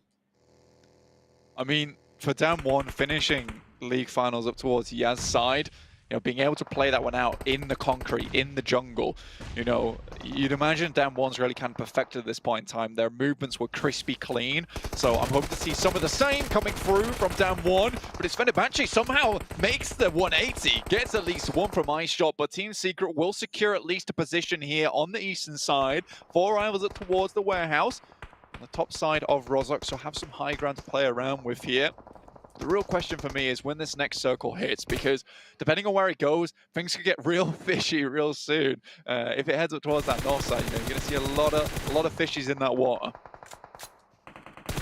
Don't doubt it for a second. Absolutely. We are just waiting for this shrink, really. Nobody wants to make this move. Stalwart at the moment. On the northern shore, 3 players alive, pretty close to GodLike, who also have 3 alive. But then you've got Alpha 7. They're going to be the arbiters on that northern edge, should it come down to that. We'll have to wait and see. This is a winning position here for Alpha 7. You can't quite see it on your screen right now, but they're off to that northern side, that northern coast, and they can play downwards from here and just pick up parties that are trying to move across the bridge, across the water. So yeah, it really, really all does depend on this, because Alpha 7, yes, they couldn't get into Rozhok, but they try to go for a gamble here. Unfortunately, does not pay off as we see the circle hit down towards that south side. A little bit more awkward, but it does see some teams safe. Down one gaming, S2G, 4 rivals. We're going to be seeing that shift come up on screens in just a second there. A South Coast shift. So now the crossing on the cards for GodLike, Stalwart, and Alpha 7. Nova, I feel like, actually in a pretty decent spot to stop this. The question is, what can they do to stop this descent from Alpha 7, from those teams on the north? It's a bit tricky. The Infinity, though, they move immediately. They know they need to get into these buildings. They were right on that south side, playing the edge from Sosnovka military base, and now they can at least get a little bit of respite ahead of them. Unfortunately, teams see this come through. A lot of eyes are over towards them. Logan takes a fair few shots. GodTunny goes down completely. DXavier, not really sure what they were doing. You know, there is a gamble, and then there is kind of putting yourself on the right of the edge of the coin, right? It never works out. It's so precarious playing this position because they were playing for both Rozhok and the northern coast. And realistically, playing here, I don't think it was the play. 4 rivals looking to pick up the points from the fish, casting the line out wide. Nova, Stalwart, GodLike, all in the water here. There's the crash. Zikot just sends in right behind Nova as well. A bold choice, but really, you don't have any other option. Scry extremely low, will go down to the water itself. Pika, final player remaining here for Stalwart. Sees Clutch got off in the distance, zooming his way down towards the water side, but realistically, it's this eastern side of the map that we're all looking towards at the moment. So much space on the western side, though, at the moment for next Ruya to try and make their way in. They're in the same vehicle. Clutch God and Paraboy, they're in the same vehicle. Oh, Clutch God takes him out. Oh my goodness me. What a way to go. And then Pemburu finds the third party onto that fight. Goodness me. Kind of like Jurassic Park mode with Clutch God just scraping the top of the vehicle off with his claws and then sending the M4 in afterwards. Paraboy goes down to something they never expected there. Now Nova down to just 2. That's an awkward ending for them in the waters. Down 1 though, still sitting strong. Team Secret trying to make their way up the building, but it is uphill, and Down 1 will know it's coming for the time being. Like I said, Down 1 get DXAV kind of playing the game of having your cake and also eating it, right? So we'll see what they can get done here. Right now, they are able to hold off Furious Gaming, who are really struggling on this eastern side with the help of Team Secret sending a few shots their way too. A lot of nades being traded now. Xavier suffering. I'm looking next to Ruya's position right now and thinking they're on the outside of this town. If the circle shifts out to the west, they might just be quids in, but they'll have to hope for that shift to come on through. Everybody duking it out now. Team Secret, this core against Down 1 Gaming. This could be the decider for a really strong team position. Yeah, this is an elevated position on the map, and we'll see where this next circle goes. Does head over towards Down 1 Gaming's position, but Jumper's making it work at the time being. They've found their way into the building. Forest tries to go off against a few. Now Fabian remaining on the ground floor. Song comes in too to try and help out a little bit, and Team Secret crumbling. Excellent crossfire set up there from Forrest and Fabian. Sung on the backup, as you say, and Jumper left out in the cold. The res is possible for Down 1 Gaming, and they might just be able to hold on to this position. Ice shots pretty much a goner here. Not much you can do, as Forrest looking to get res as well. Oh dear me, what just happened there? Nice Molotov from Jumper, takes down 2 at least. It trickles down from the stairway, the fires like lava. They are going to burn away. And now there's 3 players alive for Down 1. How much more does Jumper have left in the tank? Juni suppressing those angles, stopping those cheeky little shots. GodLike eliminated in the meantime. On the eastern side of the circle, it's still a bloodbath. Jumper left, last player alive as Nova go down on that shoreline. Stalwart still in it, and Alpha 7, the only team to make a clean crossing. Well, I say clean, 2 of them have gone down already, Blank. Massive surprise from Pika to be able to make his way across the river there, all the way on that northern side. Alpha 7, like you say, trying to make their way in, but with only 2, not looking too likely. 4 rivals still holding down this warehouse position. Nice elevated ground for them to play from. 2 spots that they're holding, slightly dangerous if they take a couple of knocks, but I don't think they're in any danger as of yet. Jumper still under pressure from Down 1, the last player from Team Secret. And the top dogs from the East League, he lines them up for the shooting gallery, only gets 1, and it's not good enough. The res can come through, Sung able to see to that. Down 1 keep on trucking with 3. Still really well played to Down 1 there. They know they're right on the eastern edge of this circle, so clearing out any insurgents in that area is extremely important to them. Now they can play from that eastern side very safely, dear me. He played ball with the top of the ridge there, wasn't great. Yeah, I feel like in a fight with a brick wall, it's very difficult to win in general. Yeah, true. Carrillo, last player for Alpha 7, though, as his teammate gets swept up. Pika on the off angle needs to be maybe worried about that as well. But Pika doesn't want to make a peep. For him, this game is extremely important. Already in 7th place. Stalwart sat in 3rd at the moment. Every point counts right now. Remember, this is a sprint in the grand finals. Carrillo almost finds 2 there. 4 rivals left, a little bit worse for wear, but it says 2G going against next Ruya. Next Ruya, they are suffering, but all 4 of them are alive. 2 knocks go their way, but S2G lose 2 players full. A flush comes on out, and this, as you can see on the right side of your screen, next Ruya, a team that is vying for that top spot. The longer they go on, the more Nigma Galaxy have to worry.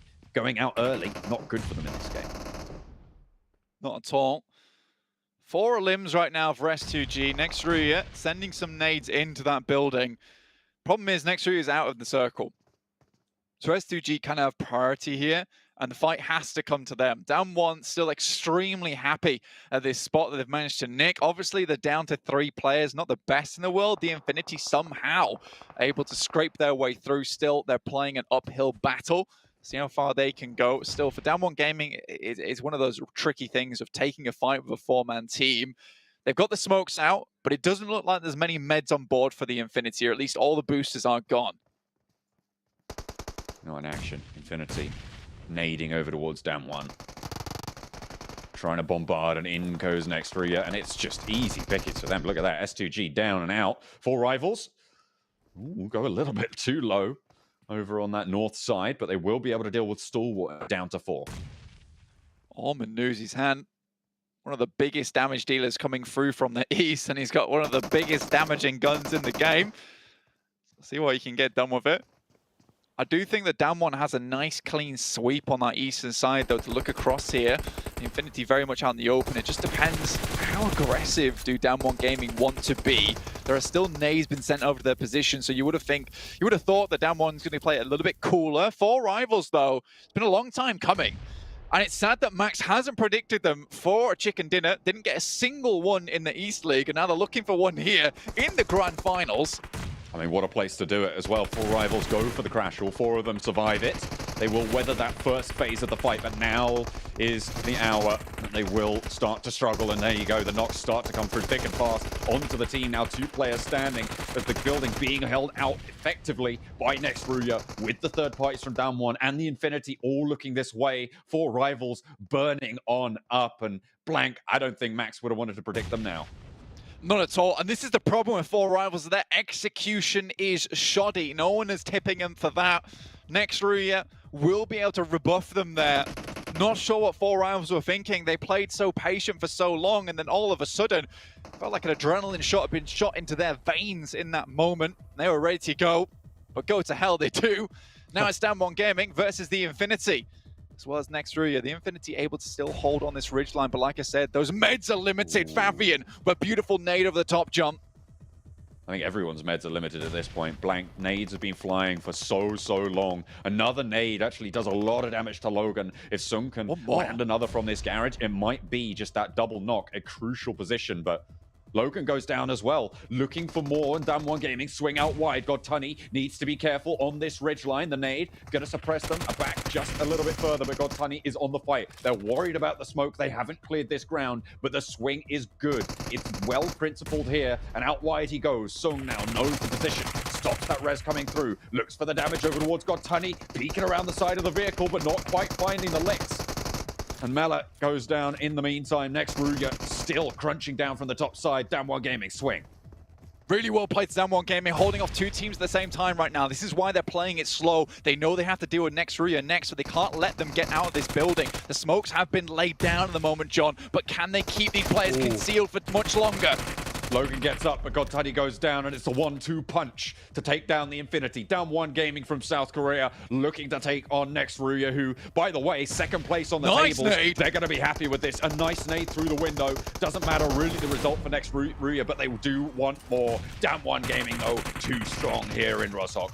1 kill goes their way, and they're looking for the last as well. The sprays are out wide, and Fabian looks to put a nail in, but he's on the swivel. Frozen finds 1, looks for Sung as well, and he gets it done. Next Ruya, no way did they make that happen. Down 1 Gaming fall at the final hurdle, and somehow, some way, the team from the west jumped the tables. Frozen's got ice running through his veins in those final moments to make a clutch like that happen in the Grand Finals. It is not easy, ladies and gentlemen, to make that one happen, but the smoke keeps him at bay. That was so well done for KAOS Ruya. Honestly, Frozen, what a champion in those final moments. And they were fighting through thick and thin there towards the end versus S2G, plow through them, then plow through 4 rivals. And to finish it off versus Down 1 Gaming, goodness me, what a flop at the end there. That was so unfortunate for Down 1 Gaming. I mean, it felt like that. I mean, I was pretty much, I was speaking about it like they'd already won. I know. They already got that knock. They had 3 players alive. It was a 1v3. He was out in the open. And it felt like they just didn't have that comms on. I mean, you saw them earlier in that map, just on that spraying into that smoke, like they didn't know anyone was there. They didn't check it. They didn't play at the end. But it felt like those comms were maybe not quite on board right at the end. They're a little bit chaotic, maybe getting a little bit too far ahead of themselves. But credit to Next Ruya. I mean, they had a tough game in that one. Yeah, fantastic stuff from Next Ruya. Honestly, great use of smoke. Let's see what the desk has to say about this one. Let it go, boys. You can't hold him back anymore. My boy Frozen, we've talked about him so many times over the course of this year, being such a dominating force in Turkey. And I'm so happy to see him come into his own here at the PMGC Grand Finals, coaching things out 1v3, getting Next Ruya their first victory here on the board. Guys, I'm so happy to see this, and I'm so happy for Turkey as well. Yeah, I think they had so much time at the end, they could have built a snowman almost. Like, it was just a really good opportunity for Frozen. And the Turkish God, to be honest, he's been the player that we continuously bring back. If it's not Solke, it's going to be Frozen X, right? And he's just able to get himself that great finish towards down one. And took, what was it, 1v2, I think, towards the end there to make sure he secured that win. So great execution. The elevation was lost on down one. They got to take that box away from 7, apparently, if they want to win that elevation again, because they just didn't have it there. Listen, it happens, right? Damn, son, you threw that. They had it. I wish they would have been able to clutch it. I was actually really impressed by how Frozen was able to clutch up there. We haven't really seen him throughout today so far. Some of his other teammates have been stepping up. So for him to be able to clutch up again and showcase the skills that he was able to showcase on the West League Finals is really impressive to me. Well, we are seeing the results here from the last match, and as we saw, Damwon getting second, and well, 4 rivals. There was a glimmer of hope. Max looked really giddy and ready to go to call them out as being a victor. And unfortunately, as we get into the Super Weekends and we get into the Grand Finals, they didn't pull it out. With 4 rivals, something I did not enjoy, Max, and I know we're going to point this out. With Alpha 7, their push was just super sloppy. They got super lucky that nobody else was there, but if another team might have been able to kind of third-party that, I feel like it would have been a completely different story for them. Okay, so the fact that Next Ruya's first place is already impressive, but look at how far they are ahead of every team in eliminations. 30 compared to 18 second place, 19th and 3rd and 4th. They are dominating this lobby. With the same amount of chicken dinners too, it just goes to show the consistency we've been seeing from Next Ruya, with the consistency we've been able to see also from Nigma Galaxy is absolutely insane. But Infinity, I just saw that. I thought, like, this is not normal. Do we have an issue? What is the database wrong? Well, to be fair, this last game, again, they played for placements. In the one before on Sanhok, they played for placements. I just did not expect them to have 4. I'm shocked. As you. Yeah, I mean, look at everything around them. 19, 18, 14, 18. They actually have the least eliminations in the entire lobby. The thing, if they were on par with the rest of the teams in terms of eliminations, they would be top 3 currently. So they need to step up big time when it comes to getting those frags. If they don't do so, the teams that are getting those big frag games, they're going to be stepping up. Even SIXTWOEIGHT in last place, they have 6. Navi, second to last place, they had 10. What is going on here? Infinity, we coined you as being such a consistent team and so good. I mean, to be fair, they're technically in like their 4th place, right? They're still doing really well, but this is not the Infinity that we expect to come into this entire event. Yeah, they're not a team that relies purely on placement points. Where you at, man? Yeah, exactly. We talked about it. They can all frag out, right? That was the big success of the team in the league stage and also in the league finals. They could all frag out individually. We haven't seen that right now. They're all focused around macro, and I think that coming into a global event like this is their first time on this stage. Maybe they're taking that first day as a test, but like those eliminations are lacking big time. I'm glad you mentioned that. In a way, I don't mind what they're currently doing, right? For LMs, it is a little bit scary, but at least they're making sure they're securing those placement points that do matter. Yeah. And as you said, maybe they are trying something different here for day 1, but tomorrow, if they're able to continue doing what they're doing right now and as well be able to get those elims, we can be talking completely different about them. They could be in that first place. And that's a good point. And the thing for me is, and this is what I always say when it comes to like having a balance between placements and eliminations, you're never going to be that #1 team if you can't balance things out. They're not going to get #1 off placements alone. They need to get those eliminations. And the difference between 1st and 2nd place is $900,000. That's what 7 gets in an event after working, 10 days. Like, that's insane. And Infinity has to step up if they want to take home that 1.5. I'm glad you mentioned the marriage between the elim points and the placement points, because I was actually surprised by another team there, and it's Alpha 7. Usually, Alpha 7 is a big team in regards to elims. Their elim points are always outweighing their placement points. Right now, they have the exact same number, which is super impressive, and it goes to speak volumes of the way they're currently playing. They're readjusting themselves. They're being able to just play a completely different game than what we're used to, and I think it's really, really promising. I think one thing that's helped them out especially a lot here is that all the hot drops we thought would potentially happen, except the one on Miramar that actually went down, but they didn't even take the fight versus Nigma Galaxy, right? They're avoiding every single one of those fights early on to make sure they have a big opportunity to make it towards that late game. So I'm enjoying how Alpha 7 actually adapted here, because sure, they were really good when it comes to fragging power, but their macro is absolutely on point, and I'm just loving it here, Jason. Yeah, and I think it's so hard to be good at macro when you're going into a lobby with, 9 teams from East out of nowhere if you're coming in as a West team, and then obviously you have a team coming from India for GodLike. I feel like, GodLike have probably had the toughest position out of any team out there. They just recently, well, I say that, right? They obviously have, because they haven't played international events like this in over a year, in like 2 years of time, right? Yeah. But they also were the team who's played the most recent, right? So they're actually the most warmed up compared to all these other teams. But we've seen some good things out of them. We saw them had a really good fight up against 628, if I'm not mistaken, where they actually did pick up the final eliminations onto them. But I'm hoping to see a little bit more out of GodLike. But to be fair, there's a lot of teams out there I'm expecting more out of. Yeah. GodLike's being completely different than what we saw in the first 2 matches. Remember, they were playing that late circle pushed in. Now they're willing to third party, and the fight you were talking about is 628 fighting Navi. GodLike decided to just jump in there, be able to finish Navi, which I think is huge. Not only that, it's a big confidence booster for these players as well. And on top of that, they were able to push on 628 and eliminate them as well. Yeah, I have the impression though, GodLike, when you're looking back on this game in particular, I feel like they were pressured by the circle very heavily, and they were forced into a decision that they didn't want to make. I think if they just took a little bit of a step back and waited a little bit longer, they would have seen that great opportunity to wrap around the more western side, enter through southwest, and that could have even given them a great opportunity to enter into Rozhok and get a really good position to fight from, potentially even behind Infinity. I think there are still opportunities they are lacking to find, but it's still a really good step up for, once again, a team that you said did not have that competitive experience on the global stage for a long time now. I mean, speaking of that, if we look at another team, only one player on the roster has had the international experience, and he actually had it here last year with Class Digital Athletics. S2G with Silas, S2G in particular, 7. I mean, you were a big proponent of this team. We've talked about it yesterday as a team you expected to potentially win the whole thing. How do you feel like they've been doing so far over the course of today? Have they lived up to your expectations, or do you think they're falling a little bit short? I feel like they've been playing how I expect them to. It's still that first day. This is a team that's kind of readjusting. We're talking about Nova. We're trying to figure out if these two teams were going to be clashing. So far, it hasn't happened, so they might be able to readjust to that tomorrow, being able to, okay, now that thing that we were really worrying about is not actually happening, so we might be allowed to play our game even better. We also haven't really seen Timber. I feel like Timber was a big part of their game, especially in the West. If we can see him pop off a little bit more, this is a team that has the potential to win. And I mean, we have seen them win some engagements too.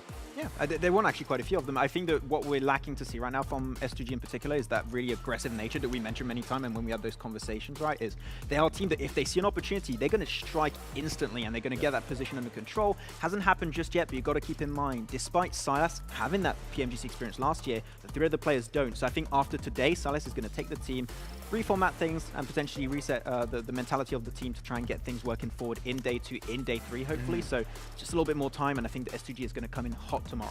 I mean, to be fair, though, to Timber, I mean, if we looked at the start of the day, right, our 2 MVPs from East and from West, and he was up against Nuzi, and Nuzi just is even playing right now. I mean, because obviously they only have 4 eliminations for Infinity. Like, both MVPs from the league stage out of each region have not performed at all. And obviously it's much more difficult to go from league stage East and West to this now, because you're playing against so many different styles and so many teams maybe you're not too familiar with. But the fact is, you can't have people on your team that you expect to perform not perform here in the Grand Finals if you want to win. Yeah, that's something we've been talking about for a minute too, right? How deep is your roster, and those superstar players that you've been relying on, are they going to be able to pop off? Another one that kind of pops right at the top of my head is going to be Furious Gaming. I had picked them for a team to watch in the last one. They showed me some things, but they just haven't really shown me the potential to be a winning team, the potential to be a championship team. They rely too heavily on Papi Potro. That was a player that was able to pop off as well during West League. We haven't even been able to mention them. We haven't seen any stats from them yet. So it'll be interesting to see if that team is going to be able to readjust to that. I am happy with the readjustments we have seen from GodLike, from Alpha 7. Another team I would like to see some readjustments from is Navi. Boom! We didn't even practice that. I knew you were going to say them. I feel out of place. They're just that disappointment team. Like, you were talking about it earlier.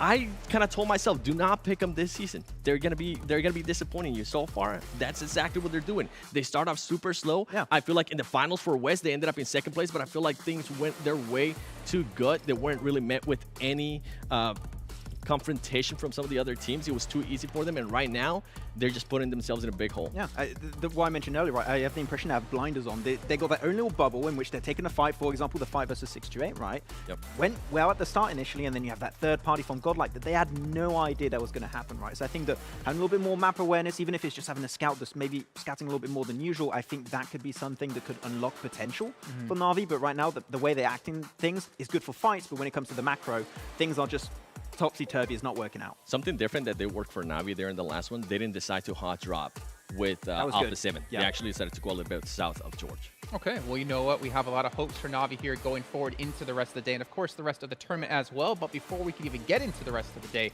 we have to head to a short break. And when we do come back, we'll be heading into our 5th and penultimate match of the day.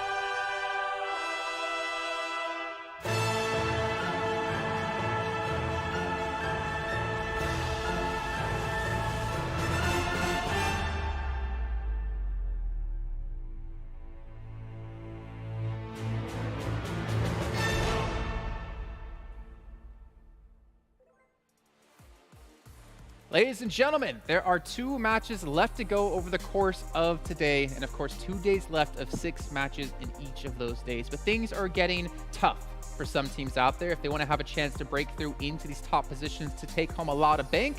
Well, they're running out of the matches to do exactly that. However, one team in particular, next Ruya, coming in from Turkey, currently sitting in first place, doing phenomenal, and again led by the player of Frozen, making it look all too easy. But as we go forward into our next matches, there's still a couple of teams we were talking about before that we want to see step up. Navi, the likes of one of them. S2G, I still want to see step up just a little bit more, show that Turkish pride, and show what they really can do. Of course, with Silas leading the helm. But Max, we still have a lot of East teams as well who are just really struggling. Yeah, there are a lot of the one that are currently struggling right now. One of those is 4Rivals, of course. Though you talk bad about my boys of 4Rivals. I'm gonna say it. Actually, I enjoyed that play coming out from them. Sure, the execution was maybe lacking a little bit, but they are a team that usually they get to the late game and they just don't do anything. They just wait for things to happen around them, and then they might try and get involved towards the very end. But here, they actually went for that push onto Alpha 7, tried to defend their own territory. I love that. Sure, the execution was lacking, but if they can work and improve upon that aspect of the game itself, I think 4Rivals might be able to get their first chicken dinner here in the tour, maybe. we'll see. They got lucky. All right, that's Come what I'm going to put on, it don't at. do They my boys like definitely that. got lucky in regards to that. You're telling me if another team was there, they would have not survived that. They had to go back, recoup. They had to actually pick up one of their teammates that was down. And with 4Rivals, I actually want to talk about a team from the West that really has underperformed for me. And I was thinking about it after Jason asked me that question. It's going to be Fenerbahçe. I expected a lot more out of this team. This was a team that was super consistent in the West. It was a team that wasn't actually able to get that many chicken dinners, as they were only able to get 1 chicken dinner throughout the whole tournament for the West. But today, I mean, we really have not seen that team whatsoever. Yeah. No, we haven't seen Fenerbahçe. I can only agree on that point. I think especially when you go back on that Sanhok game, they were trying to look for opportunities. They tried to go for the river position on the bridge. It just didn't work out. I think they maybe got to try and step back a little bit and play edge a little bit longer, because they try and go for these pivotal positions so early on, and teams are just trying to contest it. That's what happened on the first game on Erangel too. That is super strong compound. Lack the time to regroup, and boom, instantly contested, right? So I think they need to try and take a little bit of a step back on their games. If they can do so, they might see better opportunities at hand in the future. Yeah, and there's even like another topic I want to open up here as we were kind of discussing while we were watching the matches. It's about just like the raw mechanical skill we're seeing out of these East teams, right? You were talking about Seven, how in the West you can peek out and not get punished. Here in East, or here in the Grand Finals, I should say, you peek out, you're going to get sniped down. Definitely. I mean, it's something that I'm always big on, especially in the West and with Glitter as well. We would always point it out. Some players would decide to stay out of cover for too long. Right now, you're going to get punished if you get out of cover for way too long. And I mean, we saw that perfectly between Alpha 7 and STE. Mafioso decided to just shoot. He didn't get any shots. The ST player was out in the open. He didn't even have any cover. He was able to locate him. He was able to crouch and get some shots at him and make Mafioso back down, even though he was the player with the height advantage and on top of that, the cover. Yeah, it was just a really good play. Good stuff, good stuff. I also want to give a shout out to OnePlus here, our sponsor at PMGC. With this OnePlus 9 Pro, you get smooth gaming with 90 FPS, and you guys never have to settle when you use one of those awesome, amazing phones. And speaking of that, I'm assuming all the players are enjoying it as well, as we're about to head into our 5th match of the day. The day's flown by, actually, now I think about it. But it's time to get back into our teams to watch, and I'll start things off. I chose Nigma Galaxy for a negative reason. They've had a good... Don't look at me like that. Team not to watch. No, team to watch, because they have done really well in the first 3 matches, but I'm worried if they can maintain that performance, because they looked terrible in the last match alone. But it's time to head into our casters. I'm sorry, Seven and Max will hear predictions later on. Throw it back on over to John Allen and Blake. Thank you very much, Jason. I'm glad that you managed to get your prediction whilst taking all the time away from your analysts. I really think that's a good one. But we are going to be watching Nigma Galaxy, to be fair, in this game, right? We're going to be paying a lot of attention to them because they had their top spot bumped from them in that fight, in that last game, with a pretty spectacular win coming through from next Ruya. Yeah, and I think that their last Miramar kind of was off the back of a bad situation gone good, right? It's one of those weird scenarios where they head all the way down towards that southern coast pick up a compound they don't think anyone's going to aggress upon, and then suddenly the circle is right on top of you, and you're in a very good position to actually pick up a chicken dinner. Unfortunately, they're not able to translate that into a chicken dinner with Alpha 7 just playing out of their minds in those final moments, Sanhok in particular. But, you know, they still got a fair bunch of points from here on Miramar, which is not usually where I expect Nigma Galaxy to get most of their points from. Pachinki starting point for them on Erangel is extremely good. Similarly, the Sanhok feels like they've got that down to pat now. Miramar is a little bit more of a place where I expect things to be slightly different for this team of Nigma Galaxy. Checking out these other drop spots though, John, you know, fairly similar. We're seeing DXAV head over towards El Azahar, but it is Alpha 7 heading all the way up to Campo Militar. Now, they're really getting out the way a lot of times now in this lobby.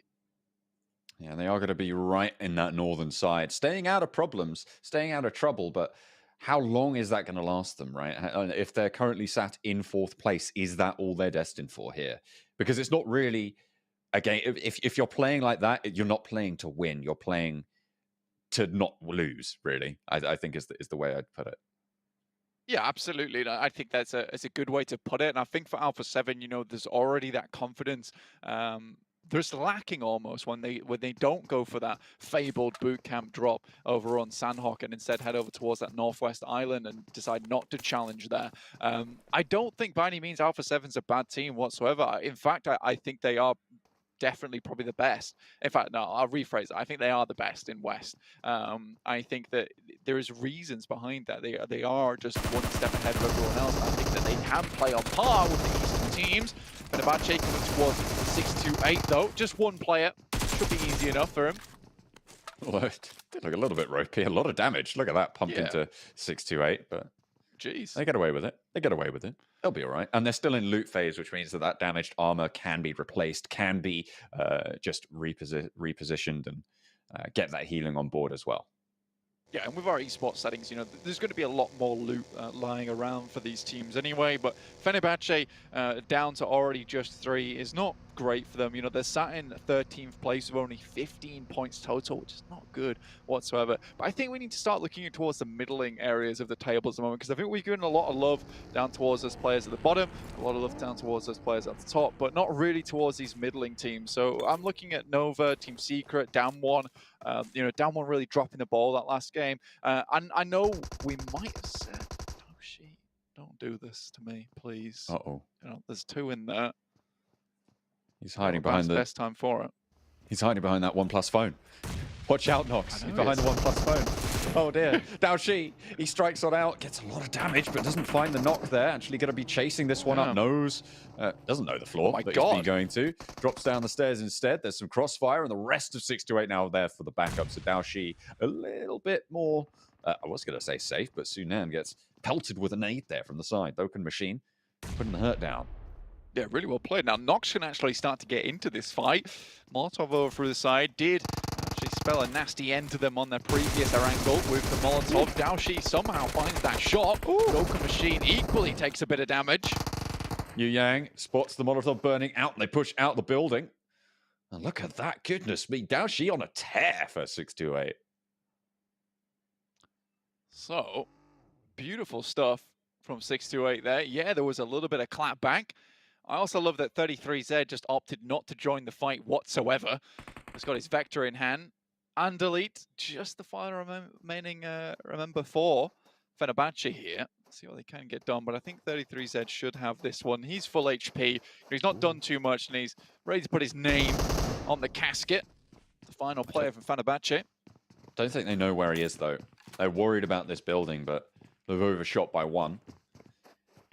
This is not the sort of neighbors. Yeah, it's not the sort of neighbors you really want here for Fenerbahçe. Yeah, just trying to keep it clean, keep it safe for the time being. I don't think anyone's finding him anytime soon. Fully boosted up with a UMP in hand.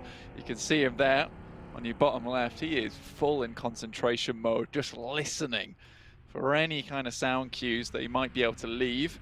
There is a vehicle. Actually, that's them faking him out, though, so he's got to really be careful. I respect the patience here. Anyway, back to my previous point about these middling of the pack teams. You know, Team Secret, really one that does surprise me a lot here. You know, 8th place, 29 points. I do think they look a lot better than they did in those league finals. You know, when we were looking back on that, John, it really did feel like Team Secret kind of hanging on by a thread towards the end of that one. I mean, they didn't even play, right? They were just holding out for hope. I think that Team Secret, you know, there has been a resurgence for them here in the grand finals themselves. So I want to see more from them. They are still experimenting, though. They're probably the team that's had the most sub-ins so far, you know, mixing and maxing out Kid as well as Mad Toy. I'm not sure the reasoning behind that. We all know how good of a leader Mad Toy is. So perhaps, you know, on those messier maps like Sanhok, it's good to have Mad Toy in there so you can kind of lead them a little bit better in a map that is quite messy.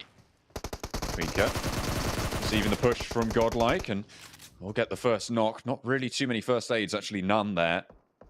For Pika, only down on the bandages, and 2 players from GodLike are still waiting in the wings. They're going to start to push on up. Jonathan's on the flank, and that's easy pickings from the beast from India. Jonathan gets the flush as well. Stalwart lose player. 2 from GodLike have fallen down, and top around the rocks, maybe looking for more action as well. Very split. And against Clutch God, it's 2 1v1s really at this point here. Neither team really looking to regroup. Jonathan pops a nade over the top to top. Action spraying around with a micro Uzi. Not really finding too much. Another nade goes into there, and Clutch God's in a precarious situation now because the nades are just taking a blow. They're kind of funneling him into a position where he can get shot at by enemy team. And so top will finish that one off. Unfortunately for GodLike, you know, this push has just gone all topsy-turvy for them.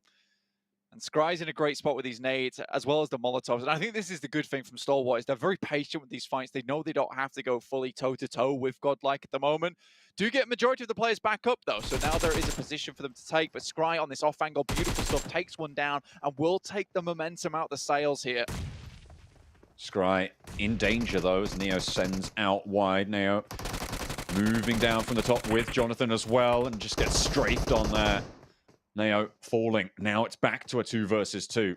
Resist potential, maybe, to come on through for GodLike as well. Action over the top around the side. Neo goes down first, and Jonathan takes the tickle. Top sliding down the side, but it's not going to matter. The last frag comes on through, and it's eliminations. 3 total coming in for Stalwart. They'll take that one. It's not the best for them, to be honest with you. Only 2 players remaining here on Miramar. You really want to have 4 come into those final moments. So just like Dave says, be time to snake it to make it here in these final moments of the game. Action taking a fair lick of damage coming through from 7. One of my favorite players actually is Rip7. You know, I've seen him do so many ridiculous stuff over towards S2G. You know, when he's the last member alive, you still never can count this boy out because he is so clutch on S2G. So keep an eye on him. If you want to, you should do, into the future. Stalwart, though, down to 2. Like I said, it's not the best thing in the world for them. And holding on to this 3rd place spot, not going to be too easy now, especially now you're down to 2 players. So, like I said, with the Dave call-out, snake it to make it. It's time to make it happen for Stalwart. See how much further they can go.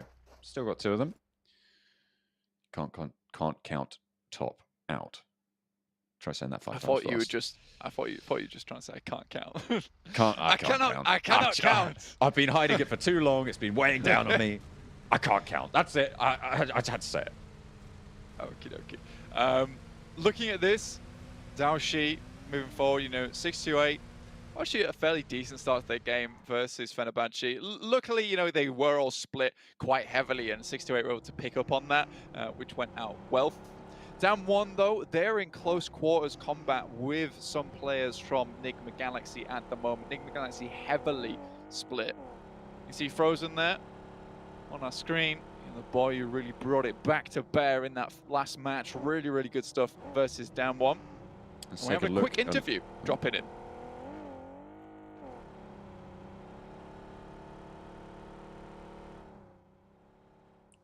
Ya şöyle diyeyim, mesela bir yere kafa girdiğim zaman ve bir yere push attığım zaman Yekta beni en iyi şekilde supportlamaya çalışıyor.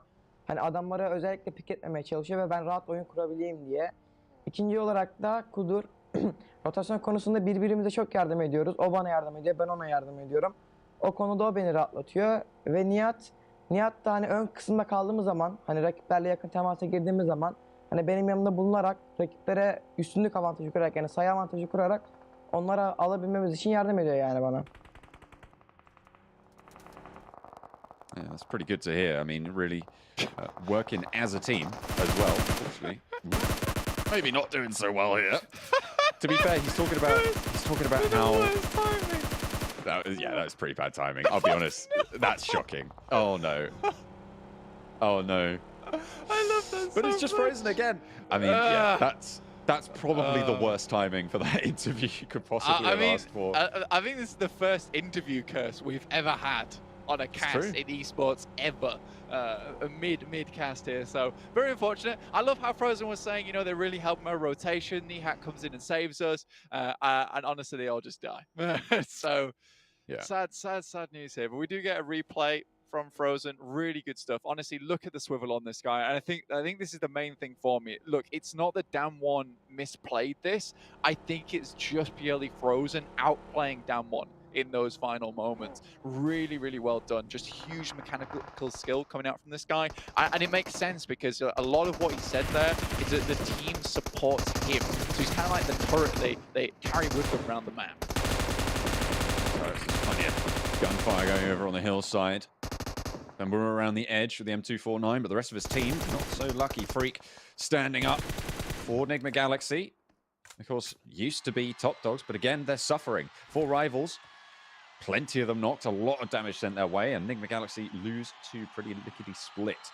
Blank, he was talking about, you know, it's the tip of the spear that kills you, right? But it's really the shaft that makes it useful.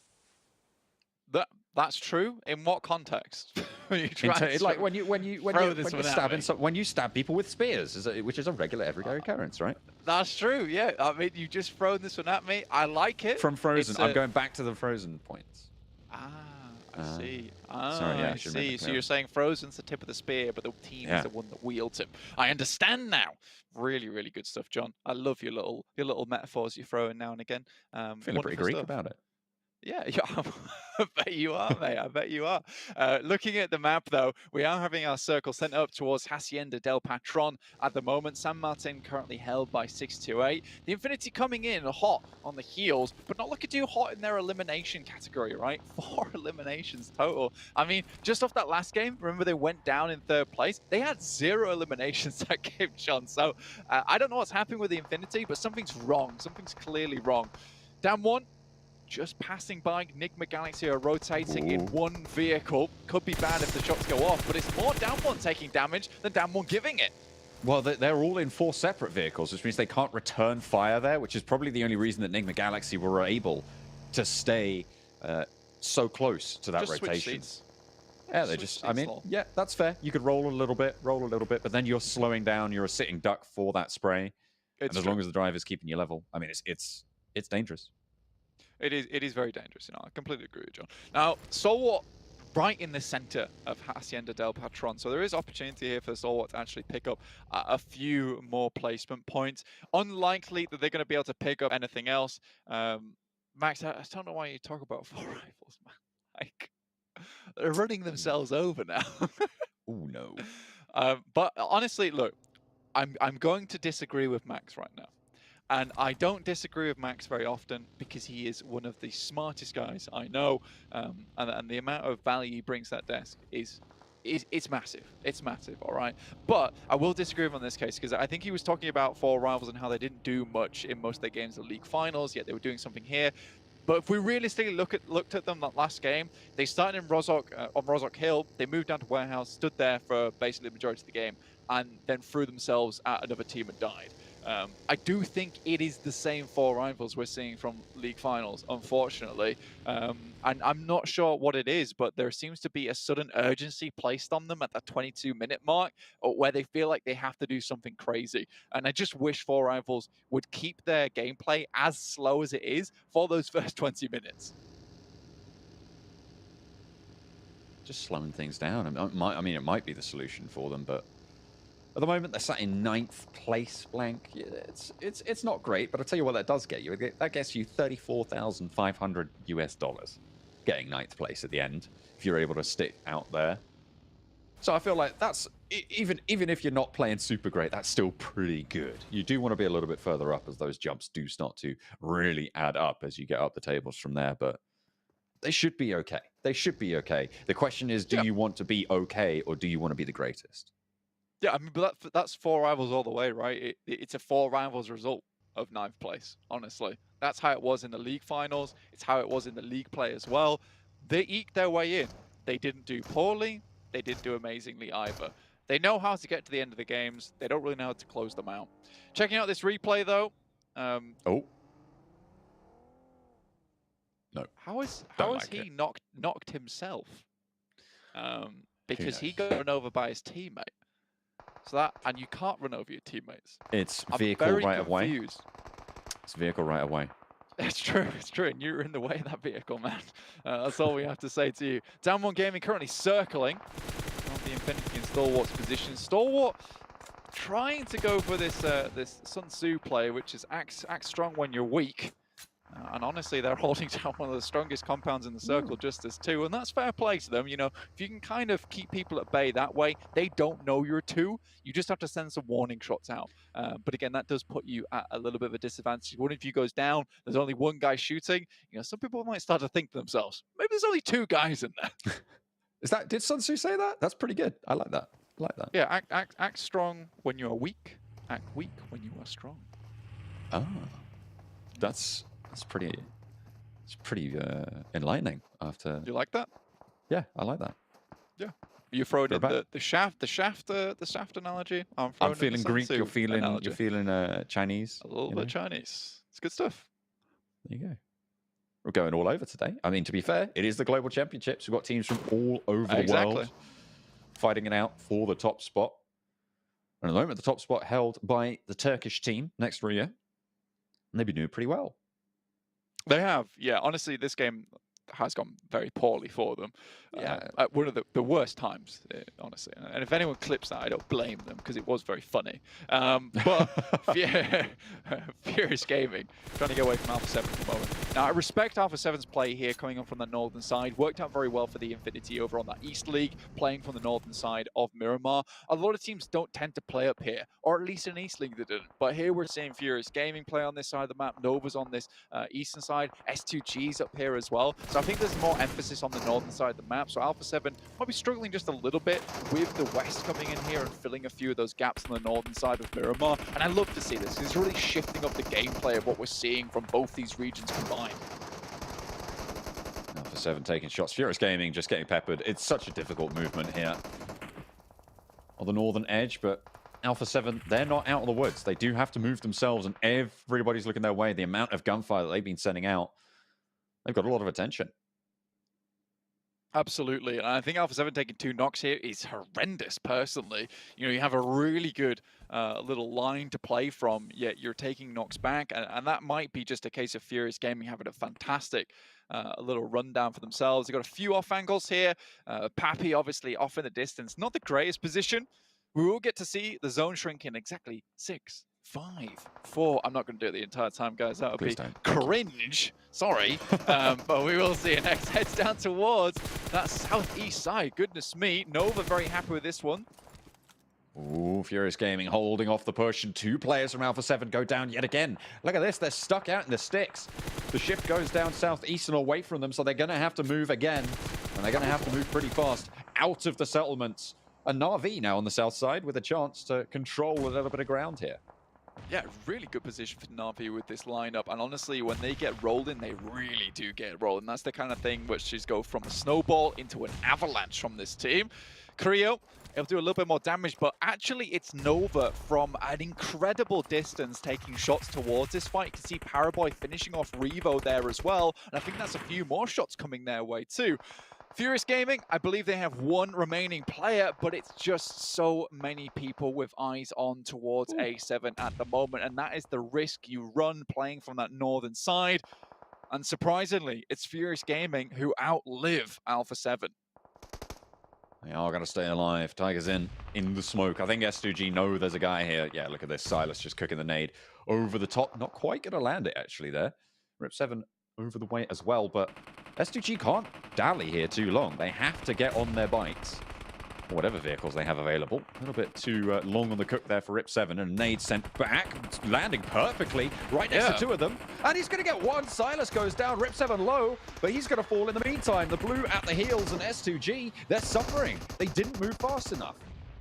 Four Rivals coming against Ralph, the remaining player from Nigma Galaxy, and he ruins Four Rivals before he is taken down himself. But the two players that went down earlier for Nigma Galaxy, Ralph gets vengeance, lives out on Sanhok, but frags out here on Miramar. Nova on the east, Na'Vi on the south. It's going to be difficult to leave these compounds, to leave these buildings, get towards this open ground. Team Secret, Kid trapped in the blue, nothing to do. Down one gaming, make the cross. It's a huge amount of damage though for along the way. Infinity taking shots as well, but it's Junie holding this one down. Massive nade comes over his way. I can only believe that was from Stalwart themselves. Just the two players making this one happen. I'm getting flashbacks to BTR, but it's Stalwart now. Trying to hold out Top and Action. If there's two players left that you want on this team, it is Top and Action. Another player from the Infinity falls. They got 6 elims this time around, so they've more than doubled that count for themselves. But they will not be going any further. Down one eliminated as well on the northwestern side. From these buildings, nothing but death seems to come for so many of these teams. 5 teams remaining now, John, and Stalwart's one of them. A hell of a challenge here in this game, and they've overcome it. Really, really well done. I think a 5th place, regardless of what happens now, is beautiful for Stalwart with the beginning they had. Nades coming through from Sunan. See what you can get done with this one. It's a long-range one. I feel really bad for S2G because they whiffed 3 nades, in which case, you know, Tigers In comes back with an absolute corker of a nade, gets almost 2 of them.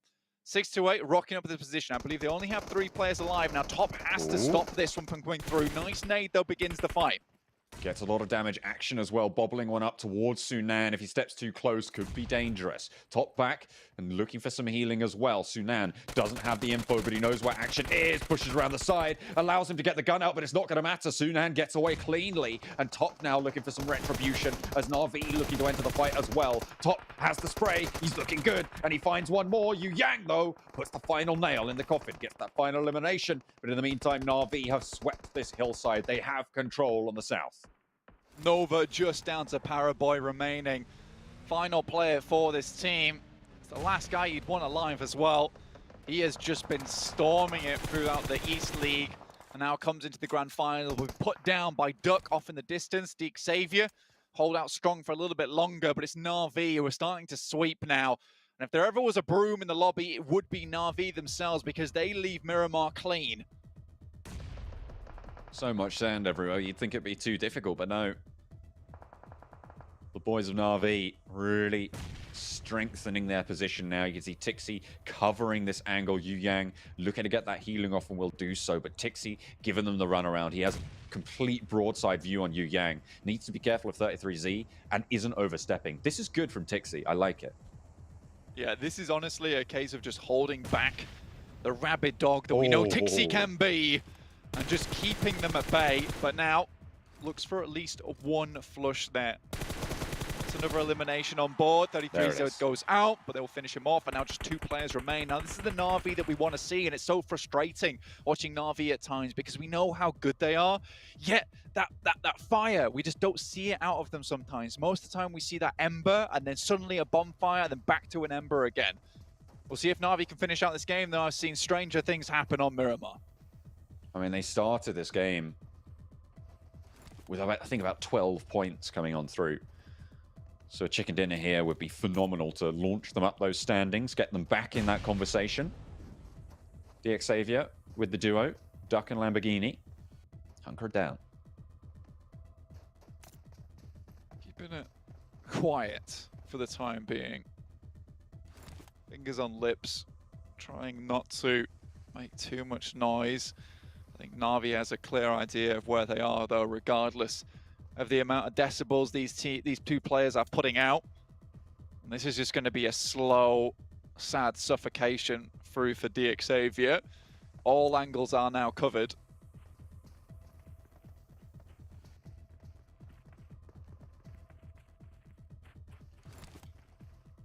But they're not really doing anything. They're just trying to survive. Maybe they think that there's still other players alive, still other teams going.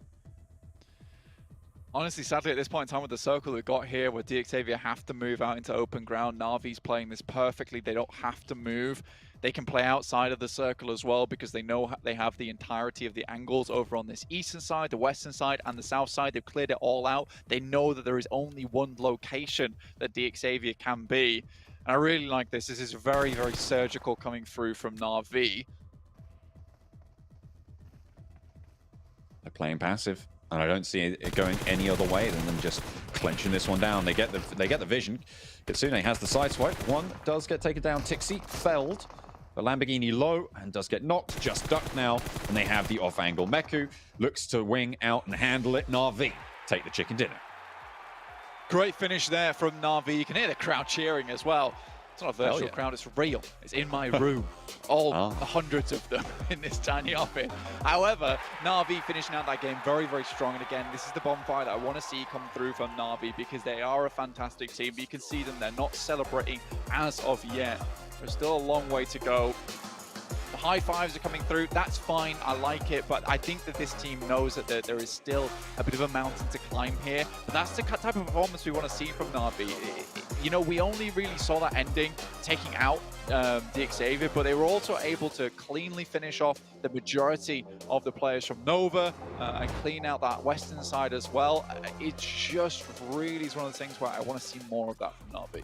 Yeah, 10 limbs on the game as well. It's a fairly standard chicken dinner total, but they are going to get a whole heap of points for that one. 25 points added to their tally. They should be pretty happy. Let's head back to the desk.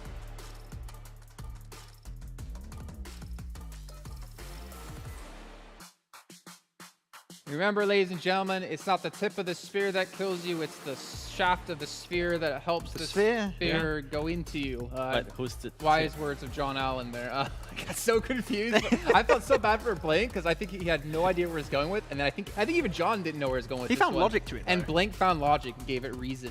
But either way, Na'Vi did take home a chicken dinner, and again, a team that we've been kind of critical of starting slow in events. Of not performing up to the expectations we have. And hey, 7, they get themselves a big victory. The main question now is, are they going to be able to carry this momentum from the win, especially going into the last match before we go to the day 2? I would personally love to see it. How about you, Matt? We want to see that Alpha 7 type of momentum built up for the side of Na'Vi. Hopefully that's what's going to happen. This game was a pretty straightforward one too. That big 4-man split that was really well executed. They regroup on, I believe it was Matic at one point in that compound, and they just waited it out. And the moment they saw that circle starting to shift away and they knew the numbers already dwindled, they started getting involved. They started to get those frags and close off the game in good fashion. What I loved as well is that they did regroup, but they also decided to branch out again. Once they realized that there weren't really any teams nearby, they decided to branch out and actually use the terrain changes and use the cover that the terrain was providing for them, and it worked out wonders for them. We can see here our results from the last match. Obviously, Na'Vi taking home the 10 eliminations, so 25 points in total. But for me, what was kind of a letdown actually was Nova.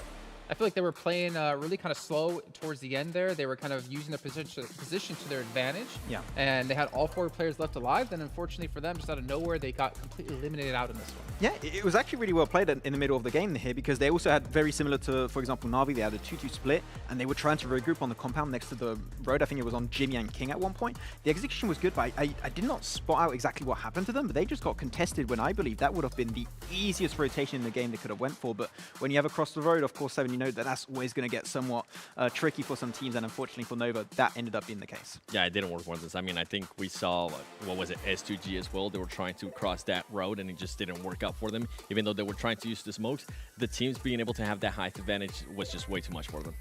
Well, what we're seeing here, a little bit sad for some teams. Stalwart Esports finished 3rd in league stage, 3rd in finals, and are currently sitting in 3rd in grand finals. So hopefully for them, they can at least continue to grow up here in the rankings. They're only behind by 2 points from Nigma Galaxy, as you can see in number 2. Looking on the list, Nova in 5th place. Infinity able to get 6 eliminations, I believe, in that last 10 match. limbs, wow. 10 limbs, yeah. They still, actually, they no longer have the least eliminations in the game. That's actually Furious and 15th place. Yeah, Infinity actually executed that game pretty well, I would say, in the way that they avoided everything that was happening inside of San Martin trying to play towards the cliffside, but Na'Vi... Really quickly, the fact that Na'Vi won that match, got 25 points, and they only got into 9th place, that shows how lackluster they've been over the course of today. I mean, it was certainly towards the top. It was already maybe a 15-point discrepancy at one point between some teams, so it does take a lot more effort if you want to start moving away from that second page, right? So you're going to need these big results and remain consistent throughout the rest of these games if you want to try and solidify yourself. They're consistent. Strength. I know I'm not good in math, but geometry, I'm okay at. I'm okay at. That's fine. Yeah, okay. I agree with you. Okay. Yeah, I'm not agreeing with him because I do not trust him when he says he's good in shapes and geometry. What is a trapezoid? Yeah. That's the result I expected from this one. But as we move forward and start to look at a couple of other teams, again, this is, well, one match left. It's the final match of the day. That means you're 1/3 through the entire tournament. And as you were saying, Max, and Seven, I want you to take over, like, there's no room for error for some of these teams anymore. If you're on that bottom part of the second page, if you don't start performing now, your chances of taking home $1.5 million goes out the window. It's going to be one of the teams that you were actually critiquing earlier. It's going to be S2G. I was really hoping they would be able to take advantage of some of the positions they were able to do here in Miramar. It didn't end up working out, so we mentioned the circle shifted away from them. But overall, this S2G, now I'm starting to get a little bit worried, right? Earlier, I was like, okay, they're just kind of playing their game. It's just day one. But they're just not providing me what I want to see out of a championship team. Yeah. They're just not being able to showcase that. Hopefully, in this last game, that will change because it will set them up nicely for tomorrow. But along the likes of what you just mentioned too, Jason, Na'Vi was able to get the win. They only were able to push up to 9th place. These other teams at the top, they're taking full advantage. They're being very consistent as well. Though another team actually just stepped up pretty nicely at the end of this game. Sure, it was not a win. They could have potentially pushed a little bit further. It's actually 6-8. They barely moved this entire game. They were playing the mountains south of San Martin, which was a very strong position. And they get kept so many teams. I'm thinking Damwon. I'm thinking also Xavier. I'm also thinking at one point, I think it was Infinity. They actually were trying to get in strong positions and go aggressive really early on in that late game session. So I appreciate it from 6-8, and they need to step it up because, as we said, if you're at the bottom now, we need to start seeing some results, and they started to get a few points here. Yeah, unfortunately, you know, Fierce Gaming, another team that you kind of touched on, Seven, a bit earlier on today, they are currently sitting down towards the very bottom of the table in the bottom two. I mean, again, I think for teams like that, like we looked at with Zeus last year, it's a learning experience. I think realistically, you can't expect them to win the whole thing. You can't really expect them to be top 5, though they obviously would love to. But for them in particular, it's the fact of, all right, we're playing against these East teams for the first time. We're playing against these international rosters for the first time. They need to take every single bit of information they get, bring it back with them going into this year now competitive play. Because as we saw from James Young, the prize pool is even bigger this year. Yeah, I think with Furious Gaming, the main thing that we just haven't seen is the 2-star players. The main player, which is Papi Potro, we really haven't been able to see anything out of them. And then the second player, which was able to actually be a huge impact towards the performance in the finals of West, was Scream. None of those 2 players have been able to show up. And I know you were posing a question earlier. What's going to happen if those players don't show up? Well, we're seeing it right now perfectly with Furious Gaming. Yeah, and that's, I guess, the downside to having only like those 1 or 2 players in the roster who can perform, which we've seen a big change up in this year alone of like, if you're going to bring a team to play, to compete, you have to have everyone that can frag out when you need to. You can have everyone who can step up at that given moment. And some teams, unfortunately, just don't have that deep power within the team.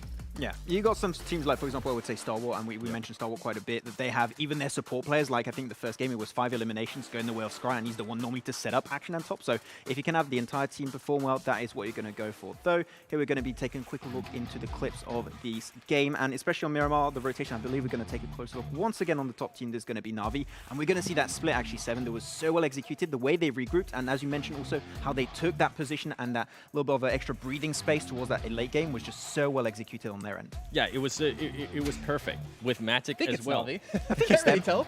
Man, it's think it's them. Wait, what? Okay, yeah. Well, you know what? Let's actually talk about what we saw from earlier from Matic. He was able to hold that compound. He was able to maintain that, and he was able to relay any information to his teammates that were actually towards the top. And as soon as they realized, hey, you know what? We don't have to worry from the south. There's currently not any teams coming to attack us. So why not? You guys push up to where you were and use that height advantage to our advantage, pretty much. Yeah, I think their position's a little bit wrong. Like, they're a little bit further down south to really display what was happening here in this circle. They had that split, and this is the moment that they understood. We are going to regroup in that position where Matic is currently playing, which is a strong compound. Not many teams had an opportunity to contest that position, so just instantly regroup, play from that position, wait for the numbers to dwindle, as I mentioned earlier. And the moment you know you got that man advantage for sure, that's when you start moving out, that's when you start fragging out, and that's when you try and confirm that win. And this is what we want to see out of Na'Vi, right? We want them to be able to put themselves themselves in a position so they can actually showcase their skills. We know they have some amazing players where they're able to frag out. We just haven't been able to see it, and this is perfect right here. Using that height advantage. Boy, I wish I had a little bit more height in my life. I'm really sure. You got you another box there. Come on. But yeah, with Navi, I mean, I would personally love to see more stuff out of this. This is the impressive Navi that we enjoy seeing. And we've only seen it one time. Hopefully they can carry that momentum. I think the important thing to keep in mind, though, for Navi is they have had a very lackluster performance so far in this event. But this is a big confidence game for them to really get that confidence back. You know, remind them, yeah, we can compete against the best teams in the world. We have a position in the top echelons of our rankings. And I feel like this was a much needed win for them. I mean, it's a proven fact that they can now, with this game, confirm wins. You know, actually transition it into a chicken dinner. We talked about it earlier, Seven, and that's a very important point. They are not a team that's renowned for their momentum. I want to see them build something bigger around this game. If they can do so, get maybe not even another win, just another top 3 and try and get some extra eliminations here and there. That is what is missing from Navi, and I want to see them step up in that regard. Yeah, I'm glad you mentioned confidence, because in that last game, we actually saw something really big. We saw Stalwart and GodLike. We saw them being able to take the fight, and we actually saw GodLike being able to kind of cause some damage. Stalwart ended up losing 2 players. Ultimately, it didn't end up working out for GodLike, but I feel like the hiatus that they have in regards to international play, this is a team that needs to win those. Even if you're just going to be able to knock a couple of players, that's going to be a huge confidence booster for you. I think for me, one thing I would never say about like Jonathan and the boys from GodLike is a lack of confidence in this team. I mean, we know how strong they can be. We've seen them be dominating in the world actually back in 2019, not too long ago. But ladies and gentlemen, it is time to head back to a short break here. We'll get things ready to go for our final match of the day. We'll see you guys in just a few here for match number 6.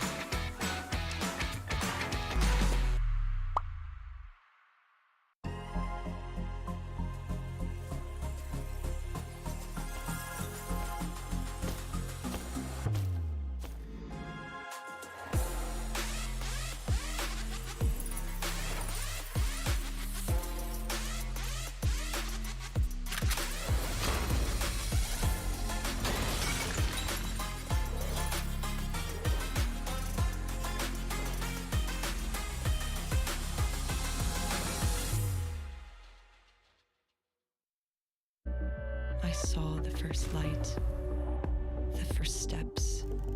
Now I see much more. I capture Earth in all its beauty. I see action. I see drama.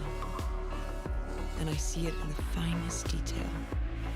Moments of inspiration and the first steps. I am the 1+9. All right, well, welcome back here while we get things ready to go for our final match here of our very first day of play. I'm just waiting for this one day to just zoom in so far, just hit Max in the face. That would be hilarious. Just Captain Max spending several gaming there on the end to start to talk about this last game. And as we ended things off talking about confidence, we're going to come back to that yet again here going into the last match. Now, obviously for these teams, very important to have a decent final match, because if you have a bad game, then you're going to be thinking about that all night long, right? And for some of these teams, they desperately start to need it. As we mentioned before, Na'Vi jumping up to only 9th place off of that victory. 25 points, and then we get up to 9th place. That's really a true telling of how unfortunate they have been so far in this event. But a lot of the teams out there, I want to see some big plays out of them. I want to see, again, maybe a repeat out of some teams. Maybe see Stalwart get a second chicken dinner. Who knows? They started things off with one. Yeah. Could they finish off is always going to be the question in my head. Yeah, I mean, one of the teams that I would like to see step up big time here would be Team Secret. That was my prediction of earlier. Didn't have time to talk about it just yet, but this is a team that has so much history to them. You have High Shots, you have also Matoy that's been mentioned a few times, that you don't have many players that played every single world tournament like a PMGC, and yet they did it in 2019, 2020, and now in 2021. So they have not performed as to what you would initially expect from a roster that stacked with so much history, and I need to see potentially them able to bookend it with a good result. But from what we've seen so far today, they don't even get remotely close to those wins, so they need to get consistently to that late game if possible. Yeah, I think for me, the team that I'm going to have to go with is going to be Fenerbahçe. I called them out earlier. Nothing has happened with them. Honestly, this is a huge shock for me with how they were able to play during Wesley, during the West Finals. This was a team that was very consistent. Even if they didn't get chicken dinners, right? They were at least able to get those consistency top placements. They were actually starting to work on their elim strats. They were actually able to frag out even more and push themselves a little bit higher, maintain themselves within those top 6 for the West. But right now, we just haven't seen anything out of them. Yeah, we haven't seen much out of them, unfortunately. But again, there's still time. There's still plenty of time to do so, though the chance to actually, to be able to do that is starting to dwindle away. But you know what, Max? I do have a question for you, and I trust you with this answer. Oh. Who's one of our lovely sponsors here at PMGC? OnePlus. Ooh. Okay, but what's so great about the OnePlus? It's the OnePlus. 120 hertz. It's got good logo that I'm not going to break. The OnePlus 9 Pro gives you smoothest gaming experience with 90 FPS. It's not that big in real life, though. It would be amazing if it was, because I couldn't fit in my pocket, but I would carry it on my back with me, and I would probably finally be able to play PUBG Mobile correctly, because I'm just terrible at it. I need every single bit of help I can get. But make sure to check them out here, sponsoring PMGC. They did in the league stage, didn't hear the finals. Maybe they'll sponsor us personally one day. Who knows? I know why you're sending this. I'm waiting for mine. It's coming. It's in the mail. Oh, yeah. Okay. It's in the mail. Yeah. It's in the mail. Yeah. But it was sent to my address, so unfortunate for you. But maybe we can actually get our teams to watch here a little bit earlier than normal, because I feel like we can really go into this a little bit more than we have in the past. And for you, Max, you already talked about them. I want you to finish off the conversation. I'm going to go on Stalwart for this one, for this last game. Stalwart, yeah, I mean, they started off with a win. I would like to see a bookend here with another win, right? And we're going to break the curse of that third place there, Jason, eventually. So get in second place, I'll be happy to see it. Okay. I'm the exact same. I want to be able to... I picked the same team, Stalwart Esports. I want them to finish off on a win as well. I feel like that win, and then they ended up with the 13th place with only just one elim. It's not really what I'm expecting to be out of a championship team. If they can finish off here with a win, I think it would be great as well. Yeah, for me, I actually went with Na'Vi, because I don't want them to be a spark in the pan or whatever that saying is.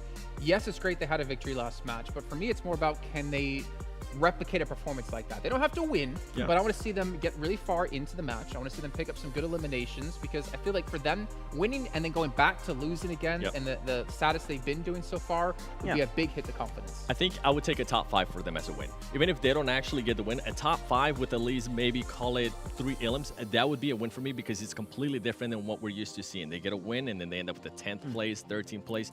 That's just not going to work here if they want to challenge for that championship. Yeah, I'm going to sound like a broken record, but back to the point we mentioned earlier, right? Momentum. We need to see them try and build something upon a big win like this. If it's their morality that's feeling really good after that game, like, okay, we just got a big win, let's try and build something upon that. I think that is the mentality we need to see from this team. A top 5, I said, I agree. If they get top 5, that's a win in my books. They'll be looking good. Also, special mention to Nova. I mean, let's not play this down, right? They're the defending champions of PMGC 2020. They've been a little bit lackluster, though they've been kind of hovering around decent performances, but they've not had a breakthrough performance to propel them forward into first place and to take home another title. They're doing the exact same that they did last year. They're taking their time, they're gathering information, they're dissecting that data, And tomorrow, especially going into the last day, we're going to see a completely different Nova. Okay, I figured out what it was. Flash in the pan. I'm pretty sure John Allen was going to correct me if I didn't do it myself. So let's head on over to him. And of course, Blank. And so then I said, you know, Jason, you just can't. Oh, sorry. Oh, yeah, absolutely. Hi, guys. Welcome to Erangel. No, actually, it was Blank who was getting more aggy about the flash in the pan in the backstage. I'm going to throw you under the bus. Outing me? Yeah, absolutely. Can't believe you're outing me about that. I was only getting aggy because you were attacking Jason and I was defending his honor in that moment. It's true. It's true.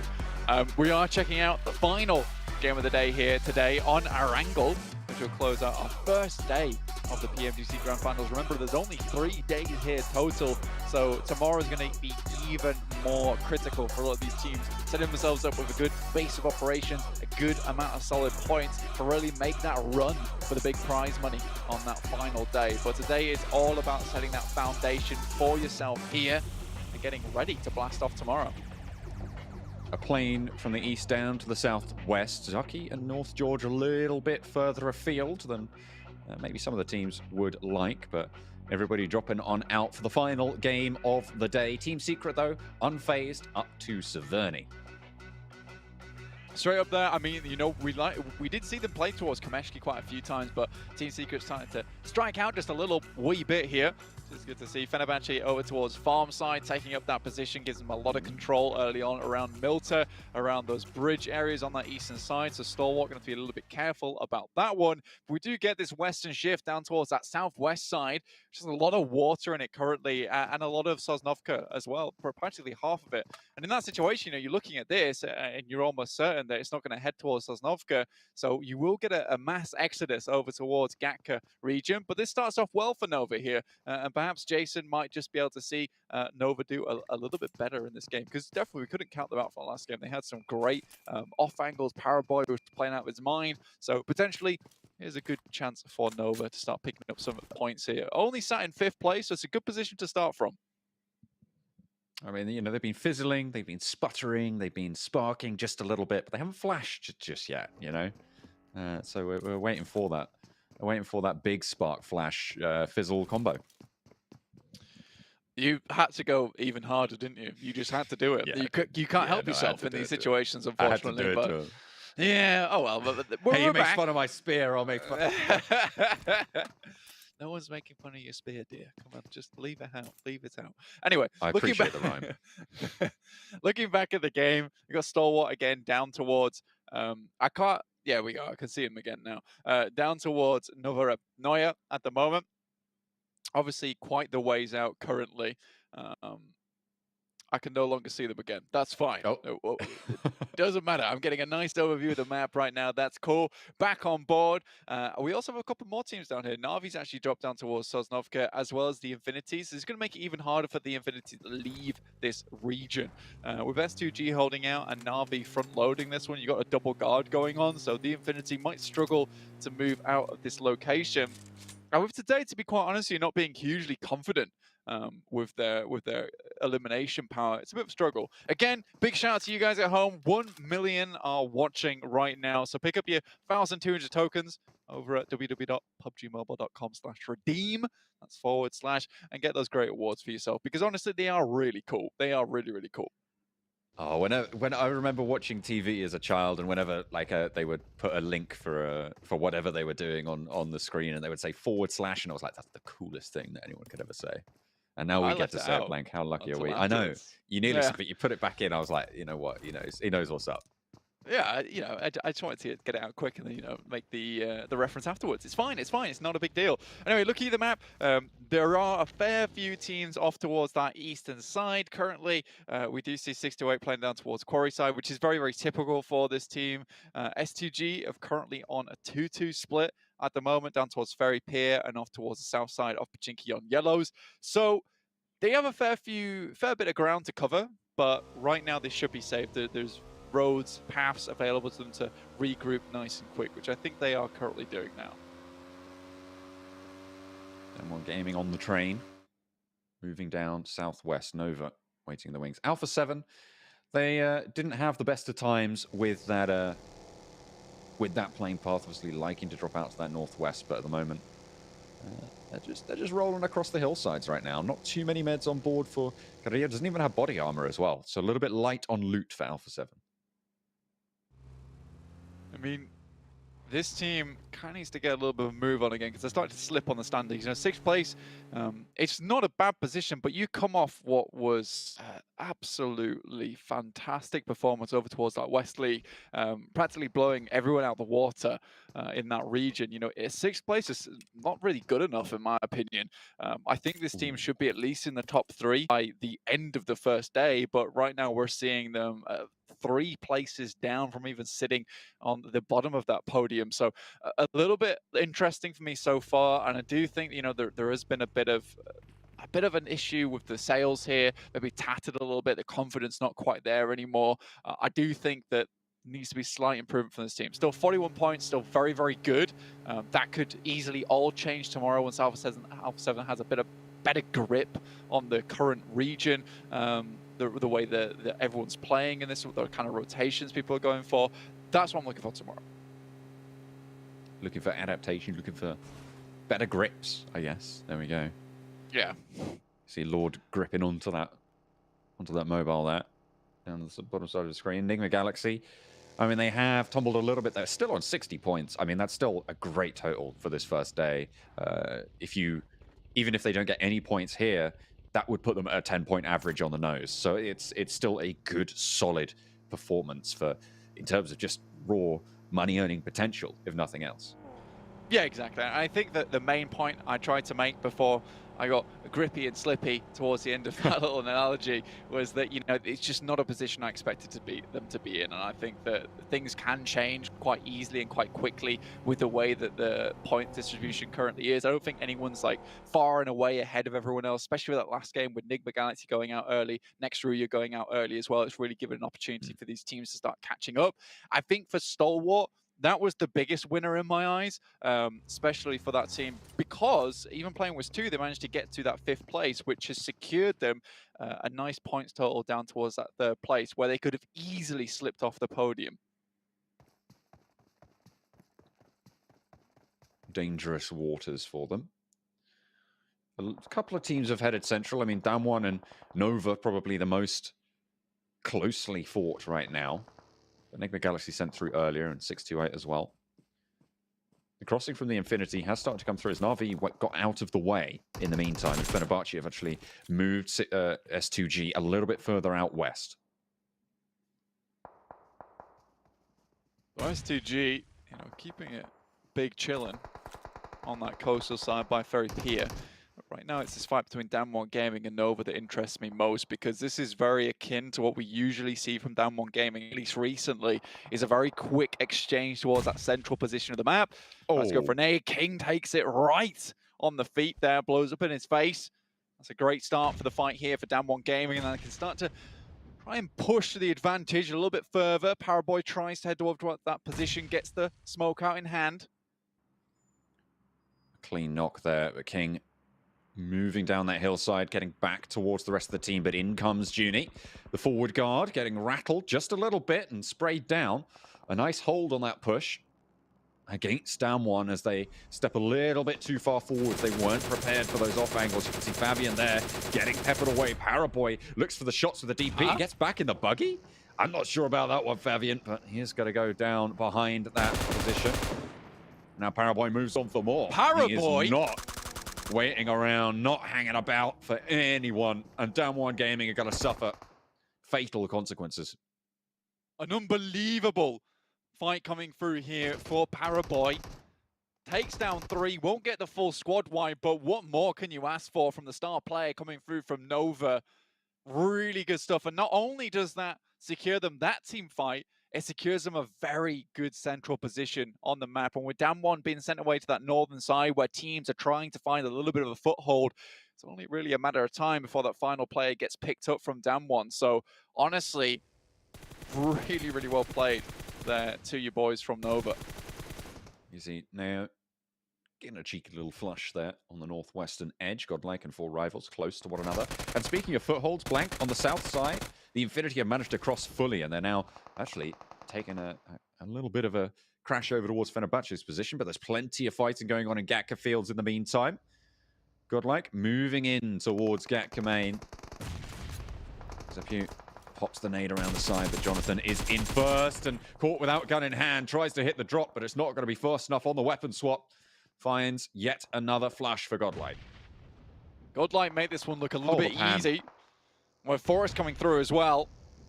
Taking down one of the players off in the distance. Now it's just Lift remaining for this team.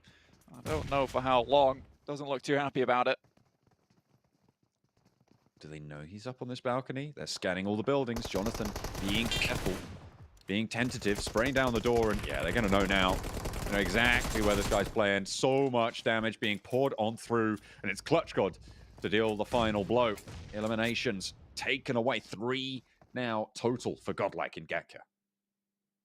Nice fight comes through from the Infinity to at least keep the boys from S2G back for a little bit longer, as well as Fenerbahçe. But I think S2G set up this fight very nicely for themselves going forward, especially their positioning right now, circling around the Infinity, trying to clean up the scraps from this previous fight that just occurred. Mela just sends off to the distance, managed to keep himself in cover, but Silas might just be able to take some shots, but Mela's just a little bit too quick on the draw there.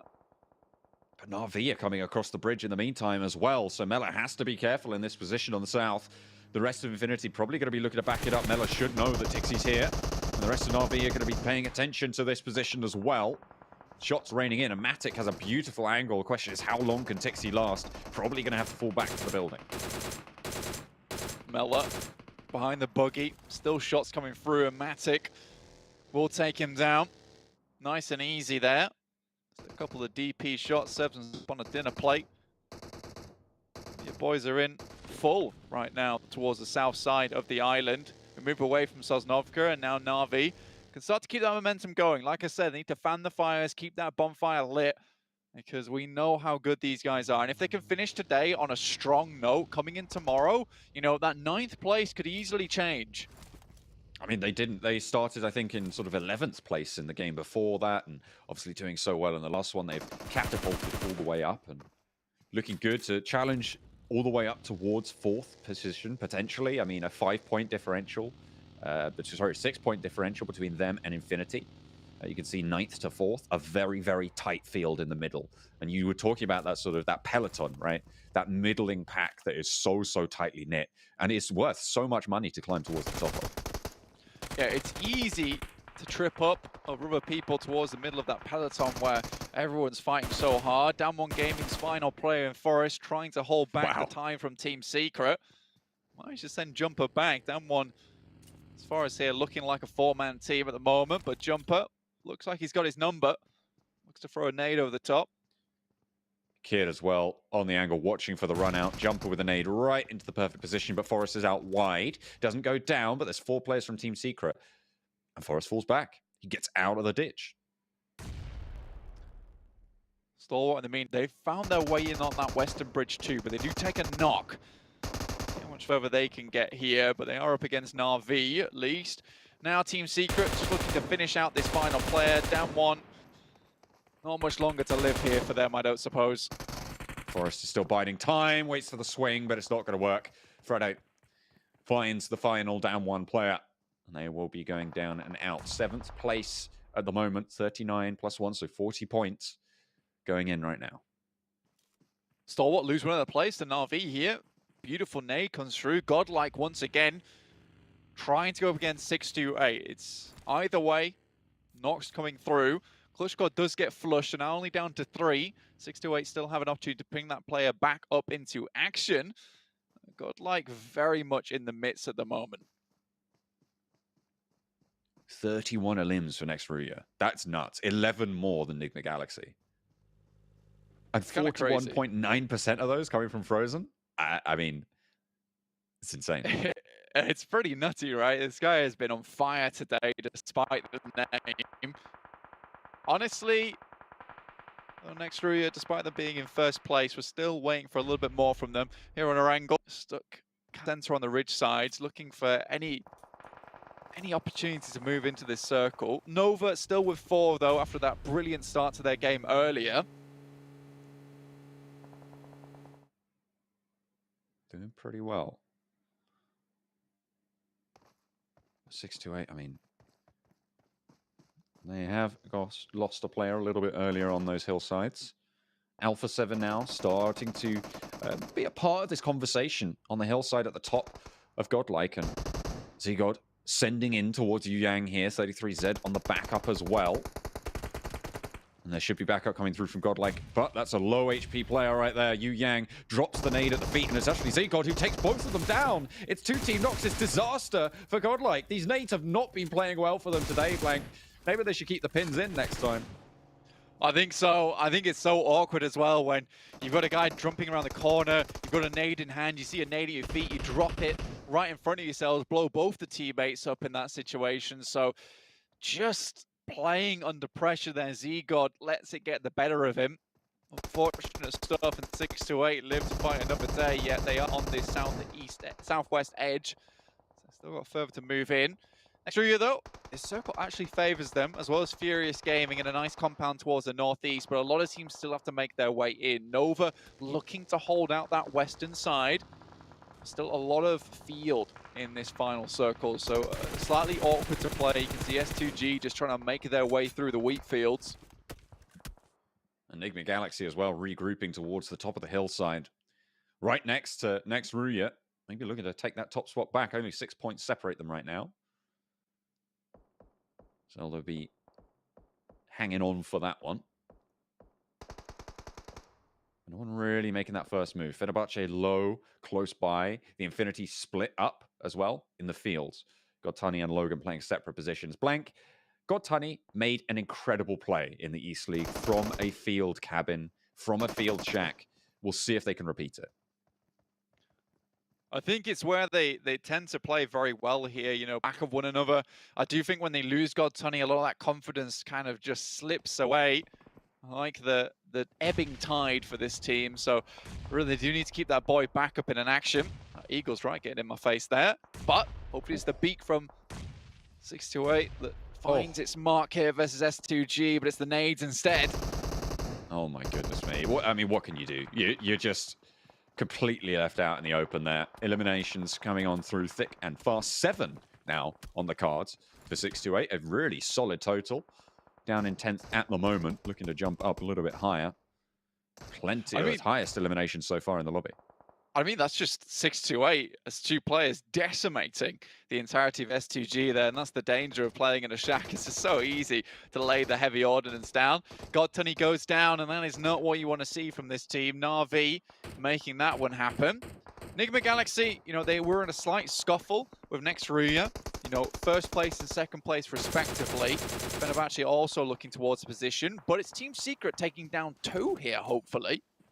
Team Secret and Alpha 7 on this northern edge, and Nigma Galaxy retreating from this fight. Alpha 7 take first blood there into the fight, and a nade comes in the back. Team Secret taking some flak back, but it's not going to quite break them just yet. Looking at Team Secret, you know, they're going to have to back off of this one. Next Ruya has a good position with the smokes and the trees to actually pick up both their players, get back into position. GodLike does go down. It will be them seen back up to 22 points. About in 14th place currently. It's not a great place to be. Again, all these players just trying to warm up to this massive field of incredible teams. Not to say that GodLike is not an incredible team either. You know, the amount of experience coming through from that team is unreal, and it really does feel like a match made in heaven. Strays down from next Ruya. Team Secret still holding on. Still have Kid a little bit further out for the backup. The core 3 on the forefront now. Next Ruya going to have to move towards Nigma Galaxy, one of whom is knocked at the moment, but very resible in their position right now. Alpha 7 taking their time, John, on this western side. Actually able to chime into this fight, which is great news for them. You know, ringing the bell of death for Team Secret. See if they can get away from this one, but the more I think it's Alpha 7 looking like they are on top. Kids off in the distance could prove to be a bit of an issue, but now they start to move in. And I think if they can dismount Team Secret from this spot, potentially there's a chance here for Alpha 7. An opening, a sliver, a glimmer of hope, but is it enough? Will they realize that hope, that desire, as the crash comes through? 1, 2 falls, and the third pacing around as Carrillo looking to stand tall. And will be able to find Kid on the off angle, but iShots moves on in, and they want to wipe out Alpha 7. This threat at their back to be able to take on next Ruya, and Carrillo will go down. That's Alpha 7 eliminated. 3 players for Team Secret to move on forwards past this Bastion. Really good stuff coming through from Team Secret there to hold off versus Alpha 7, and not good news for Alpha 7 at all. You know, the best of the best coming through from West, losing against Team Secret, who we've always felt like kind of was a lukewarm pick over towards the East League. You know, they've really started to bring it back, and I was a massive fan of the Team Secret roster changes, but it feels like finally they're starting to glue together now and make those massive performances actually reality. A knock over towards Nova slows them down on the south side of Nigma Galaxy, and it couldn't come at a better time for them. Knock sent over. 2 of them are down right now, and they have to be worried about Na'Vi, so no great pushes coming on through for Nova on the south. Again, though, Na'Vi playing from the south. Great position for them. Played it last game over towards Miramar, starting to make the sweep. And it's a great identification quite early on, because we are seeing a massive amount of players over towards that northern side of the map. Nova takes a fair heavy hit there. Lord, the last remaining player here for Nigma Galaxy. 2 players from Nova, and they're trying to send it in because they can feel these players starting to get back up on their feet. Team Secret finally eliminated now, and next Ruya have an open path to this next circle. Nigma Galaxy looking to put back the pieces as Ralph getting res. Nova slowed down with a couple of knocks coming on through. 628 behind Nova, slowing them down. Fenerbahçe still in the middle there. And Furious Gaming, in the compounds that they've had, in the buildings that they have controlled, get the shift towards them again. This is great news for Furious Gaming. They can continue to hold on to this spot. And if it didn't have a compound here, perhaps there'd be players sending shots back towards their way. But with this compound, it just gives them free reign over the circle going forward. EXCLUSIVE down towards that south side of them on the east. Probably their biggest threat. Nigma Galaxy back up on their feet with all players to a respectable amount of health. Amodi takes a big hit. Nova's just hanging on by a thread.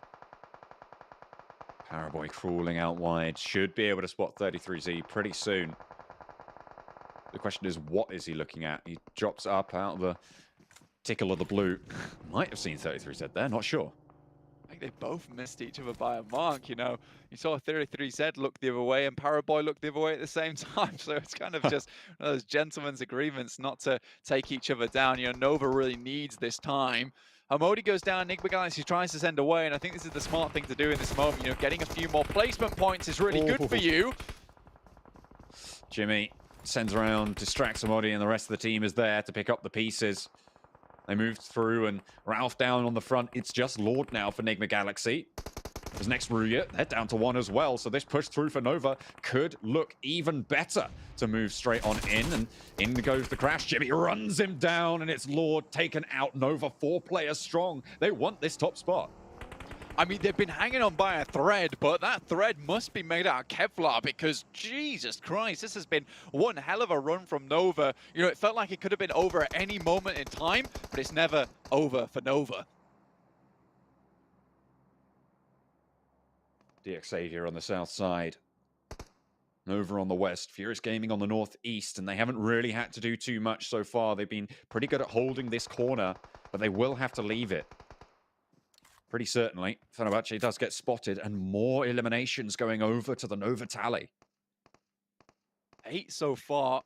A really good elimination count for them. Order's moving up forward. Tries to look for more of these players. Rebellion out in the midst. Could cause problems, but he's quickly dispatched by Paraboy. Makes a mockery of his position now. EXCLUSIVE off in the distance. Will be holding pretty. Was just on a warpath. Lamborghini gets spotted out. Paraboy able to take that knock easily. More damage pouring on through. Furious Gaming, in the meantime, have used this opportunity to move out into the fields. Very solid decision-making there. Nova into the double digits on the elims. This is unbelievable stuff at the moment. The reigning champions looking like they deserve to reign here. Boosters on board, but not many meds. Realistically, these eliminations mean a lot more to Nova than you might think, because the actual loot they'll drop from these players is going to be incredibly important to Nova's endgame. But look at this. Furious Gaming, in the meantime, they've taken control of this next circle. This next phase is theirs. Frankie, I wonder how many meds he has. Stuck bleeds out. Frankie remains now with a pretty clear idea of where he's hiding. Furious Gaming not opting to take any initiative here. Instead, just take the zone itself, which I guess is initiative in of itself, but they're not looking to clear out Nova as of yet. Very smart stuff here. Get behind the loot crate, get a bit of cover available for yourself, and put any other team in this circle in an awkward scenario, because they've got these forward scouts, they've got the members in the back that can play flank with some really good cover available to them. I think Furious Gaming is in a beautiful position. They just have to leverage it. Bottom of the table's not where you want to be. As Frankie goes down. Another elimination. 13 total so far for Nova. I think with the guaranteed 12 points as well, they might just see themselves towards the top of the tables at the end of the first day. It's going to be close. Furious Gaming. One way to end it. One way to end it. If you are the reigning champions, you want to be on top on that first day. Strike fear into the hearts of the other teams. Strike fear they have. I mean, they've had their way with quite a few of them in this circle, giving them nightmares. Furious Gaming looking to be next, but with the skull as the logo, this is also a team to be feared from the West. They're giving up these back positions, though. I'm not sure about this. They're looking to suppress this line, but they're allowing Order to get this side swipe. They don't have cover on that angle anymore, Blank, as you say. They've given up that backwards position. Shots going both ways, and damage is good. Order's running breaks out, and he gets to the tree. This is crucial positioning now, Blank. This causes so many problems in the pipeworks now for Furious Gaming. You can see them start to panic, throwing nades over towards the position, but he's too far out, and now Nova just need to creep their way in. Order has to wait for an opportunity, though. That's the big problem, because they're playing downhill. Circle doesn't really favor the guys from Nova. Happy goes extremely low. And there's a smoke in their way now. They need to stop the push forward, sure, but one goes down on the front. Jimmy is traded out, but Pappy low as well. Gets that heal off the flush, and another knockover onto Paraboy. King and Order, the active players now for Nova. And two players from Furious Gaming fall. The nade over the top. It's going to be Molotov, but Order breaks out wide, looking for the angle. Order goes low, goes down, and King, a nade sent towards him, could be it, but it's a 1 versus 1. King moves forward. Nova looking to try and take the chicken dinner, close it down, but no! Who wins? It's Furious Gaming to take the chicken dinner right at the end. It was down to the wire, but they hold on out for the chicken dinner on the northeast side. Nova fall the final hurdle. Not there, an elation for Furious Gaming. Elation and relief, to be honest with you. I mean, Furious Gaming had the spot for such a long amount of time. It really shouldn't have been the case that Nova got that far. King almost cleaned it out. We saw how low Pappy got in those final moments. I was completely flabbergasted at the end there. Honestly, though, Nova have really put their mark on that game. Incredible stuff. I think the most unfortunate part of that is they don't get any elimination pickups towards the end there versus Furious Gaming. All players still technically alive in those final moments. Very, very well done to Nova, though. But Furious Gaming, this is how you end a game when you're in such a good spot, right, John? When you hold those compounds, when you're in a good position, take the initiative, take the zone, get set up, and then go from there. I do think there was a slight misplay at the end, actually taking away your backwards defenders, but alas, it works. I mean, they lose those angles, but they win the game. It doesn't matter in the end. Maybe something to learn from, though, and Nova falling just at the end there. Unfortunate, but Furious Gaming from the bottom of the tables get a chicken dinner. The pan has been flashed. I know, Blank, don't be too mad at me for that one. I'm sorry, man. But Furious Gaming, what a time for them to come alive. A time that they desperately needed to get a victory under their belt, but more importantly, get some confidence under their belt as well.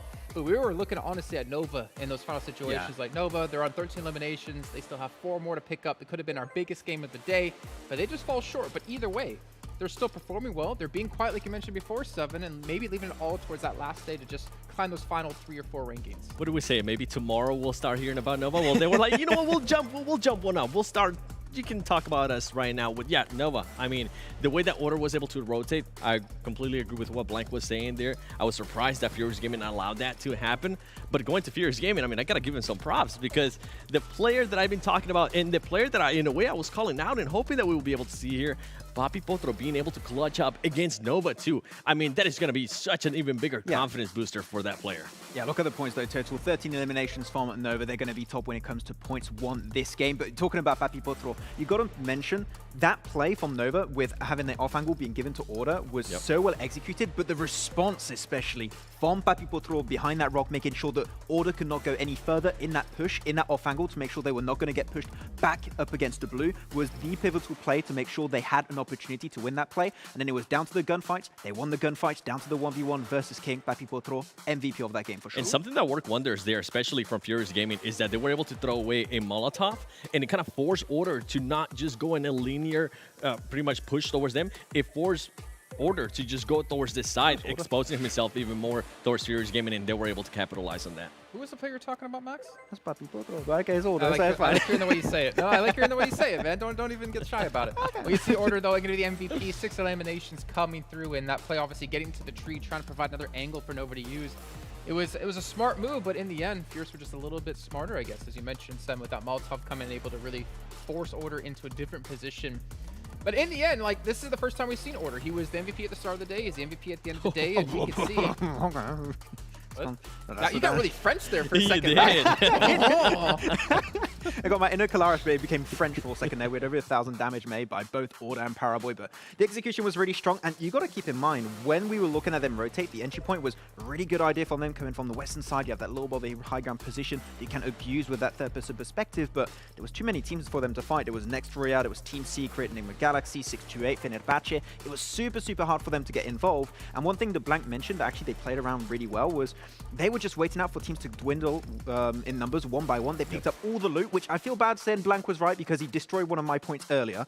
But it was a really good execution. They were able to buy more time with the utility they picked up to try and make sure they had a shot for that chicken dinner. All this Nova love. I gotta give him more love to Furious Gaming, because something that they did that I think worked out well for them is when they did have that compound, they didn't just wait there. They didn't just decide to, you know what, we'll just keep on waiting. Yeah. They were active. They were able to get those ilms. They were able to make sure they kept an eye on everybody and seeing where they were going to be going and trying to set themselves up for that win. So I think Furious Gaming, this is a huge game for them. We've always talked about, remember, we're talking about 19 ilms in one win. I mean, it wasn't 19, but... Well, I mean, at least for Furious, they were 15th, I believe, going into this match. They pushed themselves up to 10th. Unfortunately, GodLike has fallen to 16th, but as we look towards the front page here, Nova have snuck their way into second place. 0 chicken dinners. Every team around them has a chicken dinner, but 32 eliminations, the second most fragging team in the lobby so far. They've been putting on a stellar performance and put themselves in a really good position, only 9 points behind. That's 9 points. Okay, I thought we were checking, making sure it was 9 points behind. But okay, because I take a little bit longer, so I just need to make sure the math was right. But yeah, Nova, and especially looking at that, it's pretty even between the eliminations and rank points they're able to get between their games. So you can say every single time is about 50-50. You're going to be a team that's really high in the overall ranking. So happy to see it. And looking at our elim rankings in this game too, well, not in this game, so throughout the entirety of the day, Frozen's going to be on top from Turkey. Amazing thing to see once again. But Nova, able to be consistent at the end of the day, was Paraboy able to get himself 14 and Order 12. Really, really big step up from Nova. If they can continue that in day 2 and day 3, then they are a team that can significantly improve on a day-to-day basis. They could be gunning for that first place easily. I'm not gonna lie, I need to cough too looking at this one. 7 Frozen leading the way here over Paraboy. I mean, this is his first like big international global event. He was like 15 years old, I believe, when he came into the team. And he's got 15 elims. Like, this is a phenomenal performance out of him. What's crazier is he's currently tracking to actually improve on the amazing performance that he had on West League Finals. He ended up with 24 elims. Right now, he's only just 10 elims with 2 days remaining, with 12 games remaining in regards to that. And it's crazy to think that we were talking about Nova, we were saying how quiet they were being, but how consistent they were being as well. And here they show up on this final game and just kind of any doubts that we might have had, any doubts that the viewers might have had, they are the champions. They are the defending champions for a reason. And once again, Paraboy showcasing that he is, in my book, I'm going to put it out there, he is currently the GOAT. But does he follow you on Instagram? No. I just follow you. Does he follow you? Of course not. Who's gonna follow me? At least I got like Luxy following me. I'll take that. No. I'm pretty sure he follows Zute at least. So Zute's Who doesn't? not over on us. But still, like, yeah, this is exactly what we saw in East League with Paraboy, right? Even though his team was doing bad, which they're not doing bad whatsoever here. Yeah. But even when his team was like 16th place, he was still top 3 when it came to eliminations and damage, right? And we're seeing right here, he hasn't been the MVP a single time for his team, and yet he's leading by 0.5 MVP points. It's just he's just so consistent when it comes to performing every single game. If it's in terms of damage, survival time, any situation you throw his way, he will find a way to make it work in any way, shape, or form. And that's just why he's on top of his game every time. But now having Order back him up, being on top of almost MVP there, being actually in second place for the MVP race is impressive. Is what we needed to see from them from the Eastern League, and now they're actually performing at the top tier. There's no room for mistakes, and they knew that coming into this. Yep. I think the only letdown for me, unfortunately, and I do love you guys. I mean, I predicted you guys almost every single time when it came to the league stage. We're not seeing Newsy from Infinity. I mean, he was typically like the one to always stand out. He was one of the top 2 fraggers, I believe, throughout the entire event. And he's been non-existent so far. I think at the start of that game, we saw some stats pop up, and I think only 2 players in the team had eliminations before that. That means you have 2 players in the team before this game that had 0 eliminations apiece. So they need to try and find the issues, fix them ASAP, because you only have 2 more days of play. That is maybe not going to be enough to step up. At least now they're starting to get elims, right? Hey, you know what? That's so an improvement. they're going their way. Well, here's a quick little recap. Looks like coming in for Furious and how things went throughout this match. And again, I think for them, like, such a big confidence booster. This is the perfect way to end off the day. Get a nice little victory, get some confidence back into your team. Again, this is your first big international event on a global scale. And that might give them the boost they need coming into day 2, saying that, all right, we can pick up victories. We can get wins. Let's continue this momentum into day 2 and shoot up, even further in the rankings. Yeah, one thing that I'm able to see actually with this map feed that I wasn't able to see actually in the games itself, their response time to every single circle shift is insanely fast. Yep. The execution on that end, they see circle, like, boom, okay, we have a game plan, we're going to execute it, we're going to get in position, and that's what we said also earlier. They had that strong position towards the end. Yep. You might think some teams would maybe play a little bit too passive, but here, they were willing to take shots. I think they even took a huge third party, what was it, versus Team Secret versus Next Ruya, getting those extra eliminations left and right. I like seeing that proactiveness towards the late game, and they made sure also that worked out in that fight versus Nova. I was impressed. I think this is a good performance from these guys. And this is exactly what we were talking about, right? We were talking about them being in the compound, but they were still making sure they were active. They were still making sure they weren't hiding away from a fight in a way. They were making sure they were keeping track on anybody that was maybe moving their way, covering their angles, and it ended up working wonders for them. And this is the second match today so far that they actually performed really well in Erangel. On the first match of the day, they ended up in 6th place with 1 elim. So this is a bigger improvement considering how much we're going to be playing Erangel for the next 2 days as well. This can be promising for this team. Yeah, what was said earlier on the cast, I think it was act weak when you're strong and act strong when you're weak. But what happens to act strong when you're strong? Just do it, go for it. You have a strong compound, teams literally have nothing to defend themselves from. Just take shots, and even if you're not going to get eliminations, you're not going to win any ground on you. You're keeping that space built up for yourself. Yep. I think John and Blink were talking about Furious here in the position they took towards the end. Blink was saying like they're not being proactive, but they are getting into the zone, which is proactive in itself. And we see them taking that zone was obviously a very crucial point of them even winning right against Nova here. I mean, if you're going to be proactive, sometimes not taking any fights might actually be proactive. If you're not in a situation where you are allowed to be given the patience to just wait and keep an eye on what everybody else is doing, I feel like that's not a bad thing, especially if you're also causing some damage out there and telling teams, hey, don't come near us because we are here. Don't even try it. Yeah, we've even heard of like faking there's more of you than there actually is sometimes, where you just rattle off shots just to make everyone say, oh, whoa, we don't want to go over to you, we want to back off and sit back. But then again, I think for a Paraboy, be like, I want those. Maybe like, that's like a mating call for him. He's gonna come over there and decimate 1v4? team. I like those odds. It's just bad. It's bad odds for the other team when it's 4v1 against Paraboy. But in the end, I mean, I think today's been really productive. I think we've seen a lot of good things out of a lot of different teams. I don't think we've had that like really dominating team come to light just yet, though we are seeing obviously a couple of the teams towards the top be consistent. But I think this really opens up the tables for all the other teams out there going into tomorrow. I can't wait to see which teams might step up there, or maybe what teams can finally create that little bit of a bolster, that little bit of a lead going into obviously our further and further matchups. Now, we got a little bit of a snippet from this man earlier on during the cast here on Miramar. We're going to hear a little bit more from Frozen coming in from Next Ruya right now. Of course, from Singapore, this is the PUBG Mobile Global Championship Grand Finals. With me now, he's still pumping. He's so exhilarated. I can feel it from here. I wonder if you can feel it too. We have Frozen from NRX. Hello. Hi, good to see you. Hello. We have a few questions to ask you. Just bear with me. You and your team, amazing performances today, especially that 1v3 at the end of the fourth match. Can you break that down for us? Bugünkü dördüncü maçta yaptığım 1'e 3 karşılaşmayı hatırlıyor musun? Nasıl hissettin bu maç esnasında?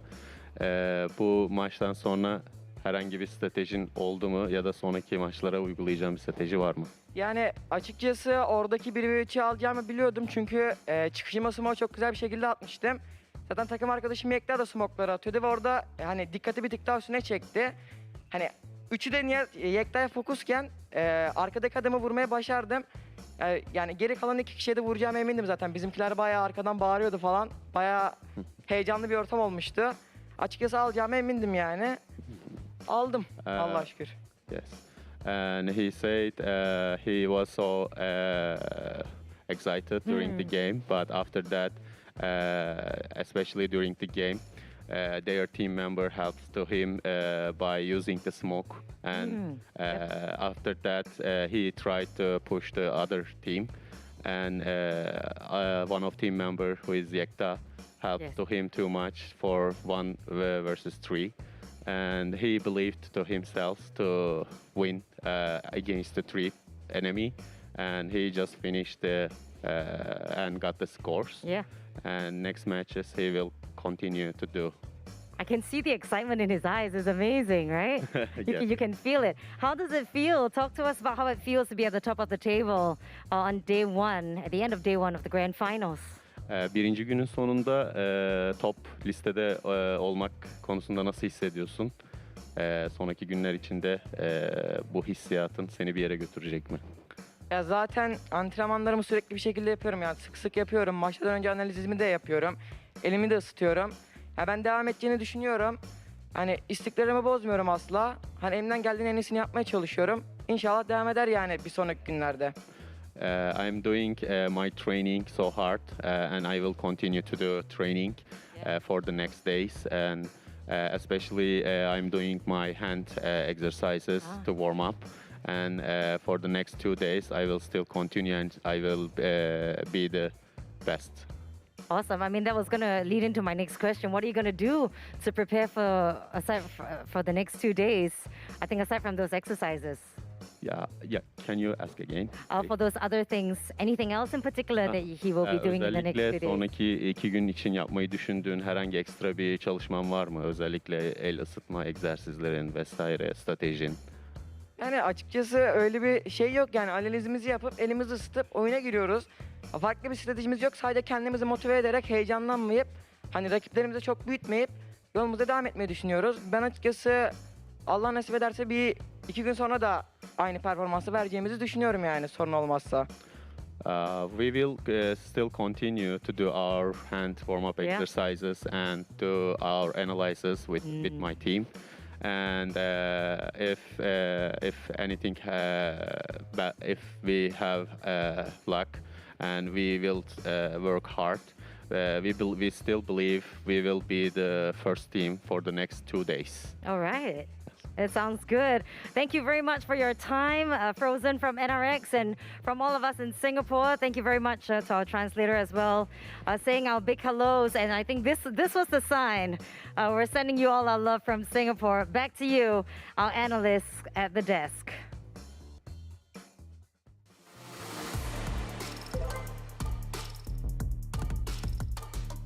Excitement is definitely something Frozen has an abundance of there, as you saw there on the screen. And, you know, to be fair to her and to them, we should do our little... Hey, I'm doing the slap. Yeah, there we go. Okay, stop. Max! Max, Stop it, come on, Max. There we go. But a great little interview from Frozen, obviously talking about his hand exercise, talking about how he gets ready for matches, talking about the confidence he has, and a little bit of nerves he was having, especially in that 1v3 we did see him clutch out. But for a 15-year-old to come into this with $1.5 million for first place on the line, he's keeping himself composed quite well, Seven. He definitely is. One thing that definitely worries me a little bit is day 2, right? Let's say for some reason he doesn't perform the first 2 matches. How is he gonna react to that pressure on his shoulder? Because at one point, if I'm not mistaken, I think in regards to just Illims alone, he was controlling 41% of it, which is just absolutely insane to me. So if he's not able to perform in a way, Max, I feel like that's going to hurt them big time. Yeah, it's going to be a little bit of an issue. Hopefully they can try and work that one. But I like how he's also mentioning during the interview that his teammate was doing a lot of work to try and set him up. He's like the true anime protagonist of this PMGC Grand Finals right now. He understands the power of friendship, and he's getting to that point. But I'm sad. If they can build upon that, it's going to be huge. I think I said my name. I was looking for That's me. I was looking for a JA in there, and I think it didn't win. But because we did hit 1 million viewers, we were giving away 51 + 9 devices. Ooh. So if you see your first 2 letters of your name and it matches up in terms of numbers or letters, then hey, you might have won one of these lucky prizes. I don't think we're allowed to actually even to participate in this, unfortunately, because we're working on the show, and in our contract, it's like you're not allowed to win things that are on the show, no matter how hard we try. But obviously, big congratulations to everyone who did win one of those phones, and we expect to see you in PMGC next year. Now that you have it. Ooh. Maybe No, they'll definitely not me. I was about to say no, that's not happening. You give him the 1 + 23 Pro, and he's still not going to be able to qualify. But there is no PMCO anymore, so... True. Hey, you might have a chance. It doesn't exist anymore. I'm fine. You might have a chance. You're saying I've got a chance. You definitely have a better chance than me. But maybe give me some highlights and some lowlights for you. Teams that stood out, teams that really performed well and you're happy with, teams who maybe underperformed. Let's start off with 7. Yeah. Okay. Performers, I think it has to be next Ruya. I was not expecting them to perform this way. I was not expecting, especially Frozen, to perform like this, considering, as you were saying, it is his first major tournament. So I'm really impressed with what next Ruya was able to do. Now, on to the not performance. It has to be S2G. I was giving them a break, and then all of a sudden it just went downhill, and it's to the point where you don't want to be in that position, especially if you're gonna be even wanting to challenge the top 3. Right now, they're seeing that top 3 get farther and farther away. Okay, Max, real quick. I would have to go with the highlight of the day was for me Nigma Galaxy. I talked about the Arabic region so much and how they've improved throughout the past year. Able to get himself 2 second places on the first 2 games. After that, able to get a win over on Sanhok, which we were saying, no, that was going to be the highlight map. And they did indeed deliver. Yeah, if they can continue and build upon that in the second day and hopefully the third day too, they could be representing the Arabic region in that first spot and taking home $1.5 million, which would be absolutely insane, Jason. Yeah, it's more than I'll ever make in a year. But gentlemen, thank you so much for joining me here on the desk. And obviously a big shout out as well to Mustache Dave, Necro, John Allen, and Blank, who are covering the matches live in game. And thank you all at home for watching as well. But remember, we still have 2 days left here before we can crown our victor, give him the trophy, give him the $1.5 million, but more importantly, being the best team in PUBG Mobile in the world. We'll see you guys at the same time tomorrow for day 2.